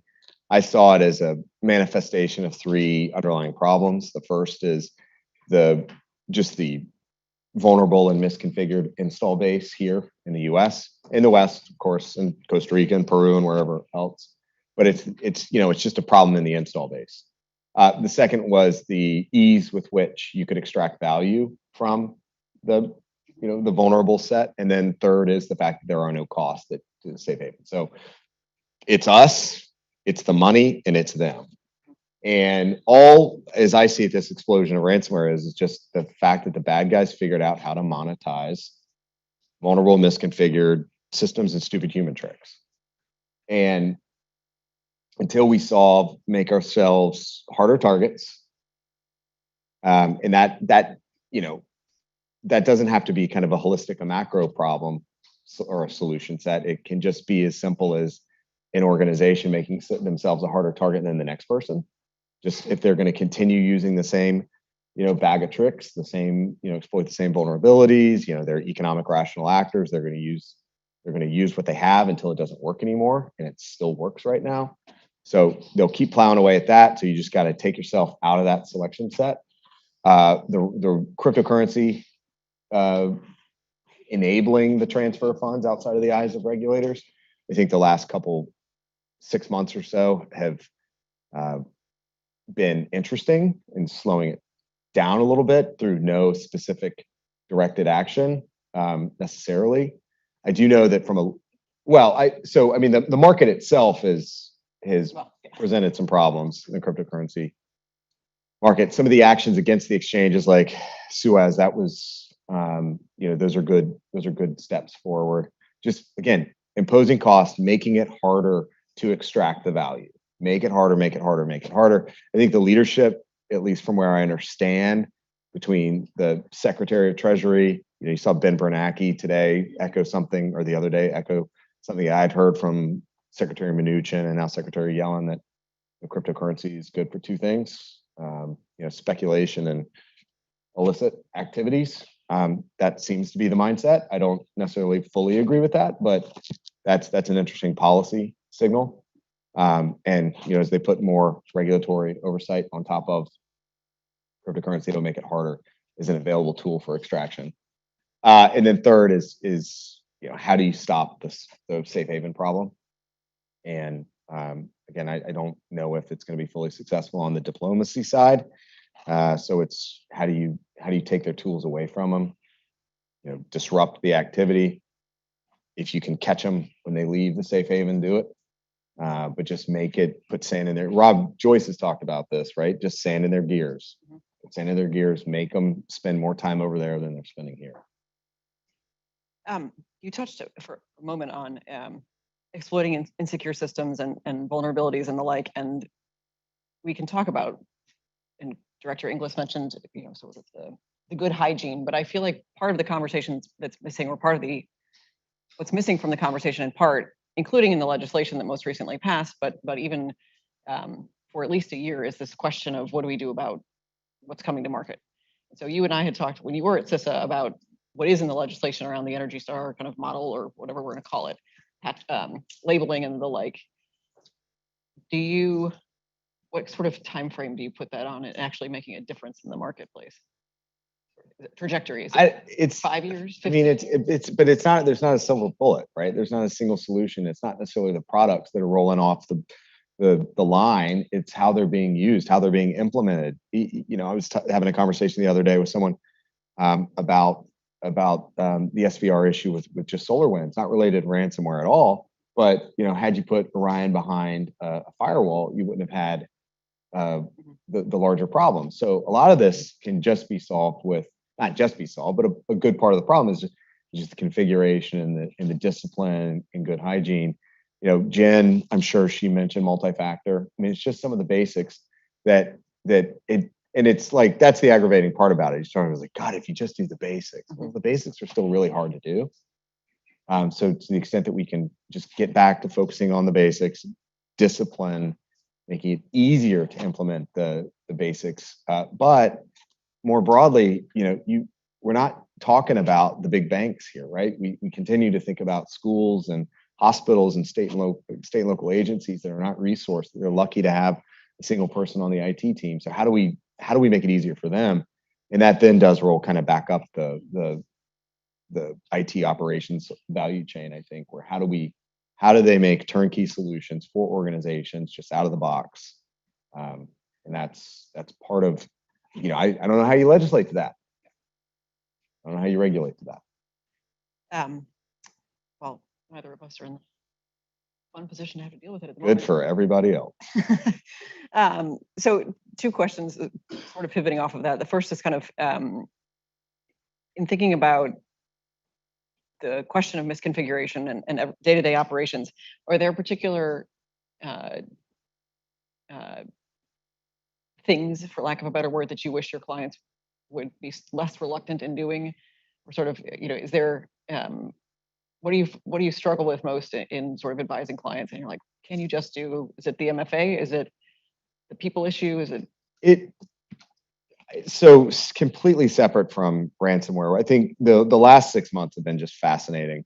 So again, kudos to the administration for declassifying intelligence on the Russian intentions and subsequent invasion in Ukraine. I mean, it really, from where I sit at least, and some of the people I've talked to, it did have a difference. It made an impact on the Russian invasion.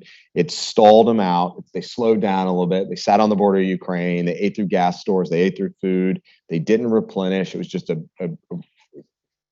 they got some value out of it. At the same time, the signaling was helpful to industry, where they could start investing in making sure that their plans were sufficiently updated, ready to go. They could start isolating Ukrainian, Belarus, and Russian operations. And so then that leads into the second problem or issue is that first they had organizations had time to get ready. The second was once it finally happened and you saw the kind of the scope of the war crimes, the sanctions, and then you started seeing some of the pressure on organizations like Jeffrey Sonnenfeld at Yale in his list of companies. Are they still in? Are they moving out? That then put pressure on organizations to say, like, okay, we got to get out of Russia. How do we do that? When was the last time that massive companies had to completely divest and shut down IT operations from a massive geography in a couple days?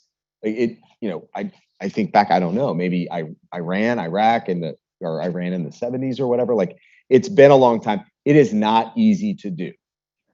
So now organizations are sitting there looking at, once they've got through the Russia problem, now they're like, okay, wow, geopolitical risk is a real thing. Y'all been talking about this for 10 years. What's next? Oh, what if China invades Taiwan? That's a problem. So they're going through these decisions that you would have thought that after NotPetya, with more broad global network segmentation, that they would have put in place. And so we're still seeing a lot of, I think, global flat networks. And from a kind of global governance and visibility and just broad, like, hey, that's not a bad thing. But from a granularity and optionality perspective within a specific geography that is potentially risky, I don't think many organizations are where they need to be. And that's going to be one of the great challenges in the next couple of years, is making sure that you've got the risky geos, to the extent you can identify them in advance, locked down or appropriately kind of triaged out. How do you convince them to spend the money there as opposed to on something else? By the time they talk to us, they've already decided to spend the money. That's true. So hopefully, it takes these wake up calls. And the really weird thing is that every 6 months or so, there is one of these wake up calls. And like, how sticky are the wake up calls? How sticky was Colonial? I don't think it was sticky enough. I thought it would have been, particularly with JBS right on the heels. But just stuff changes. And that's like as I think back to CISA, we always had grand strategies. We had plans that we wanted to roll out, and you can't do these things in 6 months. They take a year, they take 18 months, they take 2 years. Like, all right, we got this awesome rollout plan. We're going to put all our good people on it. And then, like, boom, something happens. Something else to get you distracted. I know, thinking back to when we launched CISA in 2018, November 16th, 2018, we've got this great rollout plan. We're going to get rocking and rolling in December, and then a 35-day government shutdown. 80% of the workforce goes home. Brutal. We get back up and running in February. We took advantage of it because we actually got to really focus on what the key things we were worried about. Federal networks and election security, supply chain control systems. And then, fast forward to the beginning of 2020, and you had the US strike against Soleimani. Everybody's getting agitated about what's Iran going to do. And then you had this like nightmare fuel string of VPN vulnerabilities. And then COVID hits. And then we're getting ready for 2020. And then you got SolarWinds, and then you got Hafnium, and then it's like boom, boom, boom, boom. There are moments that I wake up in a cold sweat still. I don't wake up thinking about what the other guy was tweeting anymore. Don't have to worry about that for now. But like, oh yeah, that was like every 3:30 in the morning. I'd be waking up, like, oh God, what's today going to look like? But it's those events, like, what is going to knock us off our game? And I know that Jen has to struggle with that every day, and you just want to get past these things. You want to get past COVID. You want to get past the Russian invasion of Ukraine, but that's just not how it works. So you've got to adjust your expectations and your planning and your ability to get the job done, based on the world around you, and think at the same time, like, okay, fine, I'm dealing with this today, but I still want to strategically think about how I avoid tomorrow's problems. And that was the whole mindset behind Defend Today, Secure Tomorrow, the CISA motto we had at the time. And it was, we got to get through today's stuff, but we have to be thinking longer term. And then that's, of course, what led to the development of the National Risk Management Center.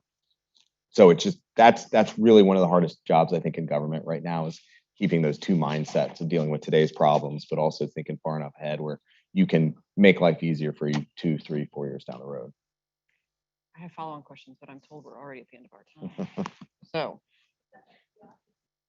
or Chris, depending on what time he needs to blaze out of here. Did they want to ask questions? If you're, or do they just want to drink? What's it is Friday. That's a fair point. It's true. I guess Chris is offering to take questions, so I have questions too, but a little serious. See a lot of thirsty people. Oh, 4C. Who do you want, 4C or Raphael? I don't know. Is there a third option? David. Make it hard. Great, thanks. So when you think about the long-term stuff you really wish we were focused on, like the 2-year, 3-year planning effort that takes a lot of time, what would you wish, what were those 2 things that you wish we were focused on for the long term? I think it goes back, to the strategic intent that we pushed out in 2019 that was informed by that shutdown process. And I keep coming back to cyber physical and control systems and just the poverty line that exists out there, 30,000 water facilities with, maybe lucky to have half an IT person. How do we come back around on getting them the support, the resources, the grant programs, the knowledge? And I always believed that, even if CISA had always kind of been a DC or a headquarters focused organization, the real future of CISA was always going to be out in the field through constant engagement. I mean, that's ultimately, I always thought CISA was the closest thing in government to a startup that had to have a product that somebody got value out of. And so to figure out what their value is, you have to talk to them. And it's not necessarily, no offense to the lobbyists in the room or the government affairs people, but it's out with the operators and engaging them, facilitating those conversations, identifying the gap, plugging the gap, not doing stuff that the private sector's already fixed or has a solution for.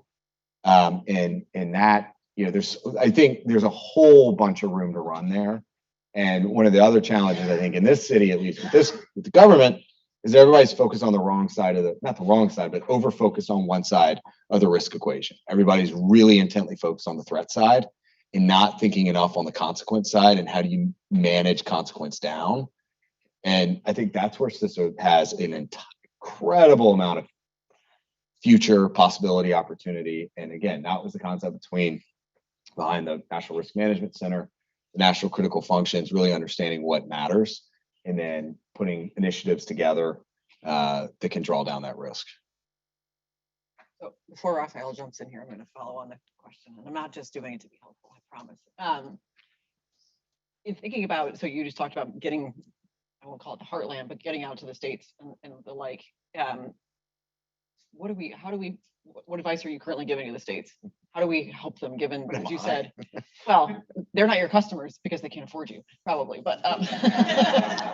That's not true. So it was funny, after Baltimore got hit the second time, we got a lot of pressure from Congress and external parties, like, you guys have to get out there, you have to engage more. And Jeanette Manfred and I talked about this ad nauseum, like at length. How can we be more helpful? How can we provide more support? It's not right a boom, it's more left a boom. Or if it is right a boom, then it's more providing strategic advice as they get 1,000 different vendors coming in and say, you need to buy this, that, or the other.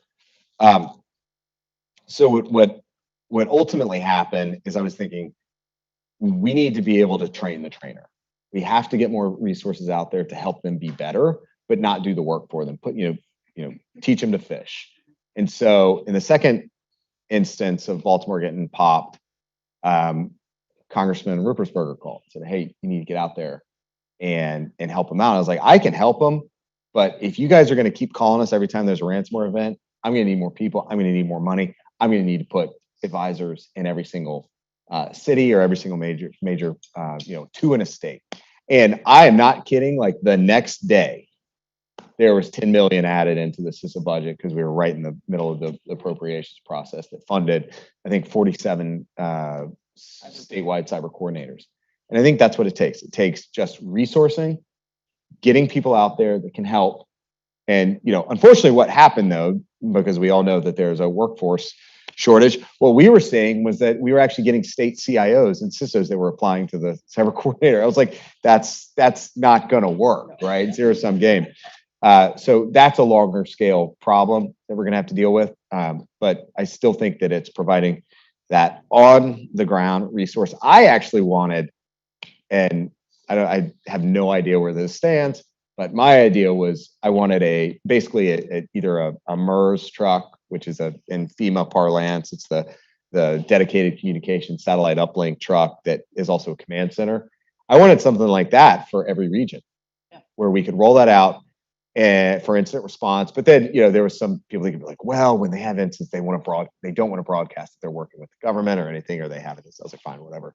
So what's that? Ghostbusters. Yeah, right. So, maybe we'll just have like a static or a, digital sign that you can just wipe it or say, yeah, Ghostbusters or FBI or something. But it could also be a cyber range, and it's things like that. We can't ask someone in Tulsa to go to Idaho Falls for industrial control system training. We have to bring the training to them. And I think that's where the government's got the greatest opportunity. It's to push out to the edges as much help, assistance, training, knowledge as possible to bootstrap. And it's not incredibly expensive. I think once you have that center of excellence that can be out there constantly engaging. And that's unless we're just going to use our Title 10 and Title 50 resources to take every bad guy off the face of the earth, we have to be harder targets here. And regulation, I just don't think is going to get us there. And it's not going to. So, just look at what happened with the incident notification requirement. It got held up at the end because it was interpreted as being applicable to small and medium businesses. So they got pulled out. So, okay, fine. We just left them. Where do we work with that group? Well, we have something in our pocket to try and help them, but it'd be great to have the support of CISA and other elements of the government to do so. So I see other people like they're looking at their watches. Promise cocktails. Yes, John, Mr. Well, you can wrestle Raphael over who gets the last question. Is that acceptable to you? It's hot outside. You got to hydrate before going back outside. I don't need it. So sorry to hold everybody up again, but I wanted to just take advantage. You said something, Chris, that I find, and I think many people here probably find frustrating as well, around the stickiness of it, right? And you were talking about it in sort of broader sense of the colonial pipeline, but I'm sure, like many of you, I see that inside organizations as well. They get hit, then they forget about it, then they get hit again. Any thoughts on how do we help organizations make incidents more sticky so that they learn better when bad things happen, as opposed to just, we're going to solve this problem and forget about it? I wanted to leave you with an easy one. Yeah, right. I've got like 4 answers to this.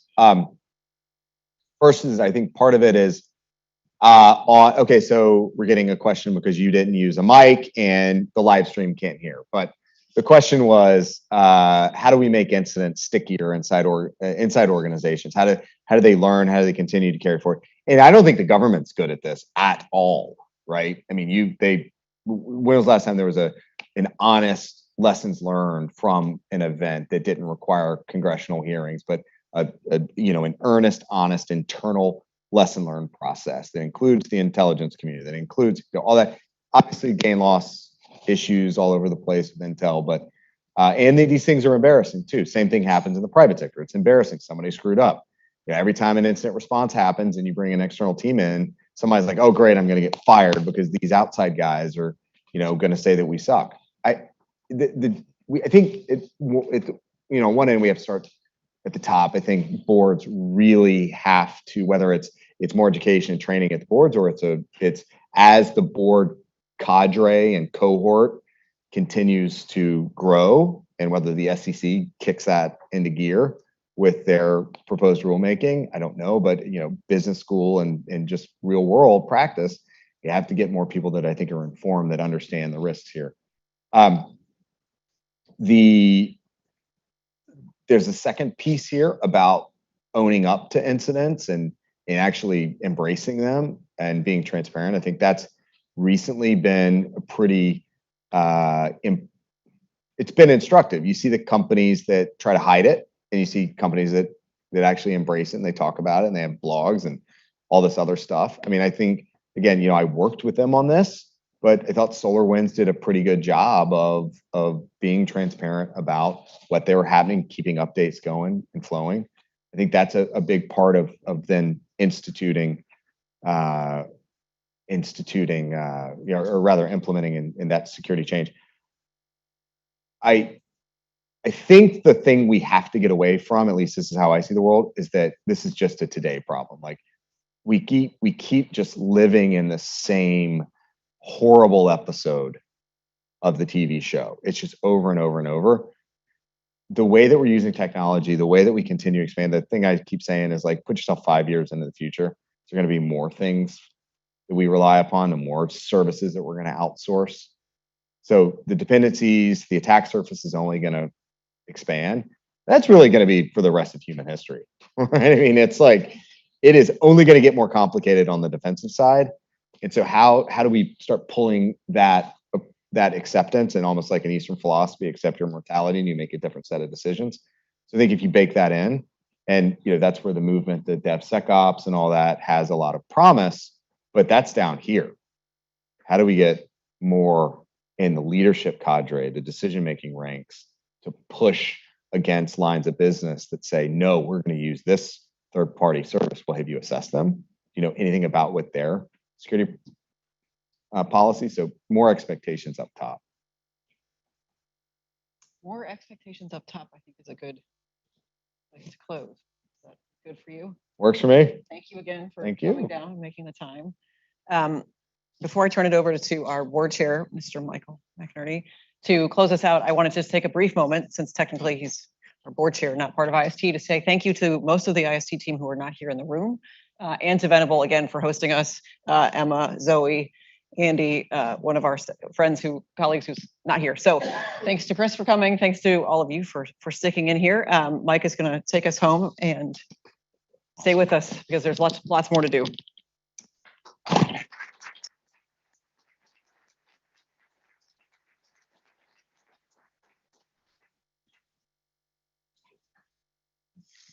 All right, everybody. I think I have 20 minutes for closing remarks. I'm going to take about 2 of them, if that's all right with everybody. Part of my job was to thank the team. Megan, you already did this, so let me thank you very much for everything that you've done, as well as to Phil and Venable and all of our great corporate partners, everyone in the room and everyone online. When Phil and I, a little over a year ago, started talking about this concept of a ransomware task force, we knew that we wanted it to be something impactful. We didn't want it to be a typical white paper that got read by some people and put into a drawer. We knew we wanted to make something that mattered, but we didn't know if it would be possible. We had long discussions about that. And I think it's a testament to the times we live in, and also really importantly to everyone here and everyone online, that we did it. I think we did something that really did make a difference. If you listen to Senator Peters' remarks in the beginning and others throughout the day, I want to say that about 80% of what the task force recommended has become policy in some way or another, which is a tremendous achievement. And I'm grateful to everybody here who's helped make that happen. But as Phil said in the very beginning, our work really isn't done. It's really just beginning.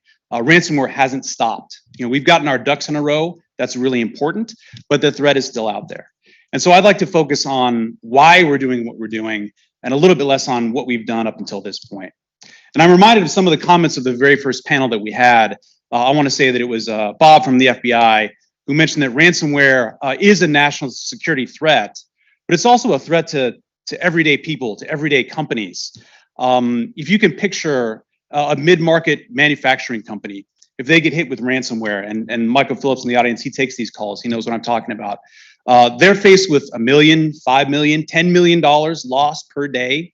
And they're facing maybe layoffs. They're facing maybe bankruptcy. And so we're talking about people's jobs, people's livelihoods, their benefits. That really, really matters. Or if we think about a school, right? We're talking about impacts to teachers, to our kids. And Lord knows they've been through enough for the last 2 years. That really, really matters. If we talk about hospitals, we're talking about health, safety, even people's lives. Again, something that really, really matters at the micro level. This is really important. And if we take a step back and think about this at the macro level, yes, ransomware is a national security issue. And again, not just because it affects the defense industrial base, but because it affects all of society or has the potential to affect all of society. Our adversaries, for example, they know that they can't launch economic sanctions on us like we can on them. And we know that they think about ransomware as a tool of economic policy. They know that if they can constrain us domestically, we will be unable to act with as much freedom internationally. As we were coming up to this event, I spoke with a former colleague of mine in the administration. I asked, now that we're at this anniversary, what more can we be doing? What further steps can we be taking? And this individual said that you all, this team, these people here in the room and online, we're doing exactly what we need to be doing by increasing everyone's cyber awareness, by increasing hygiene, by making the country just a little bit of a harder target, even if it's on the margins, making them just a little bit more resilient. We are giving them the freedom of action they need at the national command level to protect us to do the kinds of things they need to do internationally. And so this work that you've all done matters. It will continue to matter.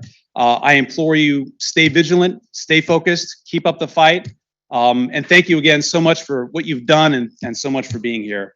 And now, bar's open.